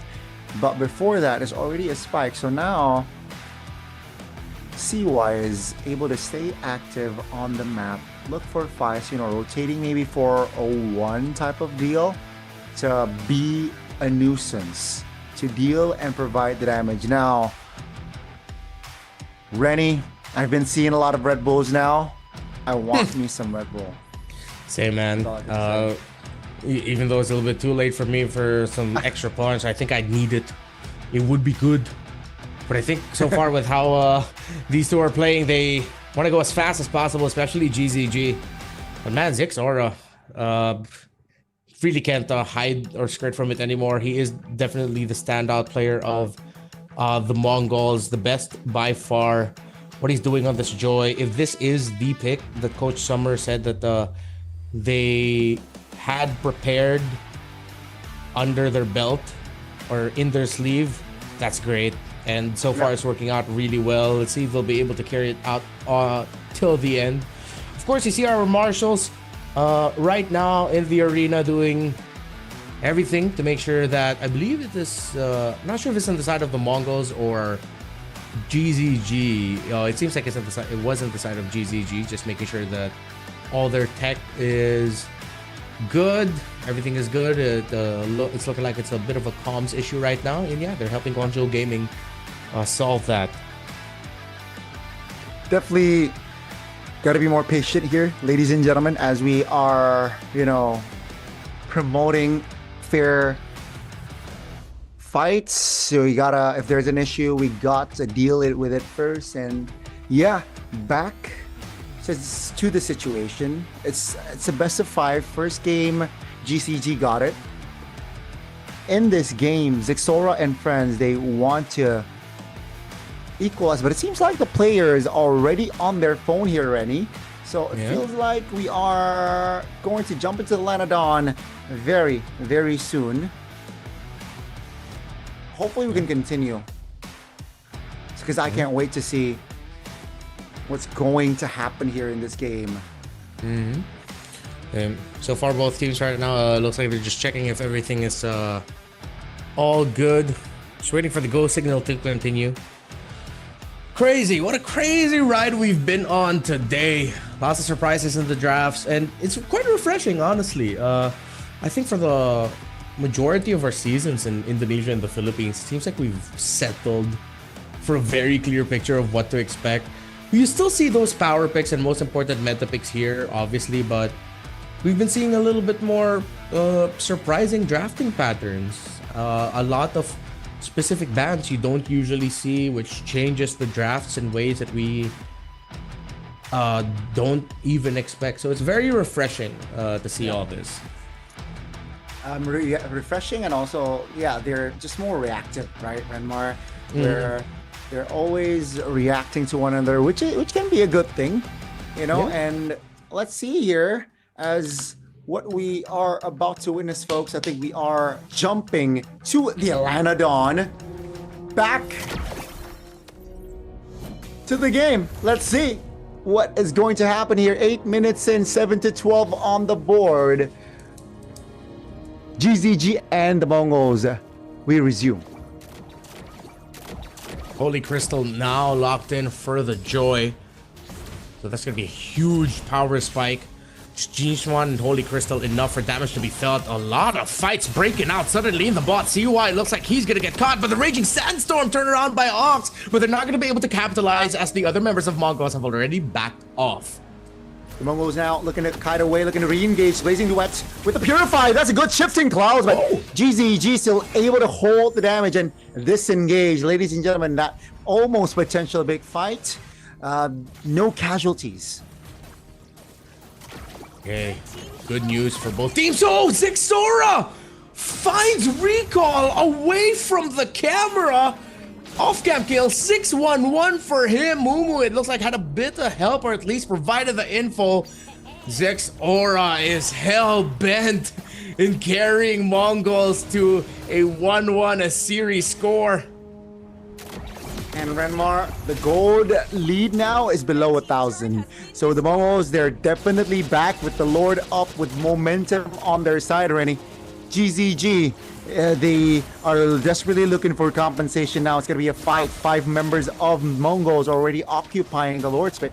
Again, no angles to be found from the side of GZG, though. Aux will be the first one to fall. Mumu flickering out. May now trying to distract Zora in a no man's land. No retribution holder there. A little too complacent. Hey! No jungler needed. K steps in, takes the turtle, and he wants the kill. Recall. Doesn't find the stun. Still very low. Makey looking to close the distance. Still able to find it. K will not survive. CY denies it. The recall retry was too early. Miraculously, K was able to get the last hit on the Lord and extended that sequence long enough alongside Makey to get an even more substantial push. But GGG with the clouds fly out and stop the Lord from crashing through mid. But you cannot count out Mongols. They are definitely still in this. Zixora, though, now has to watch out for his entries a little bit better, as Modi has been assigned as the guy to counter the entry of the Joy. Yeah, it's definitely, you know, they got to assess that situation. I'm sure they are going to adjust moving forward. 11 minutes in, folks. Game number 1. The game was done at this point. Down to the Blazing Duets with the BMI towards the back. Great disengage, but Mickey actually taking a lot of damage. Here comes the reinforcements. Xor's in the area, not showing himself just yet. Stun. Here they come. Xora shows, and immediately GZG, they disengage. What a recovery by Mongols. With everything they've faced so far in the 2 games that we've seen, or a game and a half, we're still in the middle of the second game. They've been able to take control again. But a Divine Glaive for this Lilia is bad news for the team. Ox looks like he's gonna get easily caught out again. Him and Makey We're too deep to get the info. But we mentioned it earlier, even with the Khalid gone, Mongols still have the Alice. And with their very mobile Joy, they're opening up the map. They're going to lose their tower in mid, but the flow up top will be pushed by Zixora. Yeah, this is not good. We touched on earlier where the Mongols, they should keep their mid turret intact as long as possible. And I feel like it's not long enough. Ooh. Yeah. Right? Now the gold lead is still just 1,000 between them, but because of the mid turret take, it definitely equalizes on the space here, especially in the purple buff here. CY is already given the purple buff, right? So that means that, yeah, GZG, especially during this time of day, they're ready for a big fight with CY basically carrying the damage. 5-0-5. Perfect game so far for this Harith. Guangzhou Gaming respecting the chance that Mongols might surprise CY, who is also given the orange buff. So all buffs right now are going into the gold laner. They want to play around this Harith full stop, because they know there's a risk that the Suyo is going to get surprised, taken down. He almost did. Brought down to 50% health in the center of the map just now. Far lane is equalized. The Harith just made sure of that. And now they're ready for a big fight here in the lower's bottom quarter. That's Black Shoes and Flicker. That's big information. Now it's going to be, the damage coming through. Aux pops the Flicker. That's going to be GZG closing the distance. Retribution will fall for Zixora still. Now abort. The Mongols, they are man down and they want to disengage. Can GZG close it out? Here comes Zixora. Still able to dash in and dash out. GZG. They re-engage! K and Zixora just farming Aura, and that's a wipeout for the Mongols. Hell bent and heaven sent is the performance of Zixora. Demon time and in the zone. GZG have been wiped out. Mongols have the wave in mid. There'll be a minion wave on respawn. They have their Claude. They lock in for the Alice to eat the tower hit. Mongols equalize the grand finals.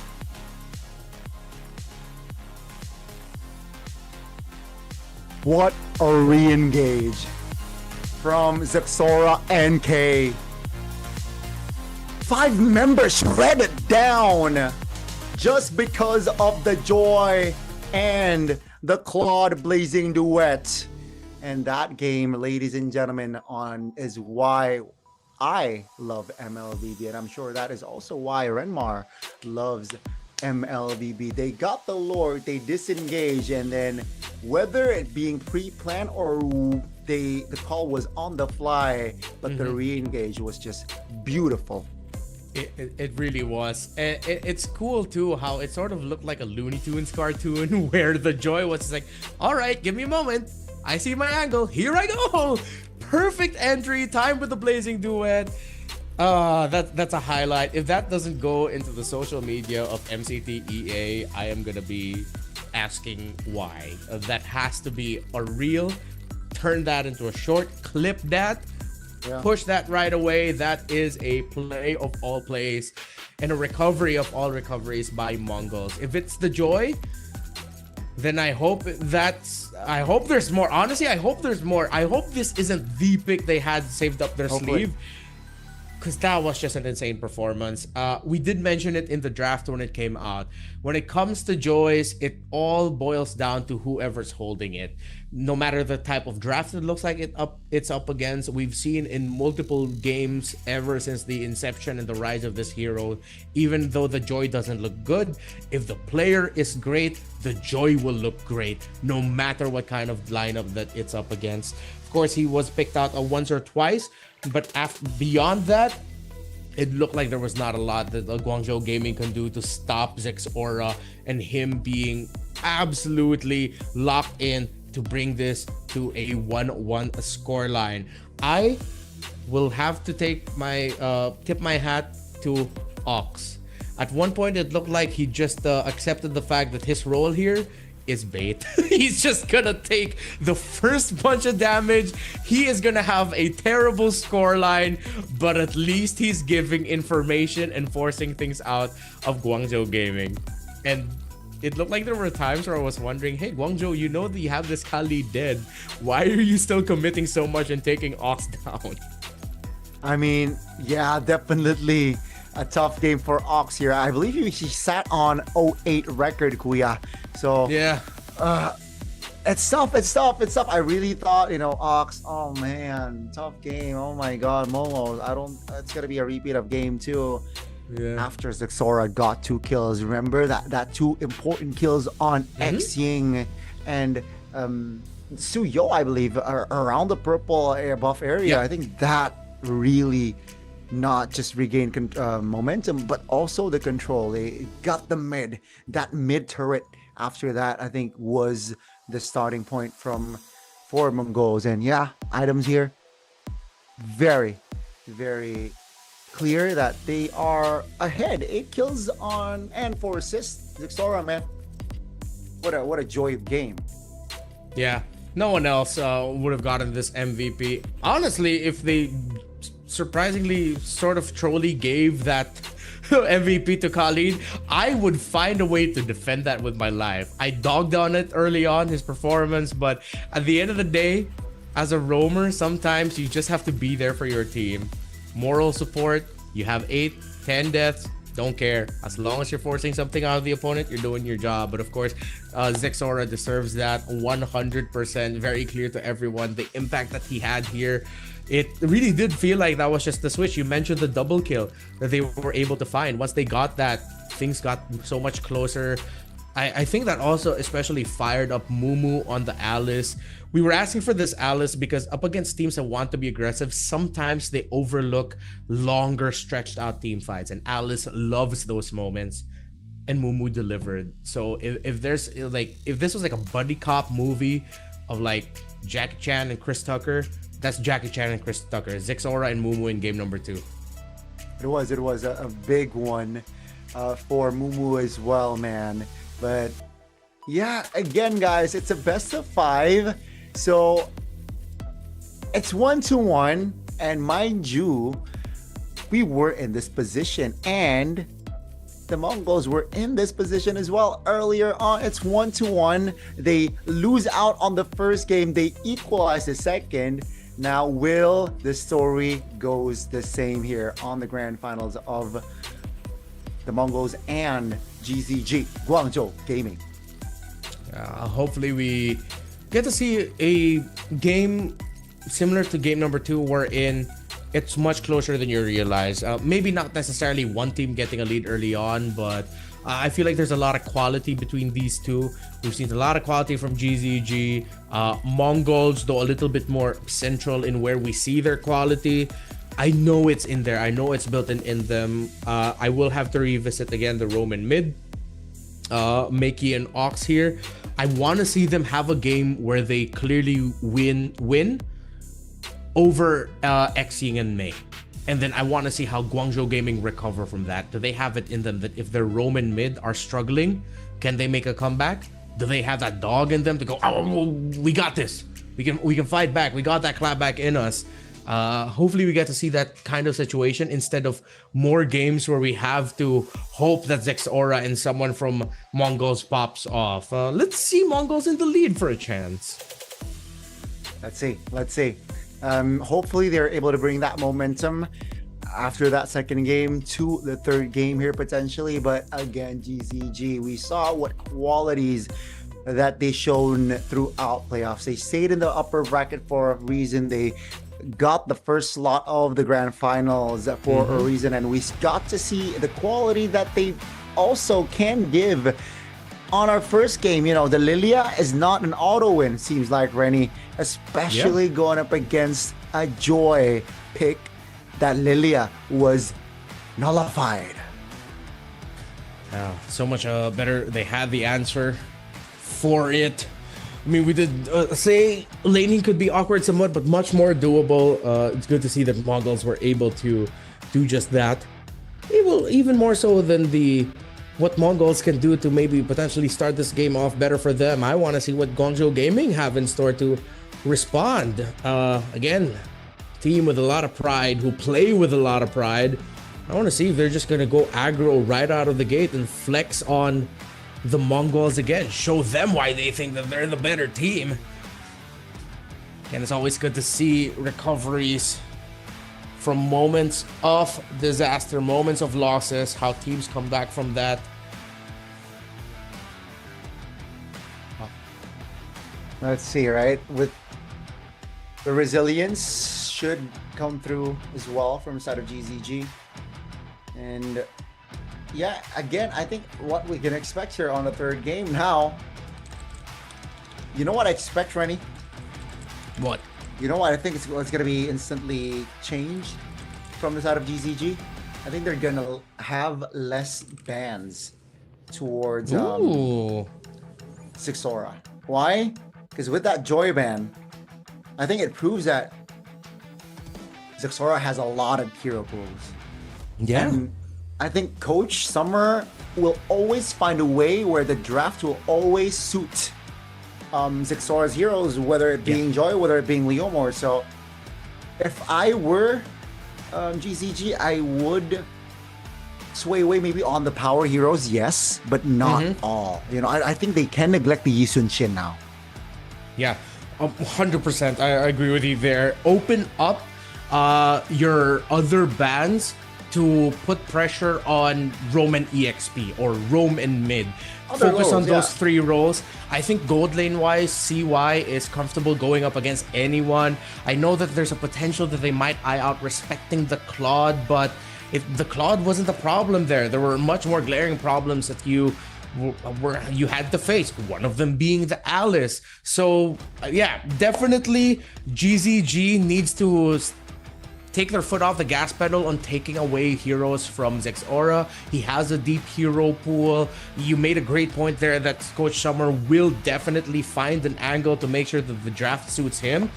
So then, how do you face that? You take away roamers, mid laners, and EXP laners. Yeah, exactly. I think that should be implemented here in this game.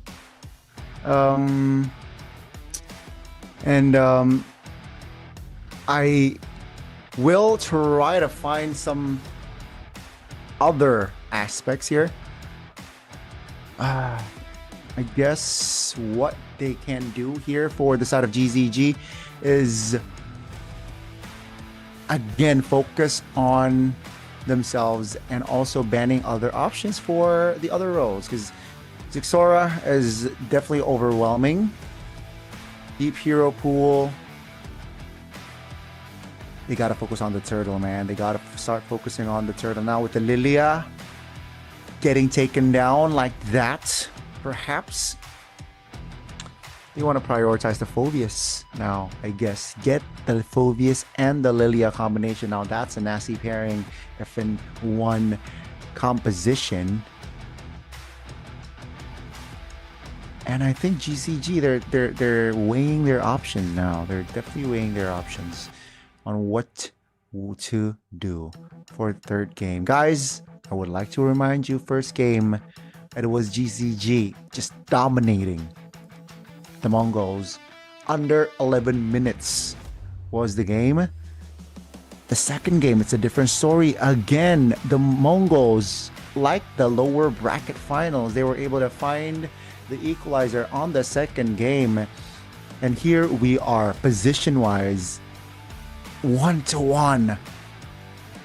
Boy, oh boy, Renmar. It's going to be a wild one. Yeah. I wish before, I wish we get to see the sides first, and then we can just like deep talk about the sequence of the drafts. But unfortunately, we just gotta wait till, the asset shows up.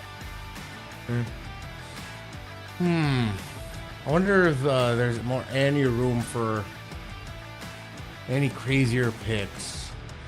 Earlier during the interview, Coach Summer did say that the reason why they picked up the Paquito in the series against HUNS earlier in game number 1 was it was a moo call. He wanted to play it. And he didn't want to explain why the Daroth was picked as well, because he doesn't want to show his cards to GZG just yet. Sadly. Yeah. Just yet. Yeah. Let's see that if maybe somehow the Daroth will be there. Of course. I mean, with the grand finals, with how it's going, we've had to shed off a little bit of our skin here. We are definitely in a heated matchup, and we're waiting to get back into it. Again, thank you all for joining us. If you're just joining us here for the East Asia Championship Tour for Mobile Legends Bang Bang, it is a 1-1 scoreline in the grand finals between the Mongols and Guangzhou Gaming. Whoever wins this will secure their slot in the main stage of MSC 2026. 4 teams from this tournament have already secured their at least 3 teams have secured their wildcard slots. Sunset Ravens from Japan, the HUNS Esports, the HUNS from and Mongolian. Whoever loses this series will still have an MSC 2026 wildcard slot. The grand finalist winner gets the main stage slot, and of course being crowned the East Asia champions. A new thing in the realm of MLBB esports this year, we have championship tours across the globe. I believe we'll also have a Southeast Asian championship tour, or at least we already are somewhat in the circuit of that. We know that there's also Amur North and South, they have theirs. So thank you for being a part of the big expansion growth of global MLBB. It's just been a terrific ride, and it's good to see that the game keeps getting bigger and bigger across the world for us as the years go on.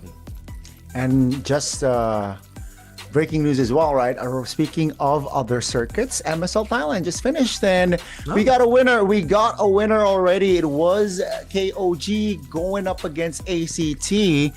And KOG got the better of AC this time around. A different story, because in the upper bracket finals, ACT, they were able to defeat KOG. So they got the revenge here with a scoreline of 4-0 Renmar in the grand finals. That's a sweep. That's a punch in the face for ACT. Unfortunate. But hey, in this grand finals, there will be no sweeps because it's 1-1 already. Yeah. There's a lot of grand finals happening all around the world. Here in the Philippines, we have our MDL finals also happening. I believe we are already in its 7th season. I'm looking at the other leagues as well to maybe get an idea of what potential crazy picks we might see. I'm trying to confirm it and find the game, but I saw a comment somewhere that I think someone from MDL. Oh yeah, and MDL PH. There was a gold lane sun is what brought it to game 7. It's a gold lane sun with Petrify.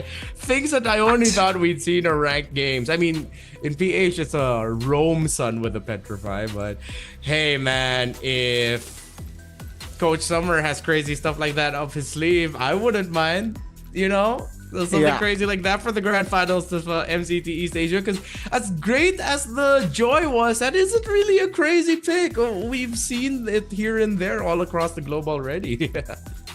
I mean, yeah, I think if not, if other teams are looking at the finals, they might add, or they might, you know what? Hey, jungler, learn the joy. See Zixora right here. I want you to replicate Zixora's joy. Yeah. I'll give you a week. Maybe that's the coach. If I were a coach, I'd do that to my players. I'll give you a week. If not, okay, never mind. I'm not gonna be an Iron Steel coach. If Coach Summer or the coaches from GZG are watching this, maybe they saw that clip from MDLPH and say, "Hey, you have 10 minutes. Learn how to play the sun. we're playing it in the gold lane. You're packing Petrify with it. Let's see if we can make it work." What's the scoreline, by the way, MDLPH? In MDLPH right now, it's game 7. It's 9-4, but it's very, very even. Big Fight has just broken out, and it looks good for Aurora Hunters who are fighting it out there. Of course, it's a big day again for MLBB esports. We're still waiting to see. Oh, here we are. We're finally back on a vision on the stage here in China, in Shanghai. Of course, to see the continuation of the series. Our marshals still doing everything they can. I believe usually in scenarios like this, I believe they just got a big rerun or check up on all of the comms, make sure everything's okay, make sure everything's all good. And we'd like to salute all the hardworking marshals all over the world. You know, that's one thing I wish we had more of. I wish we had more really well-known celebrity marshals. I know one time that there was this, sorry to put it bluntly, very cute and attractive marshal in Malaysia that got really popular. Never learned her name. I remember that? Yeah, like I but she was remember this, but I everywhere. don't remember the name. I don't remember the name. Yeah, she was but everywhere. I remember though. Yeah, like all the clips. I hope we have more celebrity marshals. Oh, interesting. Yeah, you're right. Now that you brought it up, I remember that sort of like being a thing back then. Yeah. But yeah, celebrity marshals. Let's see. Right, GZG, MongolZ going at it the third time here, ladies and gentlemen. Who will take match point? GZG, similar approach as game one. The Yisunshin still banned, seems like. Is there going to be another Juicin ban as well for MongolZ to close it out? Oh, right out of the gate. You see the reaction from Coach Summer. I think even they couldn't believe that the joy was respected. So once again, that's 3 bans. I think Guangzhou are going to be keen on rushing the Leomord here. But if they do, MongolZ will still end up getting the the Harley, if ever. So they rushed the Benedetta since it finally got through. Okay, yeah. MongolZ got some power picks under their belt. We expected this, but on the previous series, right, Rennie? Where 2 bans already instantly from side of Benedetta. You know, let's just pick it first phase, and they brought it here in the grand finals. Benedetta banned out. Claude picked up alongside the Phobias now. They should pick up the Lilia. I like the Lilia. Yeah. It's good, Lilia. Exactly. Just show them that you can do it as well. Or, there's one pick in Thailand that gets banned a lot, but it could actually be okay here. They could consider picking up a Valir if they want to be kind of cheeky with it. Puts a lot of difficulty for the Leomord. You have to time your entry or you're going to get knocked back, ruining your entire team fight. They pick up a Baksha in the jungle, which does go hand in hand also with a Valir, as we've seen in other leagues. They already have a lot of magic damage coming into the Harith. They have their physical damage. This will most likely be a damage-built Benedetta. And then the Roamer can either be pick-off, because the Benedetta and the Baksha are disruptive enough, or if they just want to pack it, even more of a heavy front line, so that the Valir is free to just toss his fireballs. So the Lilia and the Valir are the picks that I'm eyeing out for the mid lane, which I think could be really good for them. You know, I like that you call up the Valir as well, right? It's such a good pick again. And imagine a scenario, Rennie, where you call in the steed, and in certain angles, Valir can't push you off. So you cannot get your horse. You cannot get Barbell, essentially. So yeah, the Valir definitely a hero that can surface here.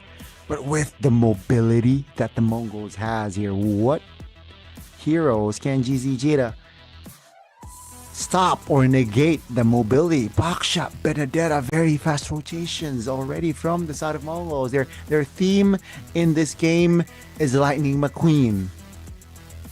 Ka-chow. That is the battle cry for MongolZ here in this game number 3. You can definitely play really fast. If they also want to play, even add more to the disruption and better poking in mid, you can go something as crazy as Kaja and Valir together. Lots of pokes that makes a lot of trading in the center of the map difficult. They ban out the Khalid. So either they're eyeing out picking up either the Hilda or Cho for themselves, or they want to go for something crazy like the Kaja. If you want to throw it back.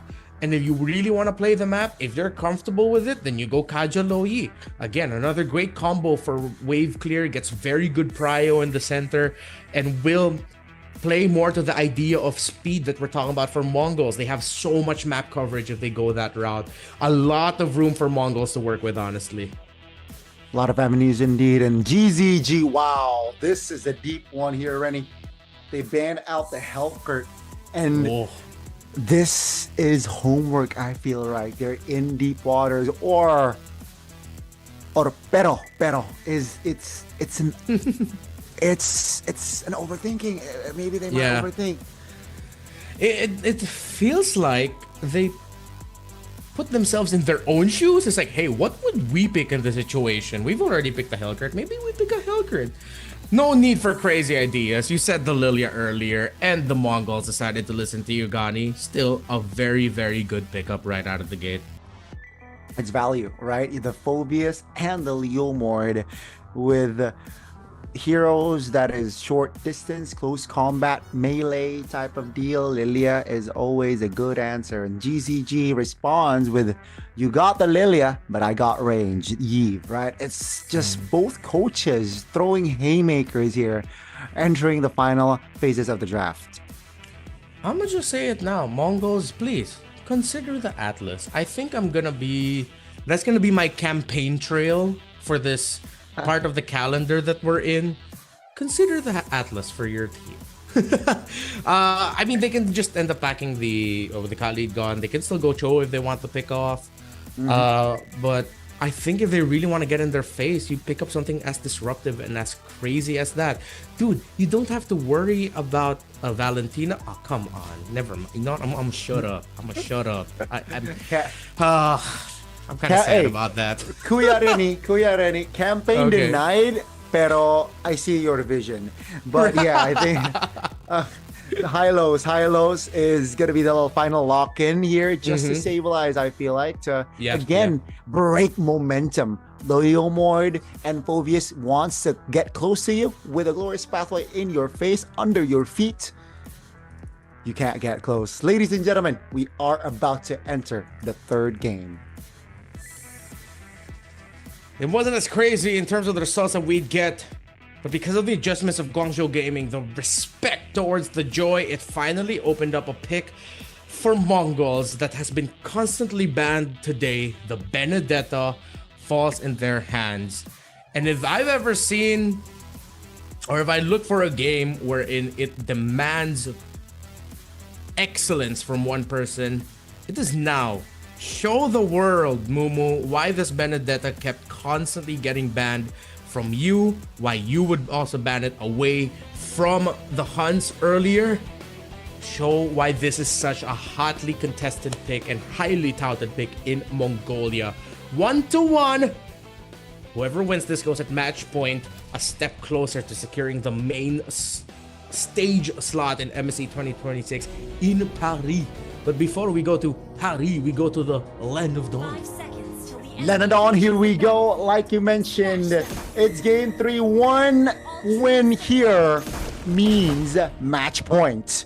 Championship point, if I dare to say. So let's see, ladies and gentlemen, what will happen here as Aux is already getting a beating. Mind you, Aux, 2 games in, got first blood. This time around, it seems like it's a clap that may will force a flicker there.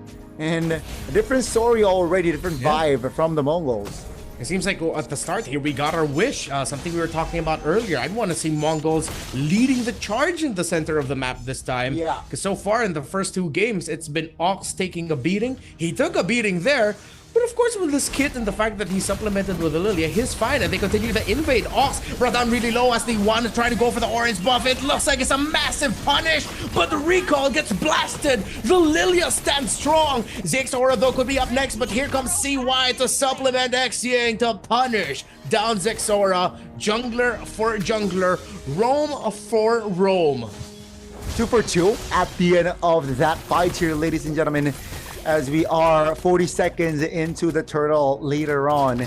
CY, better trades here. K very low, and CY is holding on. Ooh, they're playing very, very dangerously here in the bottom side, especially K, knowing that he is very low. CY wants a shove though, but yeah, it's 2 for 2. It's all equal. Seems like no matter the matchup, Mei shows up out of nowhere and finishes off the kill onto K. As I was saying, it seems like no matter what the matchup, CY just has K's number right now in this entire series. Been tough to see K actually win in the laning phase. Mongols try to look for a play up top. Uh-oh, yeah, that will be enough to force a recall for Modi. Now, with that in confidence, Mongols, they will try to regain more control in the turtle spit. Final blow pops. That's going to be May.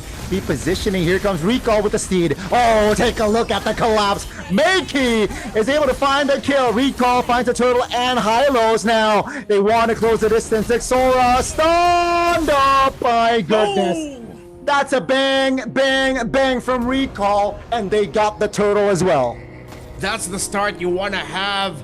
After the initial trades, recall gets a triple and reminds Mongols again why so far it's been GZG taking control for majority of the series. Let's see where Mongols will get their retribution through. Xora goes for the Dreadnought armor as expected, going up against the Leomord. And a lot of the physical damage burst coming out from the Hilda abilities. A very heavy trade in mid. Ox uses the glorious pathway to slow down the chase of GZG onto him, and he gets away scot-free. Had to use his ultimate to do it. Recall builds the War Axe as first. Yeah, just unfortunate for C White, claiming 3 assists. Oh, final. Again, Blazing Duet already spent. Sound Force as well on the bottom side of the map. Both gold laners here still looking to clear the wave. Aux in the area. Recall shows, and both teams seems like wants to gain more advantage here in bottom side quarter. Top though, all good. A slower tempo, but it's still a total of 9 kills, folks. First 4 minutes. Again, the focus is one of those heroes that Benedettas are just not chill with facing off against. Still though, economy-wise, very close against his lane counterpart in the XP, but Recall does have a substantial lead over Xora. As expected though, Xora saw playing a utility jungle. You really just want to get close in the levels. You're not really chasing items. Speaking of item, Modi gets his first in the War Axe. Should make laning a little bit more difficult, even more difficult here for Mumu. But Mumu and Xora together force the flicker out of Modi as they try to go for the gank at the gold lane though. Big heavy trade. K punished. K read and K answered by GZG. Yeah, that's going to be him out of position. Take a look at the real world population pops. Oh, Recall! Still able to be clutch on that retribution now. The damage comes through. Recall trying to reposition the stun though. Locks him into place. That's going to be a trade with the Hylos. Mumu not in a prime position as well. Xora now no shield unity to play around with, and GZG will be able to close the distance. 3 bodies on the floor from the side of Mongols, and GCG, they got the turtle. Now, Modi in the mid lane. It's a 2v1 situation, soon to be a 2 versus 2. It's gonna be Meiki forcing out the flicker, but K, without the Stolium scythe earlier, still able to deal a lot of basic attacks damage. I feel like that was a little bit of an overcommitment there by May and Modi. Speaking of overcommitment, May still walked into the jungle and gets taken out. Little things like that need to be ironed out by GZG if they want to keep their domination in this game. Here comes K though, trying to make a name for himself. Ox with the help, the stun, and the kill onto CY. This Harith is back, but Recall comes out of nowhere to even things out. Xora with a bomb to provide space for Ox to get away. Void Crystal by the Eve, and the real world manipulation to send the members of MongolZ back. GZG and MGLZ throwing blow for blow, band for band here, 5 minutes in. And ladies and gentlemen, we are still 6 minutes of the game. It's still anybody's game here. Sure, 2K, but just one good fight. Team Mongols will definitely be able to neutralize, if not turn the game around. So GZG, they gotta stay focused. They gotta turret bottom side. That's a great start here. That's the only structure to be taken down, and you check the items here. It's already a lead on all across the board for the side of GCG, except the Lilia. So yeah, I think again, as a utility mage, no problem, but you got to keep the distance not far enough. Keep it close. Mumu helping cover for Xora. It seems like Ox has a really good angle for a flank. This looks good for Mongols. Got him. Yeah, that's gonna be the stun, that's gonna be law and order, but take a look at the collapse, the first damage that the GZG composition is able to deliver. That's going to be Mumu isolated. Will be taken down. 3 members off the board, and it looks like it's a wipeout with the turtle also in play. May keep off the black shoes. Where are you going to go, Lelia? Says May, who wants blood, and with the flicker. Still nowhere to go as CY is able to claim the kill. It's a wipeout technically, and GCG, they look to get full control of the map. It is this disgustingly blue in the Land of Dawn. The Phoveus and the Leomore just worked too well together. At that, X-Ying was pretty safe there. Mumu couldn't take him down comfortably. There was a bit of coverage as well from May, who decided to help out, if I'm not mistaken. And it's just every team fight, Guangzhou Gaming is executing better. The Mongols were able to get some early trades. It got out of their hand real quickly with the rise of a recall. Now sitting at an 8-2 and 4 KDA. Here's a glorious pathway. Mongols trying to look for a kill here onto May. They chase after CY. CY looks like he's just blasted. No Purify. Doesn't even have room to flicker out. And that's a huge punish for Mongols. Quick.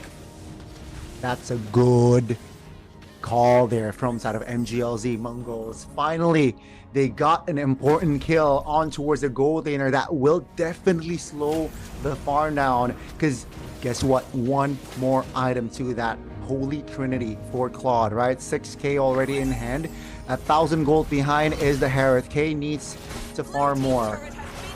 It seems like with that kill, they are able to manipulate the waves ever so beautifully that they will get the tier 1 top and bot at the same time. It's just terrific right now for GZG. They find Mumu. Oh, if Mumu gets caught here, it's gonna be bad. He forced out the real world manipulation. He runs into the Phantom Steed. But here comes the coverage from Mongol. They try to turn it around. Mumu is still able to get away. Recall still trying to chase. Here comes the space out. K with the Zaman Force right at the back. Forces back X-Ying. He still doesn't have his real world manipulation back, but he already used his flicker. It resets for both. And we engage now. It's going to be May now in the front. Also, isolated caught. That's going to be Seed Pop, ladies and gentlemen.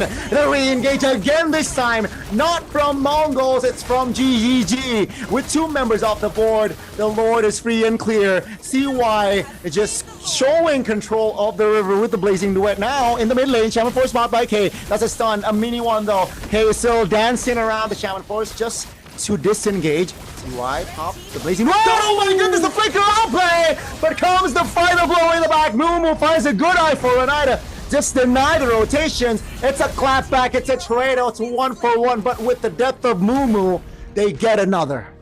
In majority of the team fights that we've seen, it's been this Phoveus, though only sitting at 3-1 and 5 in the KDA.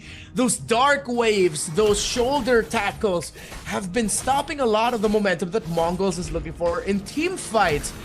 And it seems like this really just isn't the comfort for Zexora and Mongols. They need Zexora to be able to carry. Now that he plays for a little bit more utility, playing as a frontliner, mainly for the Harith and the Benedetta as the main active carries here, they just can't translate that. Mainly because those 2 heroes are countered by one, the Phoveus that Mongols allowed Guangzhou Gaming to get. Cannot allow that to happen. Alkstal will not survive this time. Surely X-Ying pops and commits the box already. They will be able to find the clear, but still has to deal with the big waves here. Oh, Holy Shield will be triggered, but it's just another reset, right? The turrets are still up. The base turrets are still up here for side of Mongols. Close enough in the gold for a comeback. Too far to go for a risky play. 1,000 difference between the Harith and the Claude. The Harith does have damage, but needs the Holy Crystal to be really felt here. Here comes an entry by GZG. Yeah, Shaman Force. Oh, 2-man Petrify, 2-man stun rather. That's gonna be recall. Falling for CY. Repositions with the BMI now. Zexora, can he find the finish? That's gonna be May now, taking off the board. Surely not just yet. That's gonna be 4 members disengaging from the Mongols. Here comes a re-engage. Blazing Duet from CY is able to take down one, but K finds another shutdown at the end in the mid. It's CY claiming at the double. It's a frag exit. That's going to be Zixora taken down, ladies and gentlemen. It's a bang, bang, bang for CY. Triple kill and a wipeout for GZG. And Mongols look despondent. GZG won't be able to end the game just yet. But GZG are going to be on the way to setting themselves up for a Game 3 win. The Phoveus that was let through, the Benedict and Harith that were prioritized over that hero, reminding the Mongols and us all why this is such a highly touted pick.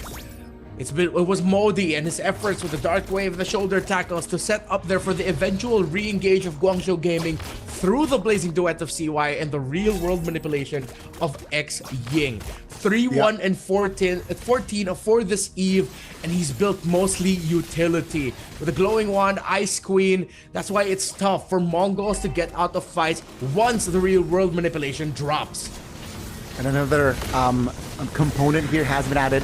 It's a Winter Crown. Blazing Duet outplay potential. Perhaps Vox has been put down. CY. Blazing Duet Winter Crown pops as well. That's going to be Mumu now being the main target. Uh-oh, with the stun, with the flanks. Zixora falling first. In the back, it's going to be K taken down by Modi. The Phoveus is going crazy as GZG again looks to claim more bodies here. Xing looking to find the bird effect and the slow effect here with the Ice Queen Wand and Glowing Wand. But take a look at CY, who will claim the unstoppable. That's why we called him Sicko in the M7 World Championship.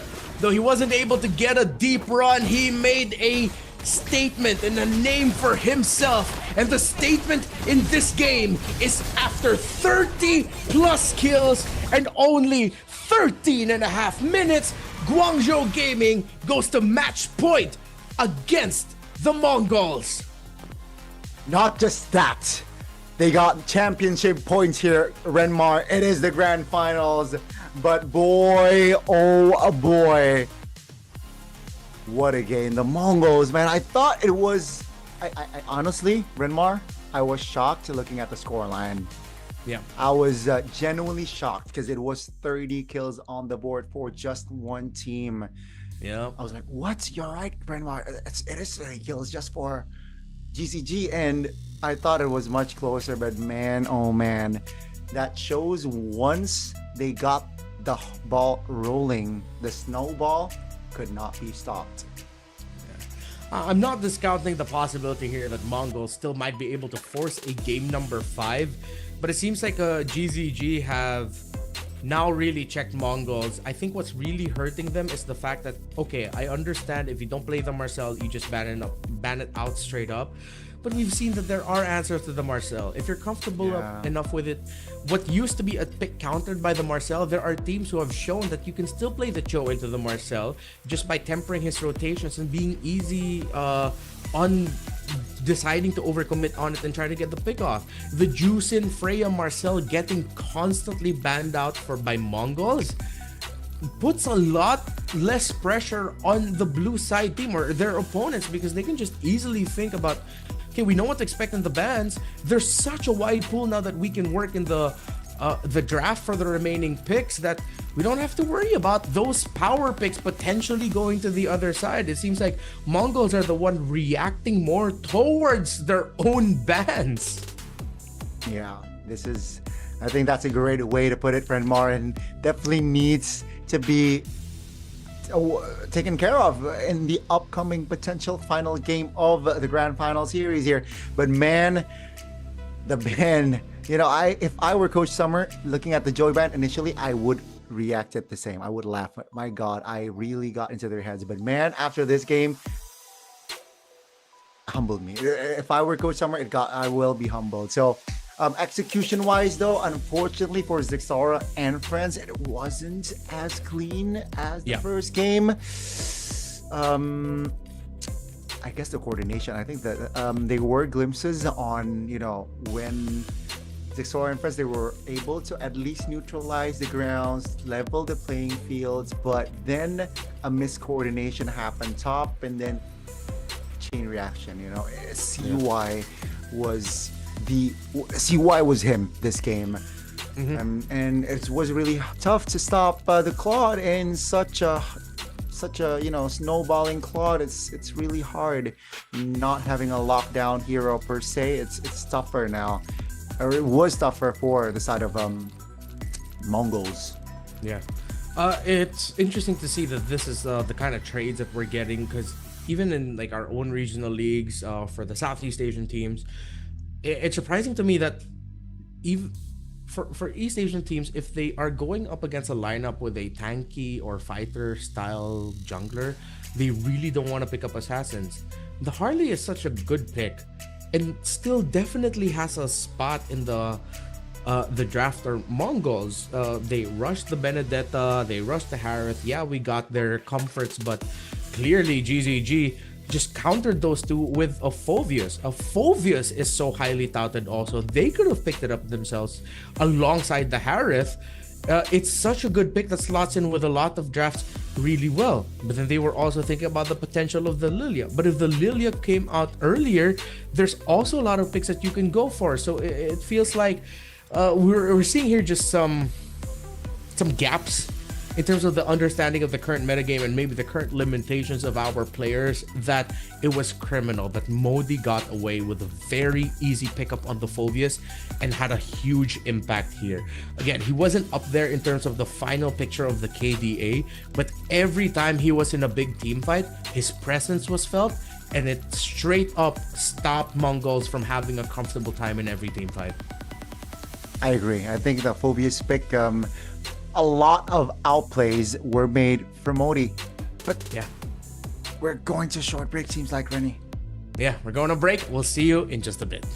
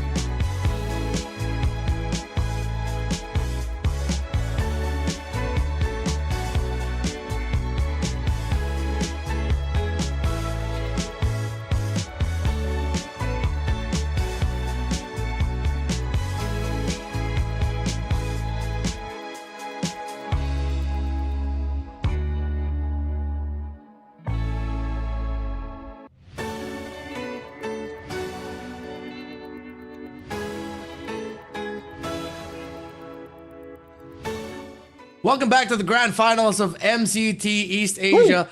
This is a championship tour for Mobile Legends Bang Bang here in the region. One game away from immortality, from victory, to be crowned the best team in East Asia and to get that MSC 2026 main stage slot. That is where Guangzhou Gaming is at. And so far, it seems like Guangzhou has really solved MongolZ here. Despite that surprise pickup on the Joy in game number 2, it was quickly answered back with just a good fundamental pickup on the Phoveus to counter the very greedy Benedetta Harith rush of the Mongols in Red 1-2 in game number 3. And they immediately banned the Joy out after losing on that fight as well. So I expect the same coming not from GCG this time around, but from the Mongols. I want to see denies. I want to see, call it impulsive, but just reactive bans, right? I think it's important knowing that your team is not on the momentum. I think it's important to let's just stop it. At least it worked for GCG. They banned the Joy because of game 2. Coach Summer left, but looking at the result, Coach Summer definitely will lose his smile. So now I expect them to somehow break the momentum. And it's a similar feeling on the lower bracket finals where a team that is on match point, Rennie, they will go wild crazy in their potential final game here. So expect a lot of aggressive composition that will be built by GZG. Yeah, I think they can keep that up. If they still end up on the blue side here and then it ends up becoming under the rush for the Leomord, I'm totally okay with that. I think other than just the reactive bans from Mongols, showing a little bit more respect, getting out of their comfort zone, letting the juice in through, I would understand why most teams would rather not give the Freya. Sure, okay. With base of how they're playing, it really seems like they're a team not ready to deal with the Freya and Marcel. That's fine. At least consider letting the juice in through and see how you can play around that. Or don't be afraid to still pick up the Harley even if you see the Leomord or a tanky fighter jungler on the other side. We've seen multiple games all throughout our own regional leagues or local leagues wherein Harley can do well against a lineup that has a Baksha or a Leomord, and in most cases it wins because it's just so much faster and has that quick -1 right away. So it's perplexing to me that Mongol seems to overlook a lot of the best picks in the current metagame that isn't just decided by us, that's decided by the state of the game as a whole globally. For going the Phoveus to go for a Benedetta Harith when the Phoveus can handle the Benedetta in lane, and then your Harith gets countered because you gave that up, it's frustrating that Definitely. Despite all these ideas that Mongols has, and I'm sure they have the capability to carry it, to make it work, the metagame is the metagame for a reason. The best picks in our current patch are those for a reason. At least respect that.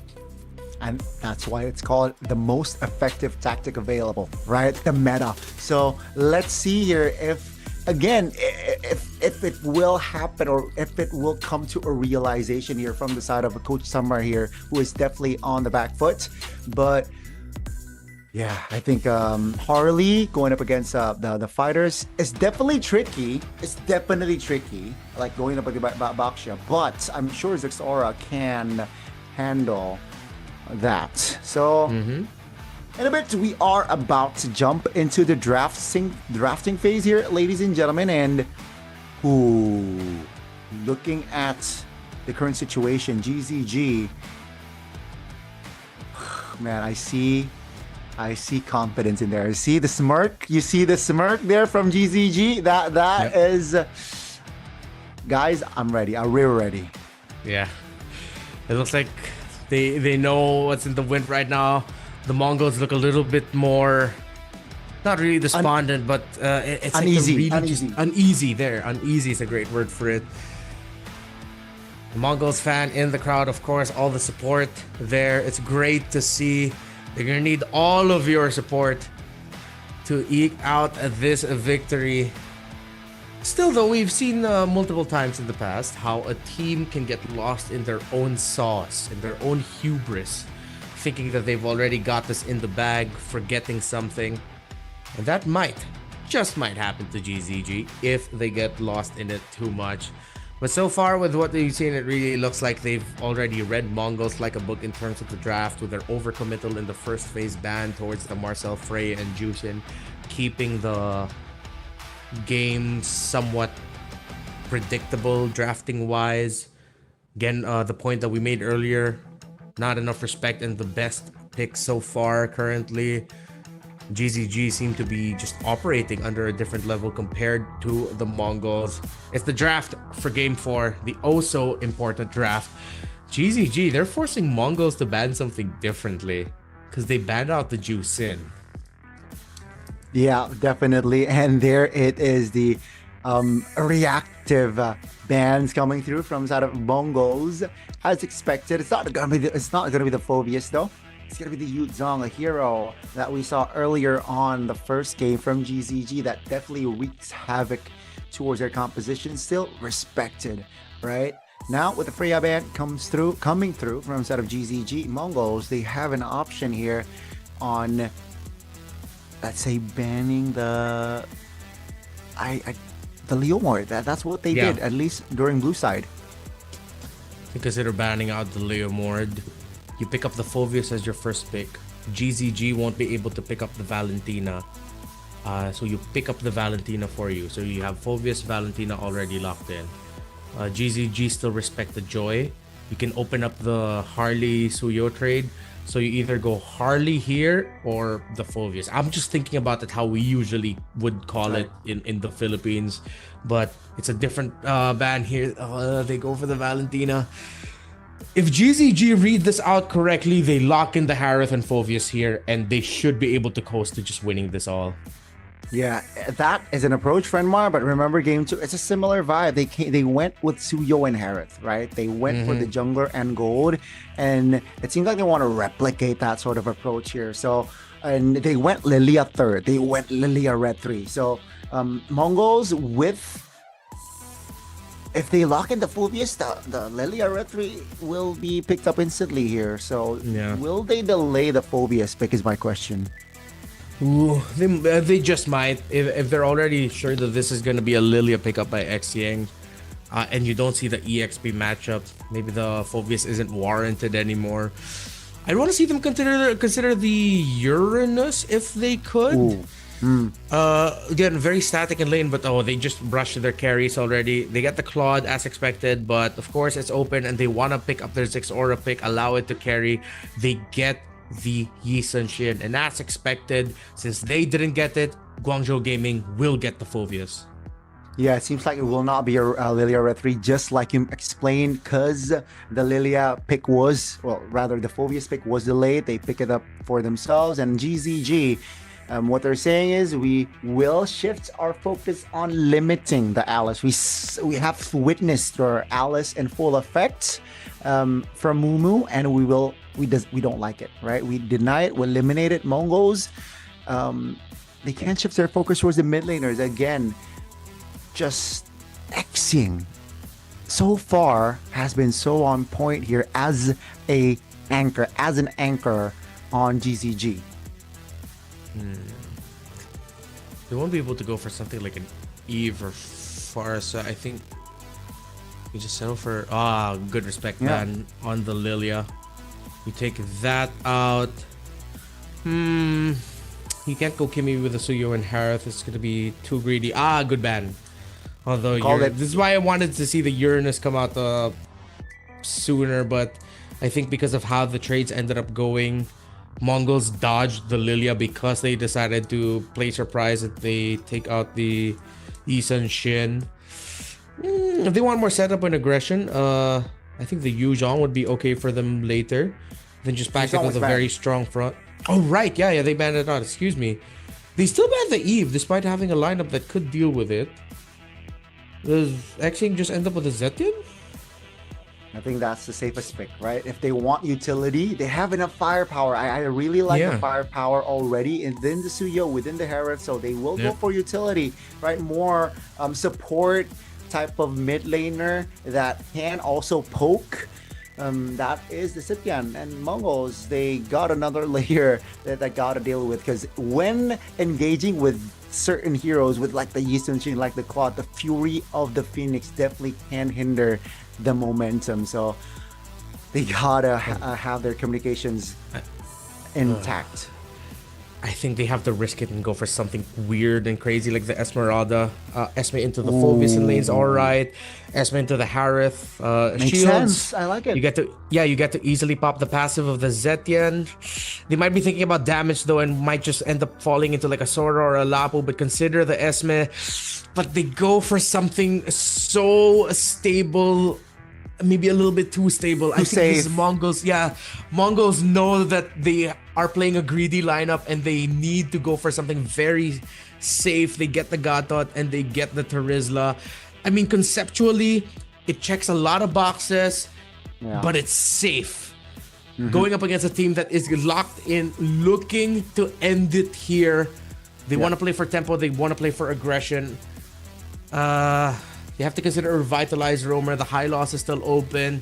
If they want to match with a little bit more aggression, they go to Kalea. If they want to surprise, they go Belleric with a revitalized. Something that we saw Aurora pull out, and I know we've seen Belleric here and there in MPLID. Still, it's a high loss. They go for something stable also.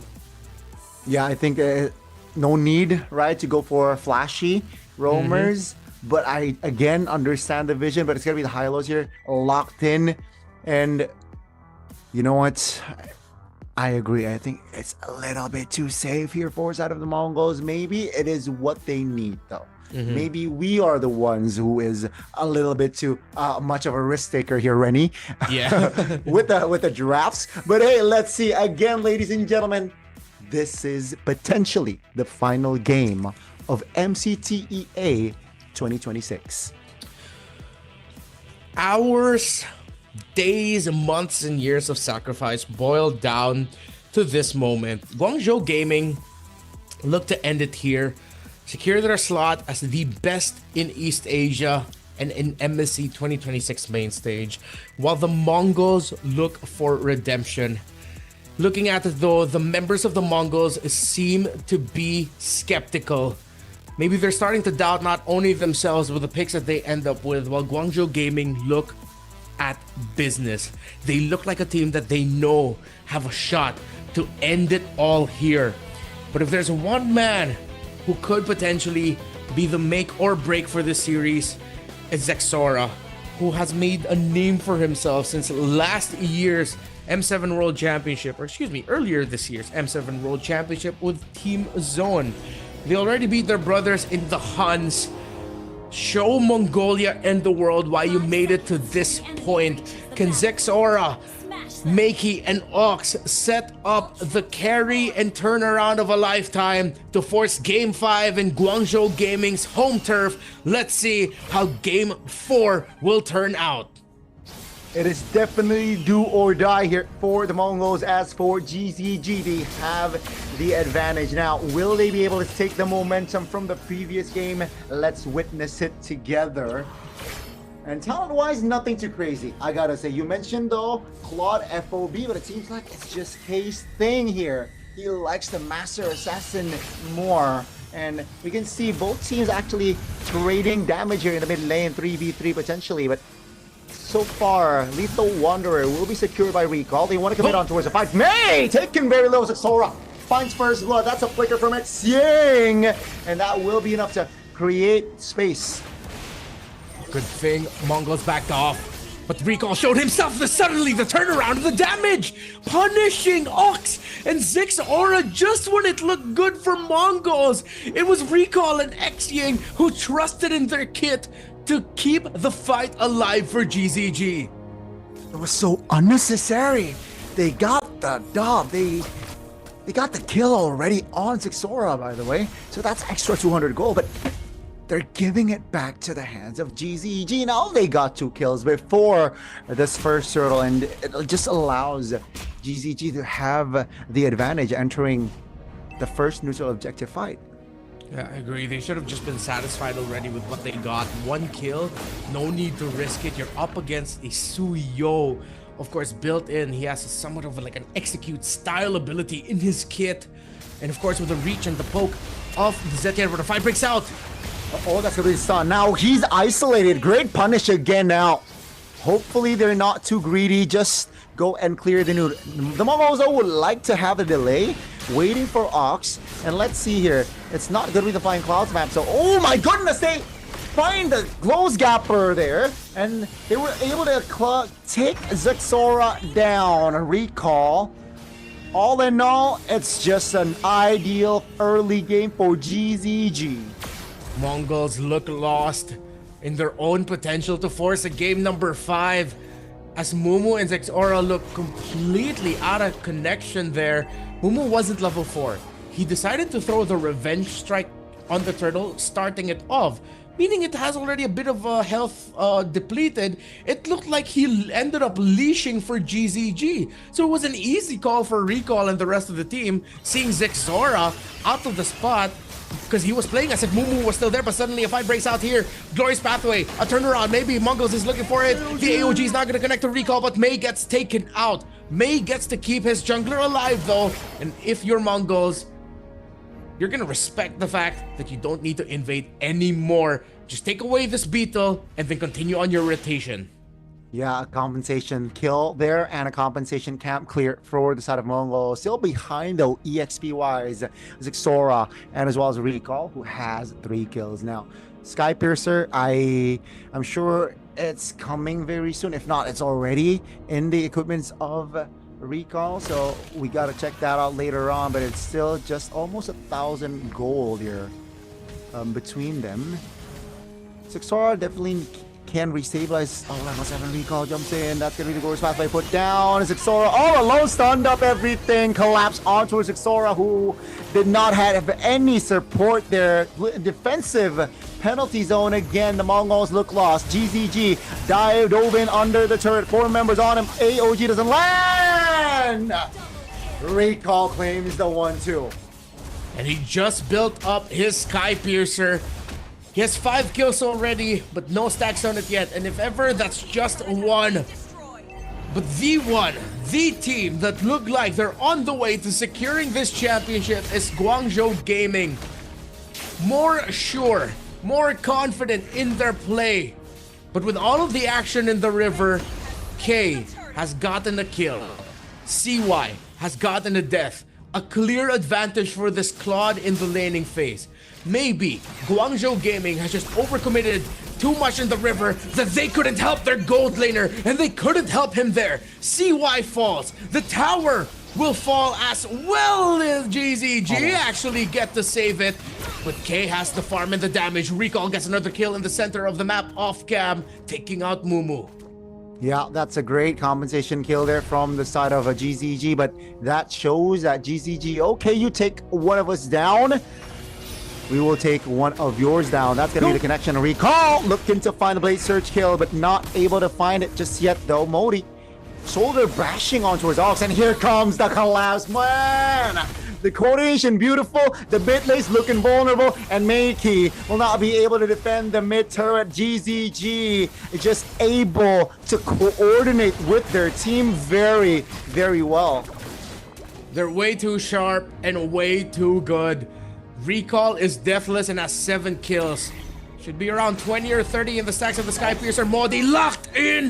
The Phobius, yet again overlooked by Mongols, punishes Meiki. Ladies and gentlemen, we're 6 minutes in and 14 kills already on the board for both teams now. Purple buff invasion here coming from the side of GZG. Yeah, no purple buff for Zexora means that he will be stuck at level 9. Take a look at Recall, already on its way to level 11. A big lead here for the Suyo clearly against the Yi Sun Shin. But the shining ray of hope for Mongols is the lead that the Claude has over the Harith, 1,000. Of course, the Harith, 2 items, you're already good. For Claude, it's going to be 3. But Ox and Mumu seems like they're crumbling quickly towards the damage of the Suyo. So Mongols will play the map slowly. They're not going to be able to contest this, and they shouldn't. Fear of the Phoenix gets dropped to stop Mongols from getting close. Yeah, a clean take. GZG not overcommitting on towards a fight. They get the turtle, and they don't like their minions manipulation, so they back away from a fight just to organize their waves. That's an intelligent, again, higher level tier of gameplay shown by the team from China. What a story it must be for GZG. After the disappointing run in the M7 World Championship, almost making it to the main stage, but just couldn't in the wildcards. They look like they're on the way to making it to the main stage right away, but Recall gets spotted by Zixora and Mumu, and they cannot take Recall down. Zixora tried to chase after him, and that's gonna be a cover from the rest of GZG to try and punish out. Modi finds out Zixora and takes him down. Wow, again, they were able to close the gap by Modi, man. All these folks who got the MVP previous game, by the way, Rennie, and GZG is able to just continue the steamroll. And 8 minutes in, Rennie, may I remind you what happened in the lower bracket finals? The HUNS got game 1, and then they lose out game 2, 3, and 4. Grand finals. Team Mongols, they got game 1, and then they lose out on game 2, game 3, and they might lose game 4 here, looking at the current situation. Let's run it back even further. January 6, 2026 lives heavily in the memories of Guangzhou Gaming as their members lost to then Team Zone, to Zixora, to names such as K in the M7 World Championship. The team that stopped Guangzhou from making it to the main stage was Team Zone. This is revenge in the long run. Long time in the making for GZG. They are gonna get this First Lord without a problem. Mongols, can they stop the tide? It seems like this play right here might take them to the main stage with taking Oaks down. They will continue their pursuit on shoving the waves, looking for a fight. They got the Lord who is marching top, and ladies and gentlemen, we're 9 minutes in. This turret in the bottom side is looking very vulnerable. That's a stun, a big one, a revitalized pop triggered. Take a look at Modi and TY dealing damage on towards Mumu like he's not a fighter. They burst down the Terizla in an instant, but Recall is the trade. There's still a fair bit of minion waves for GZG to work with, but it's not over yet. Don't just count out the Mongols. They are a double carry lineup. 2 physical carries, 1 magical carry on the Valentina, and they have kept the gold close. Even CY is starting to feel the damage. AOG forces CY to use the Zaman Force, but he gets to sidestep it. Oh, looks like he's gonna get punished, but Zixora is close by with a Mountain Shocker, but CY gets away. Guangzhou Gaming did not lose anyone. Both members are able to keep their members alive in that fight here, ladies and gentlemen. It's another reset. Still good news for Guangzhou Gaming. Lord will spawn in the bottom corner. Zixora needs to be careful. That's a stun. The glowing one finds the kill. Exing claims it, and down goes a retribution holder. Now, here comes Guangzhou Gaming, knowing that they're man up. They will be oppressive. Or what's going to be the call here? Glorious Pathway to slow things down. CY will find the kill on towards Oaks. And that's AOG will be forced, but here comes the Dog Wave and Xing to claim a kill. 2 members off the board with Zixora now back up. It's still just them being on the back foot. It's still a tough mountain to climb for Mongols. 11 minutes in, GZG has 16 kills to 6. in terms of the farm, despite all of that, the lead is still 4K on this Claude.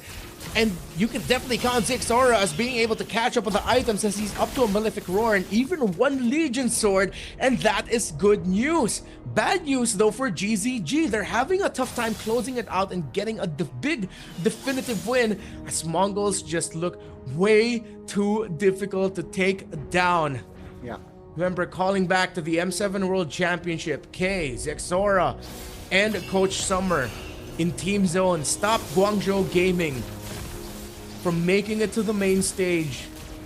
It's a rivalry that I didn't realize we had that called back to as far back as January 6th. But GZG still have control as Mongols have too many minion waves to deal with. They have to risk it all here, Gandhi. They got the far lane here. GZG definitely can slow down the turtle. The Lord, rather. And, here's a finish connection! And the last 5 members is on Mumu. And Zixora instantly deleted out the map. From the heavens, the fury of the Phoenix from Zetian. The Empress might have just delivered GZG to the MSC 2026 main stage. The Empress from China is going to deal the final blow for a team from China to take the main stage. Blazing Wet from K trying to clear the bot wave, but here comes the damage from Recall to take Aux down. Is enough to clear the waves, and GCG says, abort, let's go for the Lord. They know that without the Gata Kacha, this would be a very difficult take. Mongols have a minion wave to deal with up top and down bottom. They're scrambling. They don't know who needs to go back and deal with it. So GZG pounds on the dive. Glorious Pathway forced out, but the minion wave spawned for Mongols. They have a little bit of time to work with, but Modi and Recall spot out Zixora. The shoulder tackle will connect. They use the Traceless to get out. Glorious Pathway, and it punishes Modi though. Mongols still have found a small win, but in the big picture of it all, Guangzhou Gaming should be able to get this Lord. Yeah, Zixora is in nowhere near Lord's area. That's going to be Recall clearing the Lord smoothly. AOG to lock main down. The taunt connected. Glorious Pathway put down. Not enough to take the high-lows down. And here comes a re-engage. The nasty re-engage. He won! With the Shaman Force Blaze, able to take one down. Can he take more Recall? In the front side of it all. Stunned up, taken down. Not enough time to buy the Recalls and the Immortalities. But here comes the Lord. Now, ladies and gentlemen, it's just an enhanced Lord, and GZG is looking to be more oppressive, but with the shred coming from K, they will be able to take the Lord. No problem. Blazing Roulette winner crown from K. Not enough damage. CY, though, will burst him down. Oh! Fury of the Phoenix lands, Domeki stole it away from the Zetian, but CY is here, and he's locking in. Zixora couldn't stop him, and the base crumbles at the feet of Guangzhou Gaming. They missed out on the main stage in M7, but with their victory in the first ever East Asia Championship Tour, they go to Paris, straight to the main stage of MSC for GZG. Congratulations, GZG. The combination of the 5 players here is just too much, and let's crown them the champions, Renmar. They're not only going to the main stage of MSC 2026, they are the best in East Asia. From China, Guangzhou Gaming are the champions of the East Asia Championship Tour. A lot of eyes will be set on this team, and they will try to create a mark in the MSC stage. But my goodness, what a showing we have. We will not go to a Game 5. The final scoreline between Guangzhou Gaming and the Mongols is 3-1, ladies and gentlemen. This is vindication and redemption for Mei, X-Wing, and Modi. who couldn't get past Team Zone in the M7 鏖战终落幕，巅峰定乾坤，让我们再次恭喜广州 Gaming 拿下了本次英雄亚冠 ACL 决胜巅峰东亚冠军巡回赛的总冠军。把掌声再次送给我们的冠军战队好吗？有请我们的冠军战队的5位选手、教练组以及等一下要接受采访的工作人员留在我们的舞台上。那我们其他的工作人员可以到台下来观看我们的夺冠采访哦，有请。首先的话，我们可以把我们的 Mac 传到我们的 MongolZ 选手的手中。刚刚我们也听到了，场上响起的就是专属于我们广州 Gaming 战队的专属战歌。怎么样 ，MongolZ 听到战歌的时候，内心第一反应是什么？MongolZ 选手听到战歌的是什么样的心情？说明赢了呀！说明赢了。我知道你每次采访都会跟我讲，不要跟我整些尬的，但是这一句真的不是我给你整尬活。在最后一刻，我在台下听到了你的粉丝对你的欢呼声。MongolZ， 你就是试一边，怎么评价一下这个说法？对着镜头说一下，试一边这个说法，认可吗？还是觉得自己还是有很高的一个空间可以提高了？还行吧。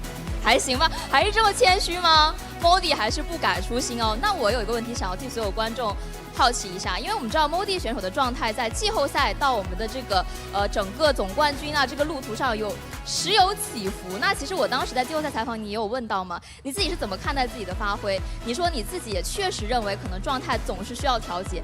你认为今天有达到自己最好的状态吗？现在的状态足以带领你们的队伍去到 EWC 的正赛舞台吗？有啊，有，很满意了，是不是？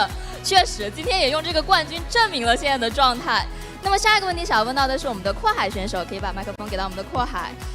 其实我们对于阔海选手讨论比较多的一定是国产打野，现在觉得国产打野的实力怎么样呢？我就是东亚第一打野。东亚第一打野，但是说回到一个比较严肃的问题，我们都知道决胜巅峰世界赛的传统是大比赛之前改版本。如果说真的在 EWC 的正赛来临之前改回到野合版本，你个人觉得问题大吗？不大，不大，很有信心。但是我听说你好像本人不是很喜欢玩野合，有这回事吗？还是谣言？谣言，纯属谣言啊，大黑。纯属谣言，好，用实力击溃了所有的谣言。下一个问题想要给到的是小英，我们知道小英这一刻对于你来讲等了很久，整整半年的一个旅程，终于复仇成功了，现在心情怎么样？很激动吧，我只能说真的很激动，好吧？真的很激动。我到现在还记得当时在 M7 的这个比赛上，你非常落寞的神情。直到今天，你觉得是什么样让你们的队伍可以有这么高的一个进步，来成功的复仇蒙古战队呢？我觉得就是我们教练越来越好，然后我们大家都有一条心就是想着赢，然后我们越来越磨合的越来越好嘛，然后就赢了吧。你觉得是默契？对。还有我想说，千万别跟 JCG 1-1，因为我们 BO3是无敌的。没错。那其实刚刚我有问到 MongolZ 的这个状态，他本人可能比较腼腆哦，他没有很正面的回答。那这个问题如果抛给到你，你认为现在的广州 Gaming 是以一个最好的状态，已经做好了全部的准备去迎接 EWC 的正赛吗？还是你认为还是有发挥的空间的？我们肯定是有发挥的空间的嘛，毕竟就我觉得还是要沉淀，好吧？沉淀，我总是先谦虚一点。我们去正赛，我们毕竟也是第一次去正赛嘛，先跟他们有碰一碰嘛。没错，我们还是有1个多月的时间可以去好好的学习，去沉淀。那么下一个问题想要问到的是 CY 选手 ，so we can grab the mic to CY。给到 CY 的这个问题呢，其实我会每一次夺冠采访都问到外援选手，你认为我们赛区现在可能是 EWC 的第几名？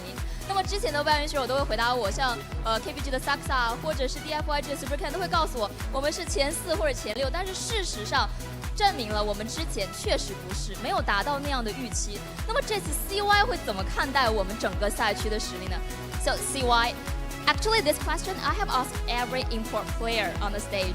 How would you rate our region in the world right now? As before, they're gonna say we can be top 4, we can be top 6 or higher, but actually we are not before. So this time, this year, this Guangzhou Gaming, how would you like to rate our region right now? I think can go champion. Oh, is that real? Is that real?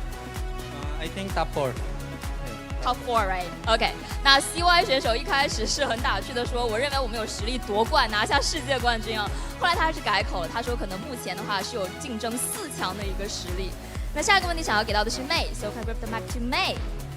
May 神有掉小金珠吗？没有哎。没有，我今天很开心。是不是经理有叮嘱你千万不要在夺冠的时候哭，所以忍住了？没有。这一次确实做到了，带着我们所有中国赛区观众粉丝的笑容走出赛场。那对于你来讲的话，我们现在都深深的记得你在 M7 赛场流下的泪水，现在终于用复仇来掩饰了当时这种比较伤心的心情。那你现在是怎么样的心情？感觉是不是又要掉小珍珠了？我很想赢，每次赢了我都很开心。把掌声和欢呼声送给妹神。妹神是一个非常感性的性情中人，也是这样的精神和态度带领了广州 Gaming 走向冠军的舞台。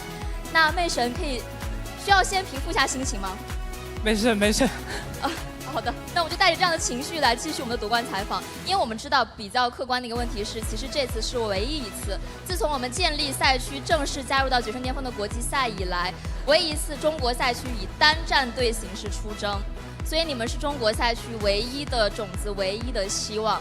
对于你们来讲的话，很明显，仅仅赢下这场比赛是不够的，我们需要在 EWC 走得更远。有什么话想要对中国赛区所有的，不管是我们的粉丝也好，所有中国赛区的战队也好，所有为中国赛区努力的解说、主持、台前幕后工作人员，有什么话想要告诉他们的吗？其实很感谢大家能来线下观赛，也很感谢屏幕前的人去支持 EA 赛区。不管你是支持哪个国家的战队，但我们现在就是冠军，我们会带着东亚最强的力量去到瑞士轮。相信现在妹神的这个发言，不仅是让我们赛区的观众动容，也提到了整个东亚赛区。我们都知道，东亚赛区一直被全世界的赛区认为可能是目前实力倒数第1、第2这样的一个赛区。但是妹神今天这样的回答，带领的不只是我们中国赛区所有人的荣誉，带领了我们整个东亚赛区的荣誉去到我们更大的舞台。我们也期待你们在 EWC 的精彩发挥。当然了，荣誉不只属于台前的选手，也属于我们幕后的工作人员。接下来我会邀请到的是我们的教练阿豪来到我们的舞台中央，可以把话筒给到我们的阿豪教练。那我们知道阿豪教练的履历其实是很有来头的。目前为止呢，我们中国赛区在世界上唯一的一块奖牌是来自于当时由阿豪教练带领的中国的女子赛出征我们的一个世界赛，拿到了铜牌的好成绩。这一次呢，又是临危受命来到了广州 Gaming， 也带领他们来到了世界赛的舞台。对于阿豪来讲的话，你认为去带领我们的男队跟女队有什么不一样的地方吗？我觉得没什么不一样的地方，就我把我教练的本职工作做好了，选手愿意相信我，就我们就能赢。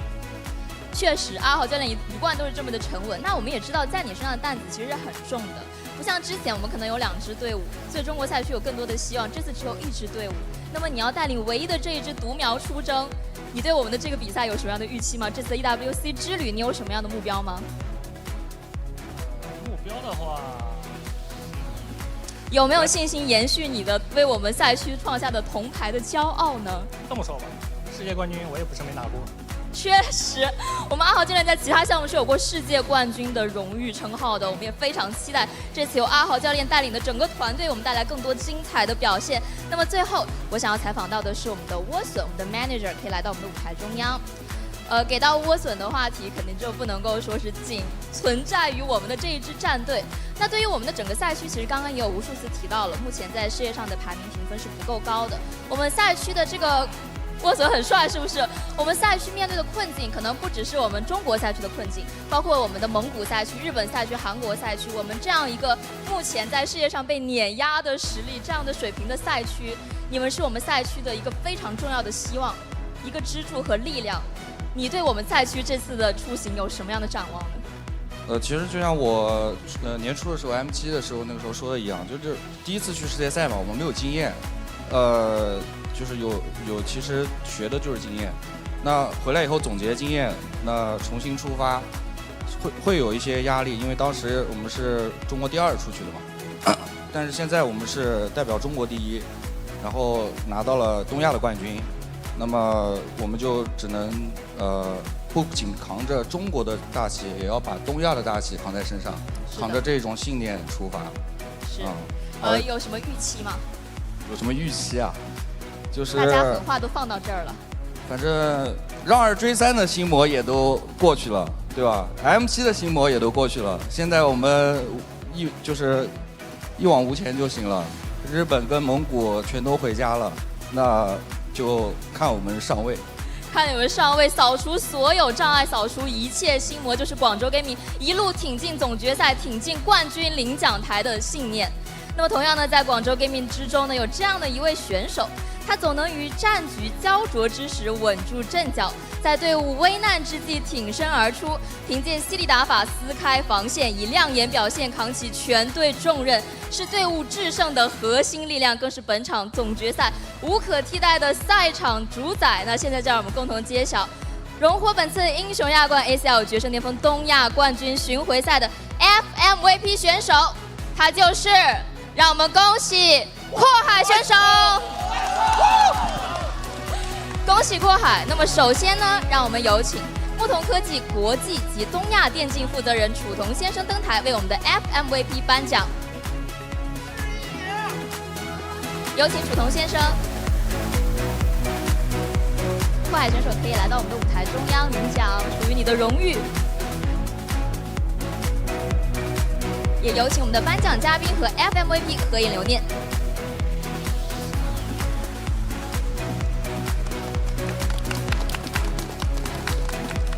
再次感谢楚桐先生，有请我们的嘉宾入座观礼，有请。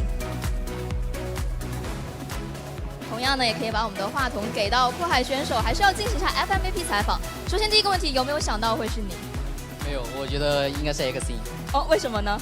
他发挥比较稳定吧，我这把有点送，最后一把。很谦虚，但是现在你是我们国产打野的希望之光哦，所以说有什么话想要对自己的队友说的吗？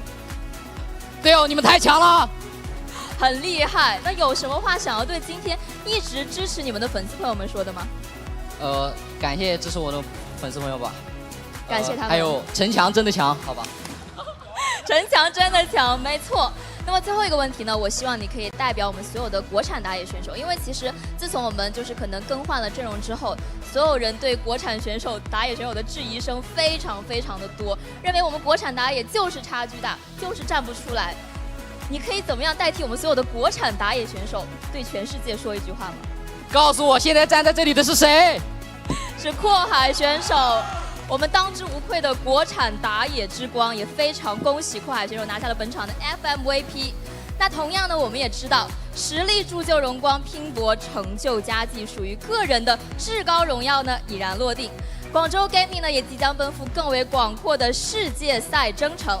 所以接下来呢，我们将会有请到的是英雄亚冠 ACL 副总裁杨俊雄先生登台，为本次的总冠军战队颁发通往 EWC 电竞世俱杯的钥匙。有请，也有请我们的妹选手作为代表来领取属于你们的奖励。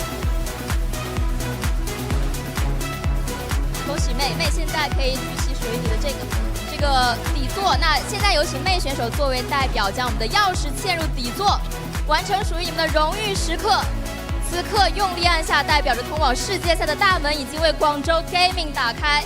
妹选手呢也会代表我们的广州 Gaming 在 EWC 电竞世俱杯的钥匙上写下专属于你们的战队名字。有请我们的杨俊雄先生和我们的全体冠军队员一同合影留念，有请。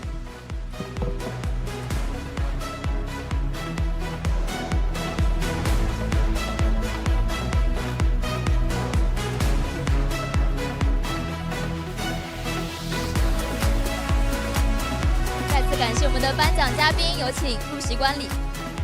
赛场荣光已然定格，万千热血尽数汇聚，镌刻荣耀加冕，前路征途浩荡。出征仪式呢，马上就要开始了，大家千万不要走开哦！让我们静待勇士整装出发，奔赴世界赛场。现在，让我们先把时间交回到解说席。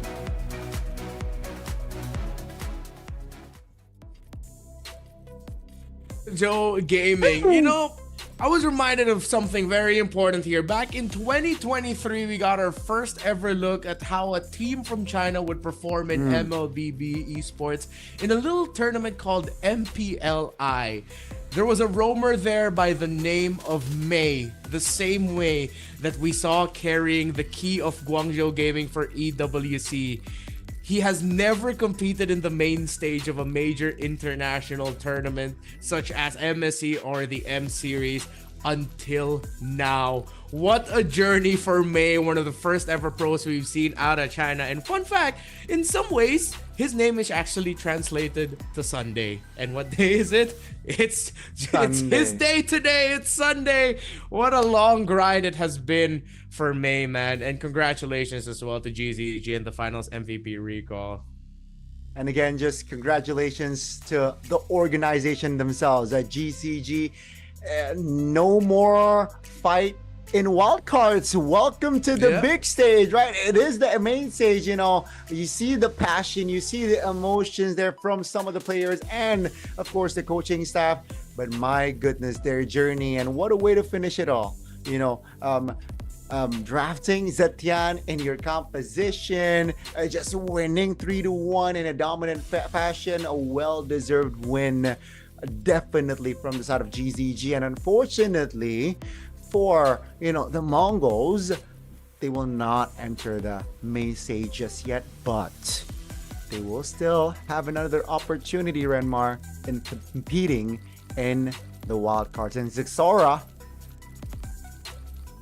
Team Zone, they got through under Team Zone, Zixora, so that story might be repeated here later on, perhaps. Yeah, and of course it's great for Mongolia as a region because they have 2 representatives in the wildcards for MSC 2026. The HUNS are there, Sunset Ravens, and of course the champions of MSL Thailand and King of Gamers. Team Falcons from MENA are there. But in the group stages, in what we call the main stage, the members of Guangzhou Gaming are going to be joining the champions of Cambodia in Pro Esports, the champions of MENA in GK Esports, and the champions from India, of course, one of our newest regions, in True Rippers. By the end of this week, we're also going to be seeing the champions from the Philippines and, of course, our runner-ups making it into the main stage, joining the rest of the teams already there. Next week, we're going to be seeing Malaysia and Indonesia as well. And I think we're on the way to seeing also in the Turkish side in MTC. By the way, Aurora have qualified for at least the wildcard, or do they have 2 slots? I'm gonna have to. Yeah, okay. They've qualified for at least the wildcard. So they're gonna be fighting it out of the grand finals there. What a ride, and suddenly we got a lot of qualified teams for MSC in just one weekend. So many grand finals of tournaments overlap. But yeah, what do you have to say, Gani, about what we've seen so far here in East Asia, especially with this grand finals day? Your thoughts? I think keep developing, man. I think this region right here definitely can create a mark in the international stage, and the teams that fall short, their run has to fall quick. Don't give up. You saw earlier was mentioned by Renmar, the journey of Mei. Haven't touched the M series, haven't touched the M stage, MC stage, but now here he is already on his way to Paris. So again, guys who fall short, just don't give up. Keep chasing your dream, and again, soon enough it will pay off. It's been a terrific run here at the East Asia Championship Tour. We're just going to be waiting in just a little bit. Of course, I think we're going to be seeing a send-off for our teams here. We already saw the awarding of the finals MVP, the trophy, the gorgeous trophy of the East Asia Championship Tour getting lifted. And no wonder that this was the color scheme that we have here for EA. It's exactly the same color scheme as the trophy, and it's gorgeous, man. I know the Immortal Cup in the MPL regions is really pretty, but I gotta say the trophy for the Championship Tour looks mint, very crisp. Very, very authentic, very original. It looks classy as well. And yeah, I like the mood board. I like the concept here. Hopefully they are able to keep the similar vibe, because it has been my favorite, I think. The brown, the gold, and the shade of sandy yellow. It's nice. Yeah. Of course, to everyone who's joined us here, thank you so much.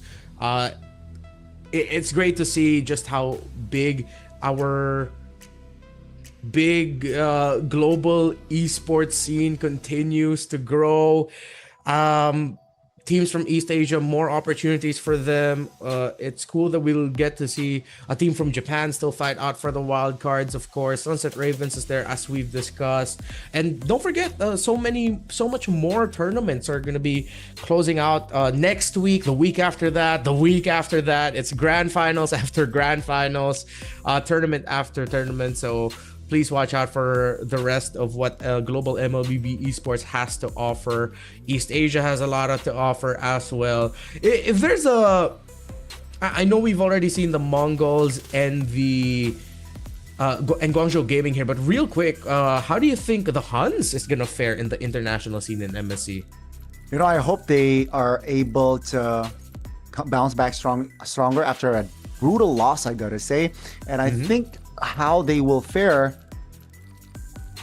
it all depends on the coach. I think the draft has been good. If they are able to get the hero pool, will they go through the main stage? 2 slots, right? 2 slots from wildcard?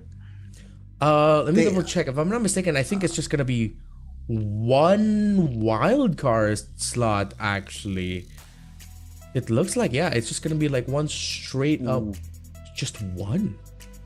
That is brutal. Yeah. But I gotta put HUNS on the upper tier. I think they got a good chance. They have a good chance in taking that 1 slot. Yeah. So we're gonna go on over to the stage now. Let's check it out.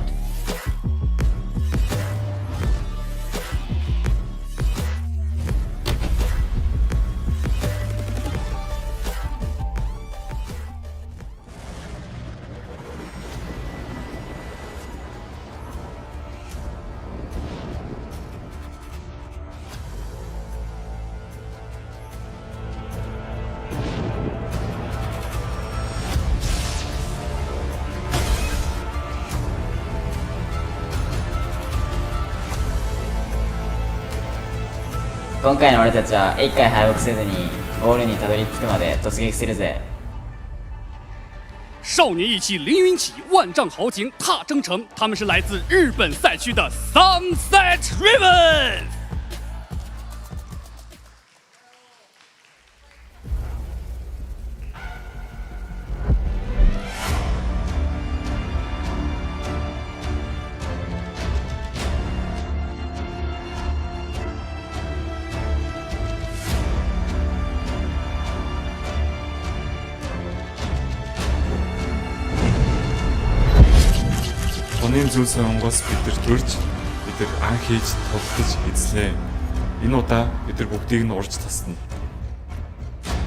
纵有千帆皆可越，敢凭实力定巅峰。他们是来自蒙古赛区的 The HUNS Esports。Бид гал нутгийн алсын салхинд нэрж зэрлэг хүчээрээ бүх садыг даван туулна.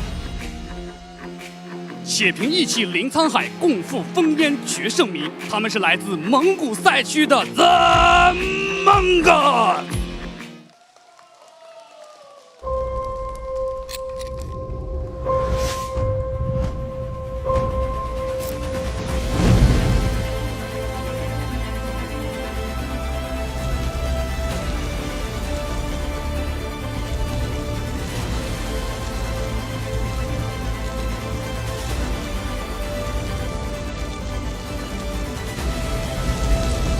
征途之路皆为磨砺，此战我们剑指巅峰。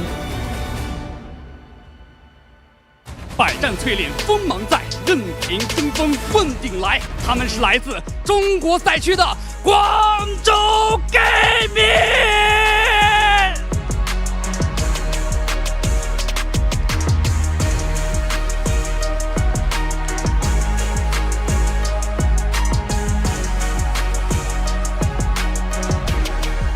4支豪强齐聚一堂，4方劲旅共赴巅峰。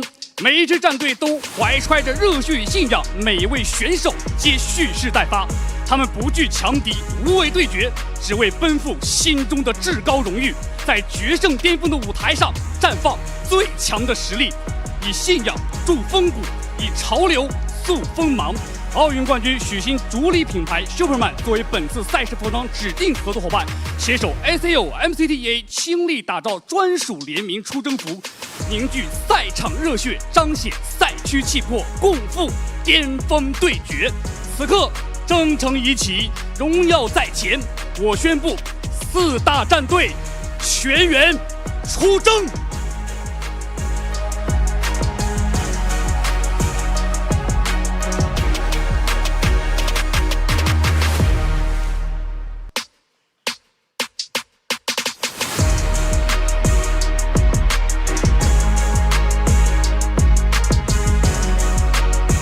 East Asia, the HUNS, Mongols, Sunset Ravens, and Guangzhou Gaming officially get set off to EWC MSC 2026. We are about to close out, but any final reactions here to what we just saw in the tournament for today, Gani?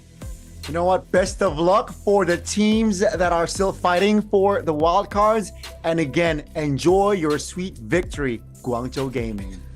On behalf of our wonderful production team and all the casters that have joined us here in MCT East Asia, Husky, Arashi, Naisu, and Sdafa, my name is Renmar. This has been Gani. Thank you so much, and we'll see you in the next big tournament. Good night and good fight.